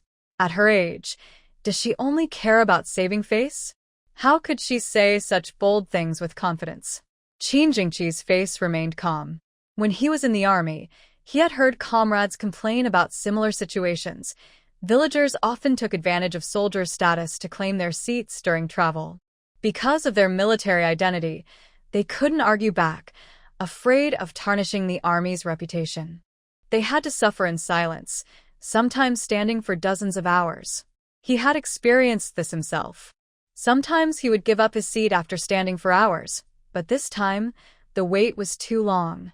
And now, this old lady had just bullied his wife. Ma'am, I'm really sorry. I don't want to refuse you, but I just had surgery a few days ago, and I'm still recovering. The doctor told me to rest well. If I give up my seat and something happens to me, who's responsible? Should I ask you to pay for the medical bills? After speaking, he coughed weakly a couple of times. The old lady looked him over and said, You look pretty strong for a young man. Are you sure you just had surgery? Or are you lying to me? Ma'am, I don't need to curse myself over such a small matter. Initially, they went straight home after being discharged, and his medical record was always with him. Qin Jingqi took out the medical record and said, Take a look yourself. This is my hospital stay proof. The elderly woman couldn't read, but she recognized the hospital's logo on the paper. People around, who had been watching the scene, saw Qin Jingqi's medical record and started advising the elderly woman. Grandma, soldiers are hurt too. Just forget it and let them rest. That's right. Soldiers risk their lives to protect our country. We shouldn't take small advantages and make them tired. The elderly woman wasn't afraid of Shen Anian's scolding, but she couldn't stand so many people criticizing her together. Now, everyone was criticizing her, and she felt embarrassed and ashamed. Seeing that the crowd's comments were dying down, Qin Jingqi said, I see there's an empty bed in the carriage. Grandma, if you want, I can ask the conductor if there are any sleeper tickets left, but the elderly woman didn't want to buy a sleeper ticket. A sleeper ticket costs over 20 yuan, and she had better things to spend her money on. Spending a night on the train, that 20-something yuan would be gone, and it felt like a waste. I can't afford that. Sleeper tickets are expensive. I'm not as rich as you officers. Shen Anian said, Grandma, you mean your ticket isn't in this carriage? How come you're carrying your things here into this sleeper car? She pretended to realize something and said, You probably came here on purpose, looking for someone easy to bully, just to be rude and make them give up their seat, and then you took over. Realizing her true intentions, the elderly woman felt a bit uncomfortable. I didn't think that way. I just came to the wrong place by mistake. Shen Anian smiled and looked at her. So, you came to the wrong carriage? That's easy to fix. Grandma, show me your ticket. My husband is a soldier, and he wouldn't mind. Let him take you to find your seat. The elderly woman saw she wasn't a kind person and knew she wouldn't give up her seat, so she stopped paying attention to her. I'm just going to sit here for a while, rest a bit, then I'll find my way myself. I won't trouble you. If you can't find a seat at that time, please be sure to tell us. We're happy to help. Seeing her smile warmly at her, the older lady felt uneasy and suspicious. She took her luggage from under the bed, huffing and dragging it away. Shen Anian looked away and said to Qin Jingqi, I thought you would give her your seat. If she has trouble, I will help her. But if she just wants to take advantage, I can't support that kind of bad behavior. You're right. It's getting late. Are you going to sleep now? Yes, I am going to sleep. Qin Jingqi handed her a kettle filled with hot water. Use this to warm yourself. Shen Anian took the kettle, feeling warm inside. Thank you. Qin Jingqi also gave Shen Anshui a kettle. Shen Anshui hugged the warm kettle, listened to the rhythmic sound of the train, and soon fell asleep. The child slept deeply. Shen Anian was worried that human traffickers might target them. While everyone was asleep, They might steal the child, so she didn't dare to sleep. Qin Jingqi said, "You rest now. I'll watch over you." Shen Anian was very tired and wanted to close her eyes for a bit. "Then I'll sleep first. I'll wake you up in the middle of the night." Unexpectedly, she slept until dawn. It was only when the train attendant came with breakfast to call them that she was awakened. Shen Anian rubbed her eyes. "Why didn't you wake me? As a grown man, I think it's wrong to wake you up to stay awake while I sleep." Shen Anian pouted and took Shen Shui for a quick wash. When they returned, she felt refreshed. The train had traveled all day. By the time they arrived in Hushur City, it was already midnight. Qin Jingqi found a guest house near the train station for them to stay in. The guest house wasn't very nice. The sheets and blankets were dirty and looked like they hadn't been washed in a long time. Fortunately, her luggage included clean sheets and blankets. Shen Anian changed the bedding, then let Shen Shui lie down. Both of them were very tired and fell asleep quickly. She was awakened in the morning by knocking on the door. When she opened it, Qin Jingqi was standing outside. "The captain sent someone to pick us up. The car has arrived." Shen Anian was a bit surprised. She had thought she would need to find a car to go down to the camp herself. If a car could come to pick them up, that would be even better. "I'll be ready soon. Please wait a moment. No rush. Take your time." Shen Anian immediately woke Shen Shui. Qin Jingqi had already brought back breakfast for meat buns, fried dough sticks, porridge, and pickled cucumber strips. After washing up, Shen Anian sat down to eat. She didn't have much appetite, so she drank half a bowl of porridge with the cucumber. Qin Jingqi handed her a bun. "It takes about 5 hours by car from the city to the camp. Eat more." Hearing this, Shen Anian ate another meat bun. Shen Shui was very hungry and ate a meat bun and a fried dough stick, but didn't eat much of the porridge. The rest of the food was packed by Qin Jingqi. Shen Anian packed her things, and a few of them went downstairs. They saw a military jeep parked below. It was probably the vehicle coming to pick them up. But Shen Anian didn't expect to see someone she didn't want to meet on the car. In front of the jeep, there was a young soldier in green military uniform, smiling and waving at them. As they approached, the young soldier saluted Qin Jingqi. "Commander, hello." Qin Jingqi nodded slightly and placed the luggage on the car. The young soldier smiled and greeted Shen Anian. "Hello, sister-in-law." Sister-in-law is really beautiful, fair-skinned, even more beautiful than the performers from the art troupe they had seen before. Shen Anian also smiled at him. "Hello, comrade." She stopped mid-sentence because she saw the front passenger seat, where a head was sticking out, someone she saw on the train that day, trying to compete for their seat. What a tangled fate. Ma Dania got into the car. When she heard the young soldier call the man commander, she wanted to see who the commander was. She had visited the military several times and knew the commander was a very high-ranking officer. If she could build a good relationship, it would definitely help her son get promoted. But when she looked, she was shocked to recognize the person. "Zhu, is this the commander you're supposed to pick up?" Zhu grinned widely. "Yes, this is our commander." Although Deputy Commander Qin was only a deputy, when there was no actual commander present, they could refer to him as the commander. Mrs. Ma was quite startled. Unknowingly, she offended her son's superior officer. The soldier officer might not hold a grudge against her, but his wife definitely would. She could only force a smile and say, "Commander, I'm really sorry. I didn't recognize you on the train." Second Zhu was very curious. "Commander, do you know Mrs. Ma? We met once on the train, but it left a deep impression." "That's such a coincidence. You just arrived, so you haven't met Mrs. Ma yet. She is the mother of Sergeant Fan. Sergeant Fan knew I was coming to pick someone up, so he asked me to meet Mrs. Ma at the station. She was on her way to the camp with us." Shen Anian asked, "Did you go to the station this morning to pick her up?" "Yes, I just picked her up at the station, and then came to the guest house to meet the commander. But then he realized something was off. If Mrs. Ma and the commander were in the same vehicle, why was she at the station and he at the guest house? Could it be that they arrived last night, and Mrs. Ma stayed at the station all night?" Both Shen Anian and he could think of this. This old lady is tough, staying overnight at the train station in such cold weather. Qin Jingqi came over to open the car door. "Get in first." We can talk more at the camp. Second Ju said, yes, let's go back to the camp. Inside the car, Mrs. Ma kept trying to talk to them. Shin Anian ignored her. Mrs. Ma didn't seem embarrassed. Instead, she praised Shin Anian a lot, knowing it was her first time here, and introduced her to the local customs and scenery. She listened indifferently, while Qin Jingqi occasionally joined in, which made Mrs. Ma even more enthusiastic. Shin Anian looked at the scenery receding behind her, feeling both nervous and a little excited about the upcoming military life. Noticing her tension, Shin Anian held her hand. If you're tired, just sleep for a while. Shin Anian obediently leaned on her, closed her eyes, and pretended to rest. This was Shin Anian's first time in Jing County. Before, when she visited Hu City, she thought it was quite prosperous, but Jing County was very different from her expectations. Before heading to the camp, she only felt that this place was too backward.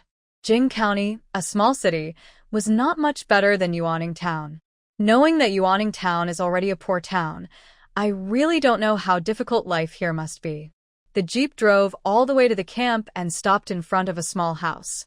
This is the family house that Qin Jingqi applied for. It is on the outer edge of the family compound, almost like a private house. They are part of the construction corps. Many soldiers get married locally, and there are many family members of the corps. Many have moved into the new apartment buildings in the camp. The house Qin Jingqi lives in used to be a military family house. Shizhu took Ma Dejian to the family building and then returned to the army. His comrades kept asking him if he saw his sister-in-law. There was already a story about Shin Anian in the army. After all, few people dared to act spoiled with Qin Jingqi, so everyone was curious about what his sister-in-law looked like. Seeing everyone's curiosity, Shizhu deliberately teased them before speaking. His sister-in-law is very beautiful, very fair-skinned, with big eyes and a big smile. Anyway, she's very pretty. One comrade joked, have you been in the camp too long? You only think women are pretty because you rarely see them. Maybe a mosquito flies here, and you think it's beautiful. Bah! You only think mosquitoes are pretty. His sister-in-law is really beautiful, even more than the performers from this year's art troupe. Everyone became even more curious and wanted to see what Shin Anian looked like. Right now, Shin Anian looked at the old, dilapidated earthen wall courtyard in front of her. She felt like she had returned to the countryside. No, it wasn't a feeling. This really was the countryside. Qin Jingqi saw that her face didn't look very good and explained, there are no available rooms in the family building for now. I could only apply for this yard. Don't worry. We're only staying here temporarily. I've already talked to the army. When there's a vacancy in the family building, we'll move there. He wanted his wife to enjoy life and didn't want her to suffer with him, but the army really didn't have the conditions. He could only do his best within his ability to give her the best.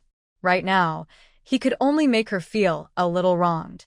Shin Anian moved her luggage inside and looked around. She was somewhat satisfied with the place. Although it was a bit run down, it was fixable and not a big problem. This place has good natural light, making the inside bright and spacious. As soon as you enter, there's a large living room. To the right are 3 rooms and a small storage room. On the left is the kitchen, and nearby is a bathroom. The only trouble is that using the toilet is a bit inconvenient. However, since the yard is large, she can build another bathroom there, which isn't a big problem. This place is quite good. With a yard, we can grow vegetables and raise chickens and ducks. You can't do that in an apartment. Do you really like it here? He thought Shin Anian would prefer living in an apartment. Apartments have better conditions like running water and a bathroom, which are much more convenient. While apartments are better in some ways, they are smaller. I don't like the typical 2-bedroom, 1 living room layout. This place is very bright and comfortable to live in, but in the future, if we stay here, we need to build a bathroom, like a guest house bathroom. Qin Jingqi carefully watched Shin Anian's expression to see if she was being sincere. When he saw she was honest, he relaxed. He had thought Shin Anian wouldn't like this place, but surprisingly, she genuinely liked this small, old house, even though others might dismiss it. Alright, when I have some free time in a few days, I'll go to the city to buy materials and build a bathroom. Building a bathroom needs tiles and pipes, which might not be available locally, so he has to buy them in the city. Shun Anian was a bit surprised. You can build a house. It's just a small project. Shun Anian smiled happily. It seemed she had found a treasure. Qin Jingqi was skilled in many ways. I don't know what else we need, so I asked the villagers to help make some furniture. You can check if anything else is needed, and later we can have the villagers help make those too. Is that allowed? Nowadays, doing business on your own isn't permitted, especially for someone in the military, so they need to be careful about the impact. No worries. We bought everything from the production team, so it's not against the rules. Okay, I'll think carefully about what we need at home and tell you later. Qin Jingqi took them to see the rooms. The master bedroom was spacious, with just a bed, a bedside table, and a wardrobe, making it look quite empty. The second bedroom had similar furniture and was Shun Anian's place. Shun Anian opened the window to let in fresh air and took out some old cloths to clean the house first. Qin Jingqi felt everything was clean. He had just called someone to clean, and there was no need to do it himself. However, his wife thought it was not clean enough. Without saying a word, he rolled up his sleeves and started working. He spent the whole afternoon cleaning and washing everything that needed to be done at home. Since there was no pot at home, they couldn't cook. Qin Jingqi went to the cafeteria to get dinner. Unbeknownst to Shun Anian, during her cleaning, rumors about her had already spread in the military residential area. People said she was a woman from the countryside, newly married to Qin Jingqi. She looked good, but her personality was not easy to get along with, and she spoke harshly. Of course, much of this came from Ma Daijian's words. Whether true or not, everyone heard it and formed some impression of her. Some people were curious about Shun Anian and wanted to see what she looked like, wondering how she managed to marry Qin Jingqi. Others felt sorry for Qin Jingqi. Qin Jingqi was a deputy regiment leader, receiving a monthly allowance of 113 yuan. He was tall, handsome, and had a bright future. There was no shortage of women who wanted to marry him. But it surprised many that such a promising young man married a woman from the countryside. Some guessed there was a hidden reason behind his marriage to Shun Anian. The military wives speculated eagerly. When they saw Qin Jingqi carrying a lunchbox over, they all went up to greet him, mainly asking about Shun Anian. Captain Qin, don't call me captain anymore. I'm now a deputy regiment leader, a regimental level officer. I was just being quick-tongued. Captain Qin, please don't mind. Qin Jingqi, sister-in-law, is there something you need? Look at you, we're all in the same military area. Can't we say hello when we see you? Captain Qin, your wife really came? Why didn't you bring her over to meet us? She's been traveling for a few days. She's a bit tired now. I told her to rest at home. In a couple of days when she goes out, you all will see her. Later, I'll ask you all to help take care of her.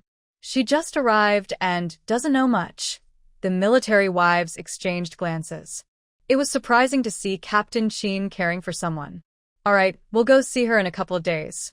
Sister-in-law, I'll go get some food now. If I'm late, the cafeteria might run out of food. Okay, go ahead.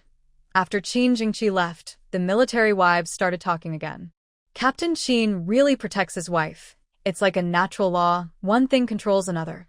Qin Jingqi went to the cafeteria to get food. Seeing only vegetarian dishes, he asked if there were eggs. When they confirmed, he ordered a steamed egg. Their unit is self-sufficient. The harvest here isn't good and there isn't much grain, so they just try to eat enough. Shun Anian worked all afternoon and was very hungry. She packed half a box of rice and started eating. The vegetarian dishes had little oil, but the steamed egg had a few drops of sesame oil.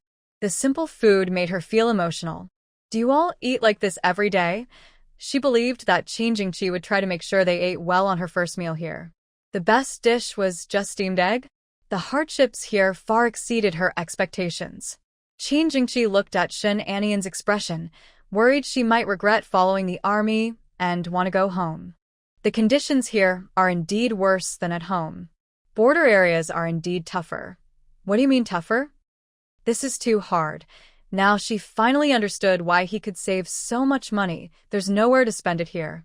Will you regret following the army? Shun Anian looked up at him. His usual calm expression was there, but his grip on the chopsticks tightened. If she wasn't familiar with him, she wouldn't notice his nervousness. Shun Anian smiled slightly. If you're good to me, I won't regret it. Qin Jingqi quietly let out a breath. I will definitely be good to you.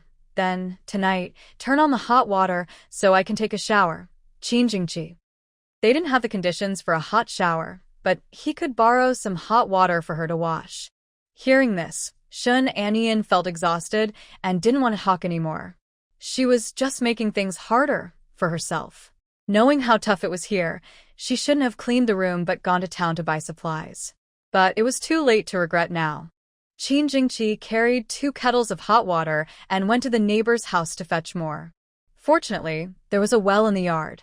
Shun Anian diluted the well water and carefully washed herself. That night, as she was falling asleep, a sudden thought crossed her mind.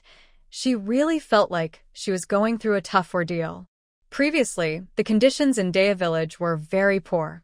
It was only after some effort that things improved a little, and she had to come along with Qin Jingqi to follow the army. The place now is even worse than Dea village. Maybe heaven is upset that she's trying to live a good life. Qin Jingqi went to ask Ding Lianqing for leave. When he returned, he saw Shun Anian still lying in bed, looking tired. Are you feeling unwell? Shun Anian shook her head and suddenly sat up. Are we going shopping now? Yes, there's a village bus at 8 a.m. to the county town. There's a village bus? Yes, it's like a benefit for the soldiers. There are 3 trips a day, at 8 a.m., noon, and 4 p.m. Shun Anian looked at the time. It was already 7:30 a.m., then we need to get up quickly. I'll be fine soon. She quickly got out of bed and went to find Shun Anshui. Shun Anshui heard they could go shopping and got up quickly. Seeing her energetic, Shun Anian knew she must have slept well last night. This child adapts pretty well. On the table was breakfast brought from the cafeteria by Qin Jingqi, porridge and dark, hard bread. Shun Anian asked, "What is this?" "Millet porridge and millet bread." Shun Anian tried a bowl of the porridge. It was sticky, a bit rough, and tasted a little bitter. Not very tasty. She forced herself to eat half a bowl but couldn't eat more. She didn't like the sticky texture. Qin Jingqi saw her frowning and knew she didn't like it. From now on, you can cook at home yourself. You won't have to eat such hard food. Let's hurry to the county town and buy what we need. When Shun Anian and Qin Jingqi went to sit on the village bus, many military wives were already waiting. Seeing Qin Jingqi walking over with a stranger girl, they looked at her curiously. She's really fair-skinned, young, and pretty. Ma Deijian saw them approaching and introduced herself to the military wives. That girl is Captain Qin's wife. The wives were surprised. Ma Deijian, you've seen her? Of course I have. We met on the train. Ma Deijian told everyone about how they met on the train. Of course, she wouldn't admit she was wrong. Instead, she portrayed herself as a victim and painted Shun Anian as impolite and unkind. Next to her stood her daughter-in-law, Li Shuiqin, who secretly rolled her eyes. I know this old lady's personality very well. She wouldn't be as innocent as she claims. While they were talking, Shun Anian and Qin Jingqi had already arrived. Aunt Ma immediately greeted them with a smile. Captain Qin, are you also going to the county town? Yes, we need to buy some things. A military wife asked him. Captain Qin, is this your wife? Qin Jingqi nodded. Yes, this is Shun Anian. She just arrived at our camp. Please take good care of her, everyone. The military wives were surprised to hear such kind words from him. After all, someone who married would naturally care for others. The wives were very friendly, greeting Shun Anian. One called Wang Guixiang took the initiative to introduce her to the other wives. Wang Guixiang was the wife of Company Commander Li and had been with the army for 3 years. She knew this place well.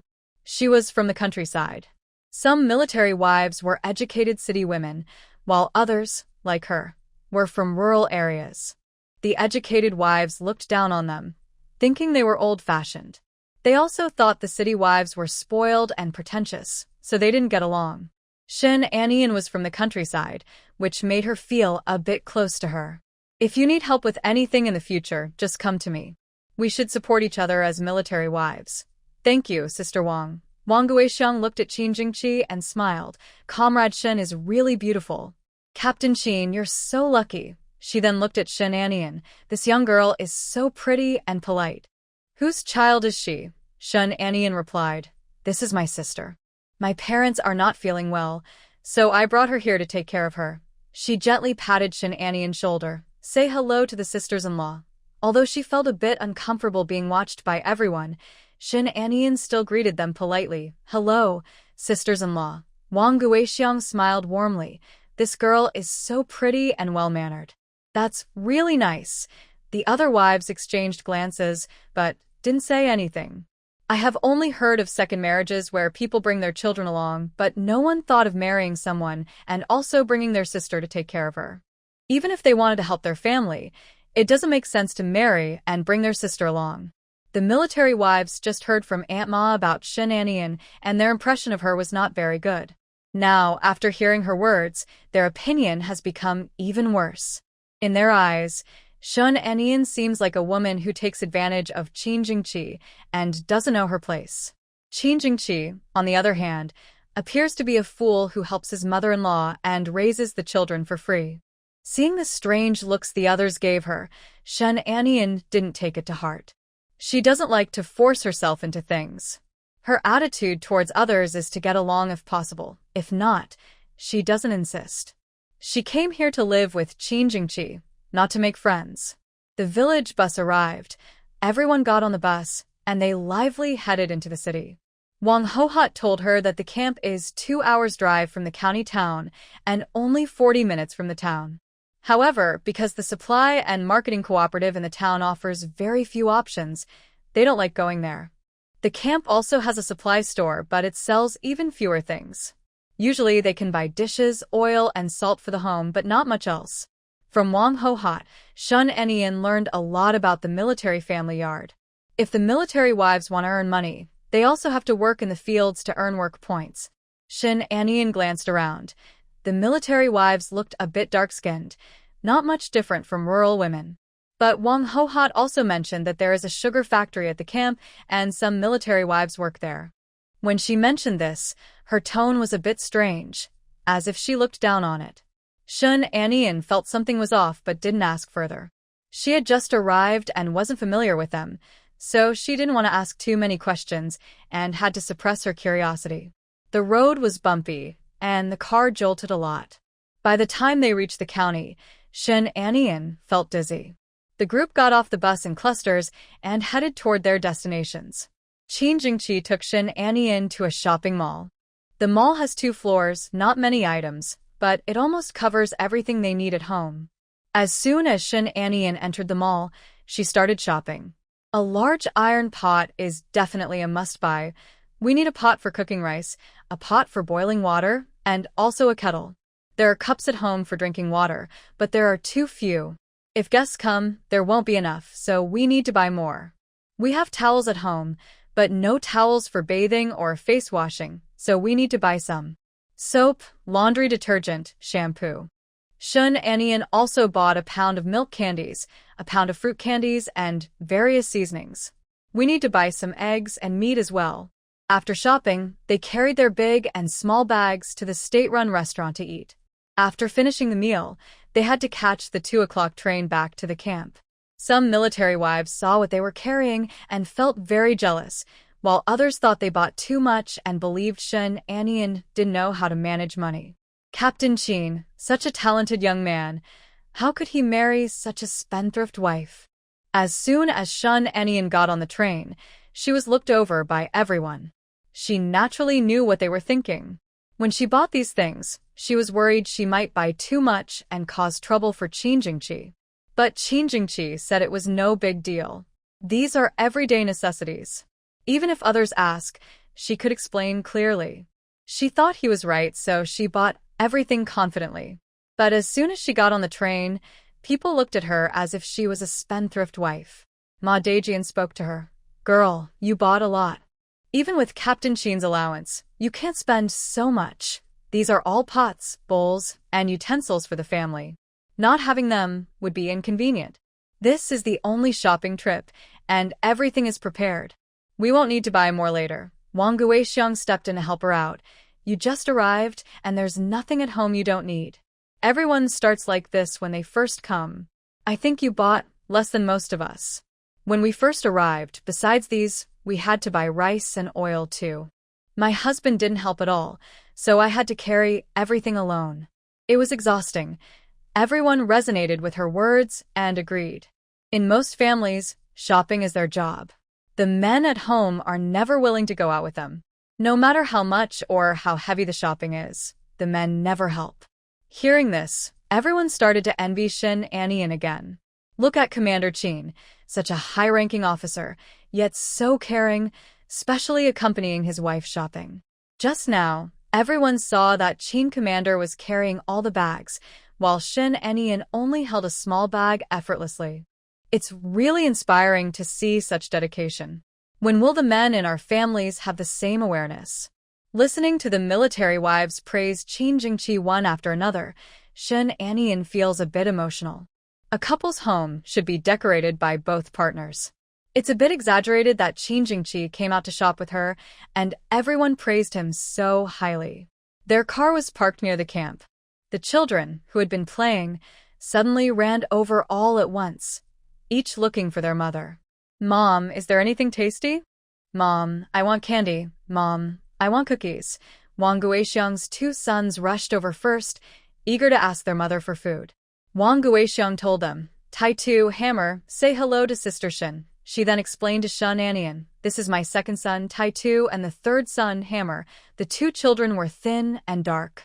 Shen Anian greeted them. Tai Tu, Hammer, hello. The children looked at her with bright, clear eyes. They thought she was pretty, as white as steamed buns. Sister Shen, who are you? Wang Guixiang gently scolded them. No manners. Sister Shen is Uncle Qin's wife. After saying that, she realized it was a bit off. According to their family hierarchy, she should call Shen Anian Aunt Shen. But Shen Anian looked quite young, and she felt a bit embarrassed to have her children call her aunt. What are you two doing here? Mom, we're here to pick you up. The two children took the bags from her hands and happily ran ahead. Wang Guixiang smiled shyly at Shen Anian. My kids are too lively. Shen Anian replied, I can see they are very lively. Too lively, actually. Wang Guixiang saw the children rummaging through the bags, knew they were trying to sneak food, and quickly told Shen Anian before rushing to stop them. Shen Anian and Qin Jingqi returned home carrying the shopping bags. Shen Anian was a bit tired after shopping for most of the day. She told her to go rest, while she started cleaning the things they bought. After washing everything once, she boiled water to sterilize it again. Suddenly, a female voice came from the door. Captain Qin, have you come back? Qin Jingqi was working in the yard, turning the soil. He would definitely entertain her, and since the visitor was looking for him, Shen Anian didn't go out. Next, Qin Jingqi's voice sounded like he was greeting someone. Soon after, she heard Qin Jingqi call her, so she stepped out of the kitchen and saw two unfamiliar middle-aged women. Qin Jingqi introduced them. This is Comrade Peng Hanmei, the wife of Commissar Li, and the head of the women's department at our military compound. This is Comrade Sun, the wife of Officer Sun Lining. He then introduced Shen Anian to them. Director Peng's sister-in-law Lin, this is my wife, Nian Nian. Shen Anian smiled and greeted them. Hello, Director Peng's sister-in-law Lin. Lining smiled and joked with Qin Jingqi. Captain Qin, I didn't expect you to marry such a beautiful wife. You are really lucky. Feeling a bit shy, Shen Anian smiled at them. Sister-in-law Lin, don't say that. It's my good fortune to marry him. Sister-in-law, please sit down quickly. It's cold outside. I'll pour you some tea. Qin Jingqi said, you chat with the sisters-in-law. I'll go make some tea. Shen Anian told him where the tea leaves were and let him busy himself. Then she welcomed the two military wives inside. However, her actions made Peng Hanmei frown slightly, especially when she saw Qin Jingqi skillfully taking out teacups from the cabinet and making tea. Her brow furrowed even more. He was so practiced, clearly he had done this many times at home. Could it be that he was always served by her at home? She had heard from Old Li that Shen Anian's father was from a modest background and was sent to a farm. Now that she was married to Qin Jingqi, She had to keep an eye on her thoughts and not let her influence Qin Jingqi wrongly. She glanced around and saw that the cups used were white porcelain and there was a plate of candies on the table. This was typical of a wealthy young lady. Everything she ate and used was so good. How could ordinary workers afford such things? She heard that Shen Anian had just gone to the county town and bought a lot of things, several big bags full. Since arriving at the camp, she was already thinking about eating, drinking, and having fun, completely unwilling to endure hardships. From their first meeting, she already had a very bad impression of Shen Anian. And looking at Shen Anian's fair, delicate face, so tender that it seemed like she could squeeze water out of it, it was obvious she had never suffered hardships. Her hands are long and fair, with slender fingers, unlike the hands of ordinary workers. Isn't she supposed to be an educated youth? It seems she rarely works in the countryside and hasn't fully accepted the ideas there. The great leader sent the educated youth to the countryside to help them learn from poor farmers. But this girl doesn't seem to have learned much. She doesn't look like someone who has been re-educated by the farmers. The more she looks at Shen Anian, the more she finds faults, and her tone becomes colder. Tomorrow morning, go to the Family Affairs office. I'll take you to meet everyone and tell you about our work with the families here. What did you do before? Most military wives here need to work in the fields to earn points. As military family members, we must support the revolution and not fall behind. Her words sound a bit hostile. Seeing Prung Hanmei's serious face, Shen Anian realizes her attitude toward herself. Just then, Qin Jingqi walks over with a cup of tea and places it in front of them. Director Peng, Nian Nian just arrived here and hasn't adapted yet. She also needs to find a school for Sui Sui. She might not be able to participate in the family work for now. Prung Hanmei's expression becomes even more serious when she hears this. She clearly sees this as an excuse. Who doesn't have children in school? The military family housing has a primary school, so finding a school shouldn't be so complicated. She already thought that Qin Jingqi marrying such a woman was a mistake, and now it seems he's truly been blinded. She needs to talk to Old Li about this. Someone like Qin Jingqi, a good comrade, shouldn't be corrupted by a vain girl. Everyone talked for a while, and as dinner time approached, Linning said, "It's getting late. Director Peng, should we head back, so we don't delay their dinner?" Peng Hanmei stood up. "All right, we're leaving now. No need for you to see us off." After leaving the door, Linning smiled and said, "Comrade Shen looks really nice, and she matches Captain Qin quite well. This girl is also quite good. She seems confident and polite, like an educated person, not at all like a rural girl. She's not from the countryside. She's from Hung City, just sent to the countryside as an educated youth." Linning exclaimed, "Oh, why is everyone in the military housing saying she's a rural girl? It turns out she's an educated youth. No wonder she looks so knowledgeable." Peng Hanmei's eyebrows furrowed even more. Her father is from the walking style group, now sent down to the farm. I think she has a lot of bad habits. Don't let her influence our family compound. Linning hadn't considered that Shen Anian's background was like this, and Qin Jingqi actually married her. Isn't that risking his future? But Qin Jingqi's military achievements got him promoted to deputy regiment commander, so Linning thought maybe it wasn't so serious. The organization would surely investigate Shen Anian's background. Since they allowed Qin Jingqi to marry her, it means her background isn't a big problem. Otherwise, they wouldn't have approved their marriage. Peng Hanmei told her these things, probably because she didn't like Shen Anian. When Qin Jingqi first arrived at the military group, Peng Hanmei had asked around about him. She has a niece working at the supply and marketing cooperative in the family compound, and she's still unmarried. She initially thought about pairing her niece with Qin Jingqi. But then Qin Jingqi was already married, and her plan fell apart. She started to dislike Shen Anian in her heart.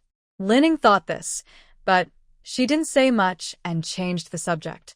Shen Anian woke up from her nap, rubbed her eyes, and asked, "Sister, who just came?" "I heard someone talking. Director Peng came to visit." Shen Anian didn't know who Director Peng was and didn't care. She was more interested in what to eat tonight.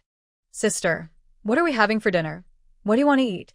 "I want to eat sour noodle soup." Shun Anian looked at Qin Jingqi, asking for his opinion. Qin Jingqi nodded. Sure, I'll help you. Today they bought some meat and he could help chop the meat. Okay, then come help in the kitchen. In the kitchen, Shun Anian asked Qin Jingqi, if I don't follow Director Peng's orders and go work in the fields, will that affect you? It won't affect me at all.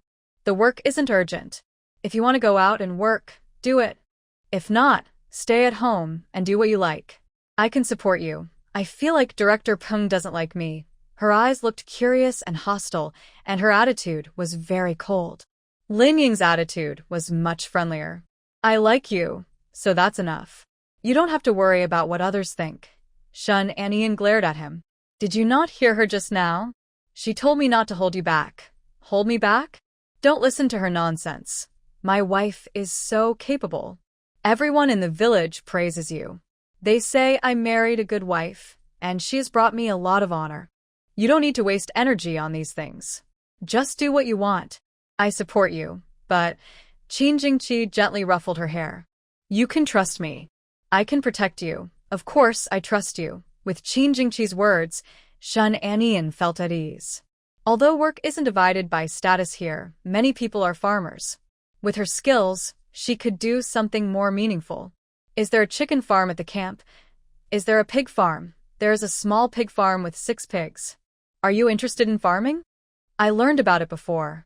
Of course, I want to put my knowledge into practice. Otherwise, all my skills would be wasted. Plus, life here is tough. If we set up a farm, it could improve the soldiers' meals.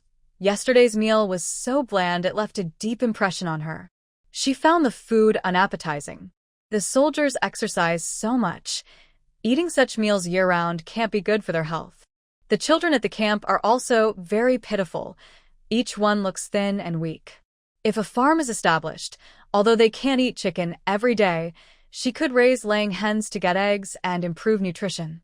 If you really want to do it, I can ask the army for permission. Can we do it? There's a good chance. She has experience. When she was at home, she set up pig and chicken farms. Applying through the army should be easier. Okay, I'll write a plan tonight. You can review it and see if anything needs adding. Qin Jingqi gently hugged her. Wife, why are you so wonderful? Of course. As a military family member, I have a strong sense of duty. Suddenly, Shun Anian saw a figure at the door. She quickly pushed Qin Jingqi aside, but didn't have time. Zhou Yin was at the door, unsure whether to go in or out. I didn't see anything. I didn't see anything at all. He heard Qin Jingqi was in the kitchen and came over to see how he cooked, but unexpectedly, he saw them hugging each other. It really opened his eyes. Qin Jingqi also has moments of being very eager. But Zhou Yin is now worried that he might be silenced forever. Shun Anian's face flushed, and she pretended to be calm as she greeted Zhou Yin. Brother Zhou, why are you here? Since you and your husband are celebrating moving into a new home, I had to come and congratulate you. Not only I, but old Lu is also here. Shun Anian was surprised. She didn't expect them to come today, and she hadn't prepared anything. Fortunately, Qin's mother still had smoked chicken, which they could serve to guests tonight. Can we eat sour noodle soup today? Anything is fine. I'm not picky about food. Shun Anian looked at Qin Jingqi. You go out and entertain the guests. I can handle the chores here myself. Zhou Yin said. No need to entertain me. I'm easygoing. You two can continue being affectionate. After saying that, he chuckled softly and immediately ran off. Shun Anian's face turned red. It's all your fault. Now people saw us. Then you should go out too. Shun Anian pushed him out of the kitchen, touched her hot cheeks, and only after her face cooled down did she start kneading the dough. The appetites of 3 grown men are not small, so Shun Anian added more flour into the basin and mixed a large bowl of dough. While Shun Anian was busy in the kitchen, Zhou Yin was in the living room teasing Shannon Sui, asking, Who are you? I'm Shannon Sui. Are you Qin's younger sister? Shannon Sui thought he might be a bit silly. Her brother-in-law's surname is Qin, and her surname is Shun. How could she be his sister? He is my brother-in-law. Seeing her look at him, Zhou Yin felt like he was being looked down upon. He wasn't mistaken, was he? This little girl seemed to look down on him. Fortunately, he had a way to deal with her. Zhou Yin handed the milk candies to Shen and Sui and bent down to coax her. Call me uncle, and these candies are yours. Lu Xianzhong saw him coaxing the child like this and asked, why do you insist that the little girl call you uncle? You see, this child is old Qin's younger aunt. If she calls me uncle, I would be older than old Qin. From now on, I will be his elder, and he must listen to me. When Qin Jingqi left the house, he overheard this and looked upset. Why is Zhou Yin so childish? Shen and Sui looked at the big bag of candies and then at Zhou Yin, shaking her head. No. Don't you want to eat candy? Calling me uncle doesn't cost anything. There's so much candy, enough for you to eat for days. Be good, call me uncle. It sounded like coaxing a child. Shen and Sui still shook her head. Qin Jingqi looked at Shen and Sui. Go play. Shen and Sui quickly ran away. Zhou Yin was annoyed.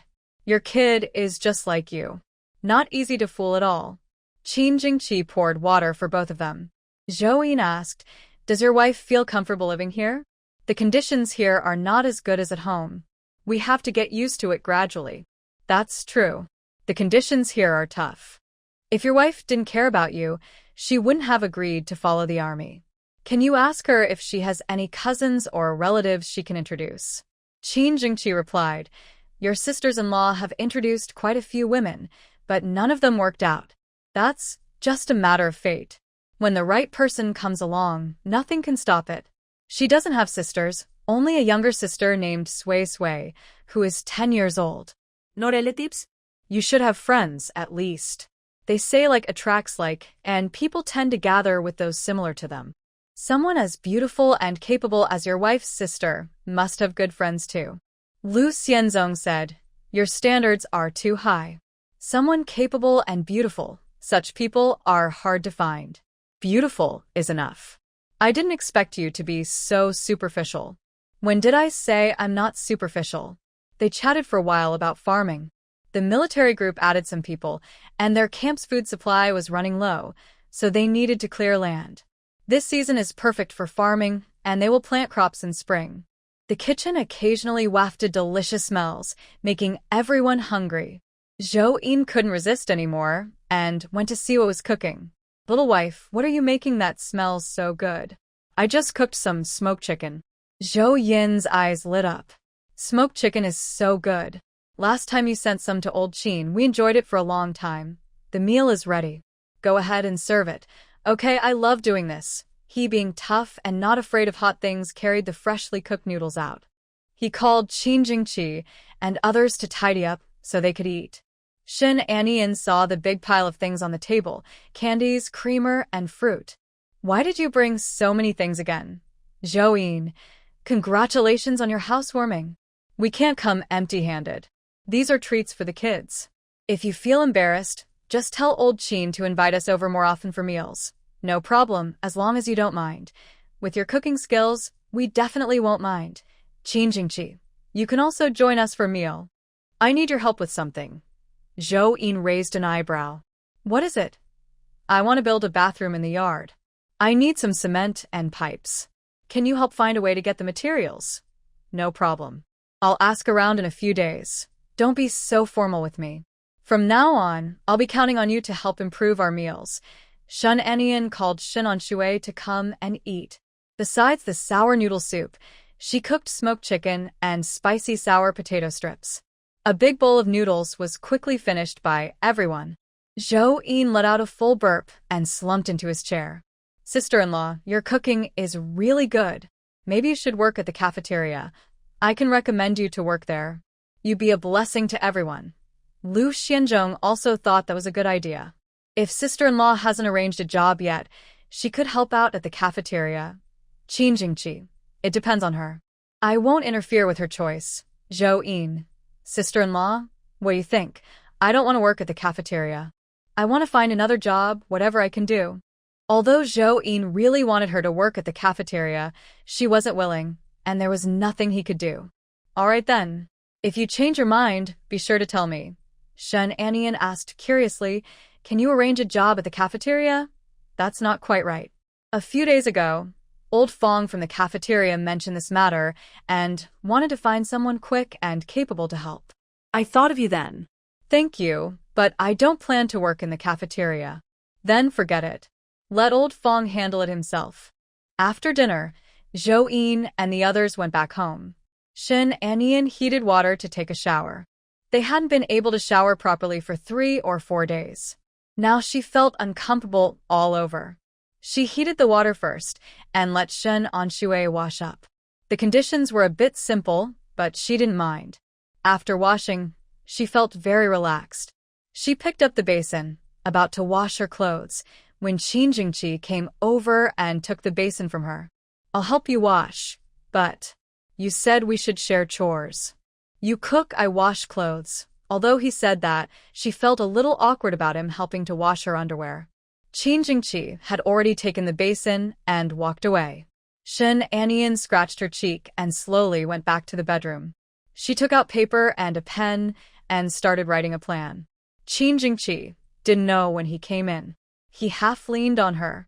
Why aren't you resting yet? I'm still writing a plan. You go to sleep first. Qin Jingqi played with her hand. Shen Anian looked up and met his deep black eyes, feeling a sudden tightness in her chest. He gently stroked her wrist, making her shiver. It was too much. He was so tempting. Shen Anian wanted to stay firm, but Qin Jingqi leaned down and kissed her. His kiss was gentle and tender, lingering on her lips. Shen Anian gradually got lost in it, forgetting about the plan.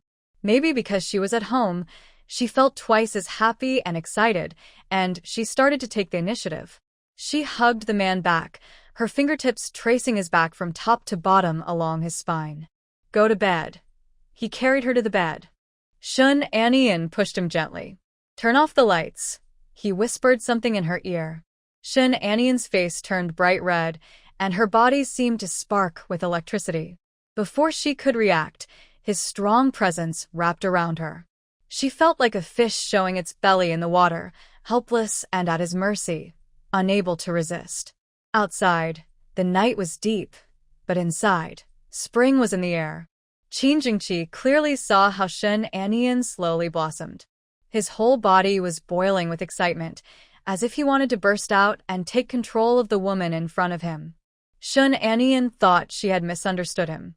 When they were at home before, he was actually quite restrained. Tonight, he completely let go of his desires, making her feel unfamiliar, yet also captivated.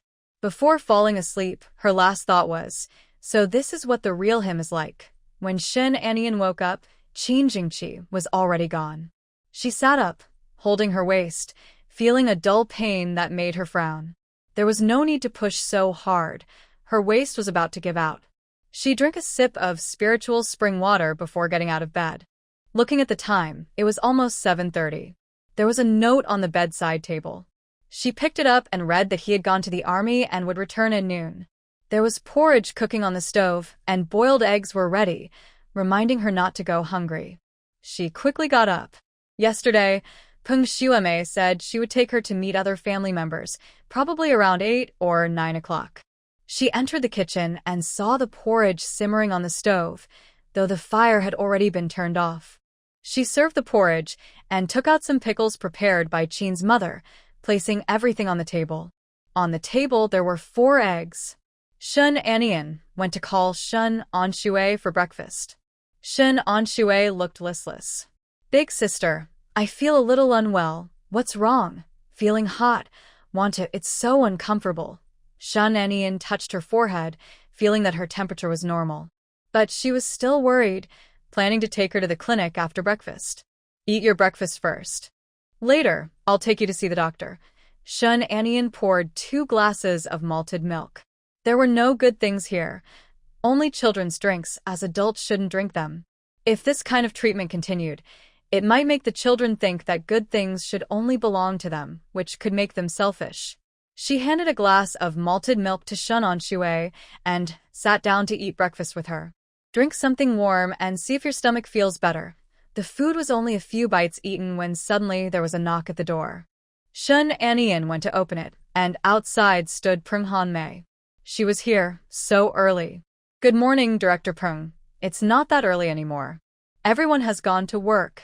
If we go now, it'll be late. Let's hurry. Shun Anian was stunned. What did she mean?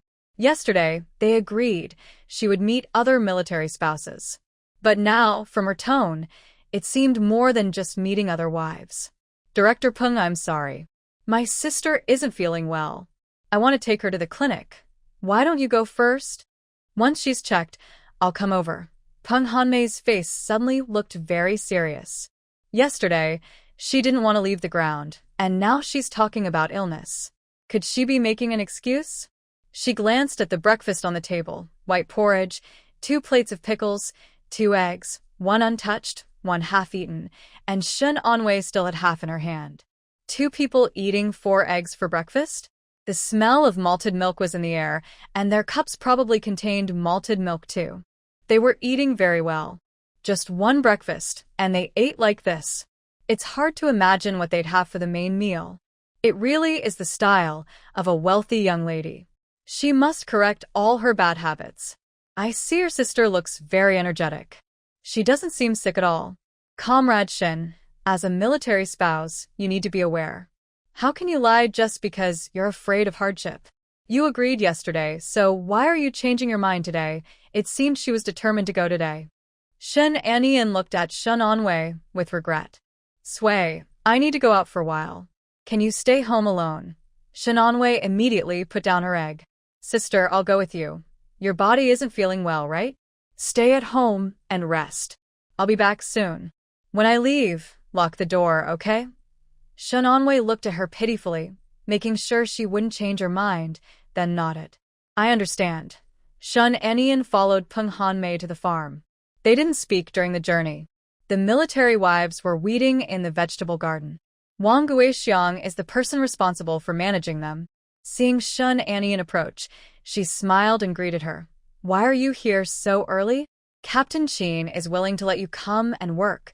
Shun Anian replied, It wasn't Captain Qin who asked me to come, but Director Peng. She bowed deeply and said, It's because I haven't had enough awareness or endurance. On the way here, I reflected and realized my shortcomings. As Director Peng said, it's wrong to think I can take leave just because my family member is sick.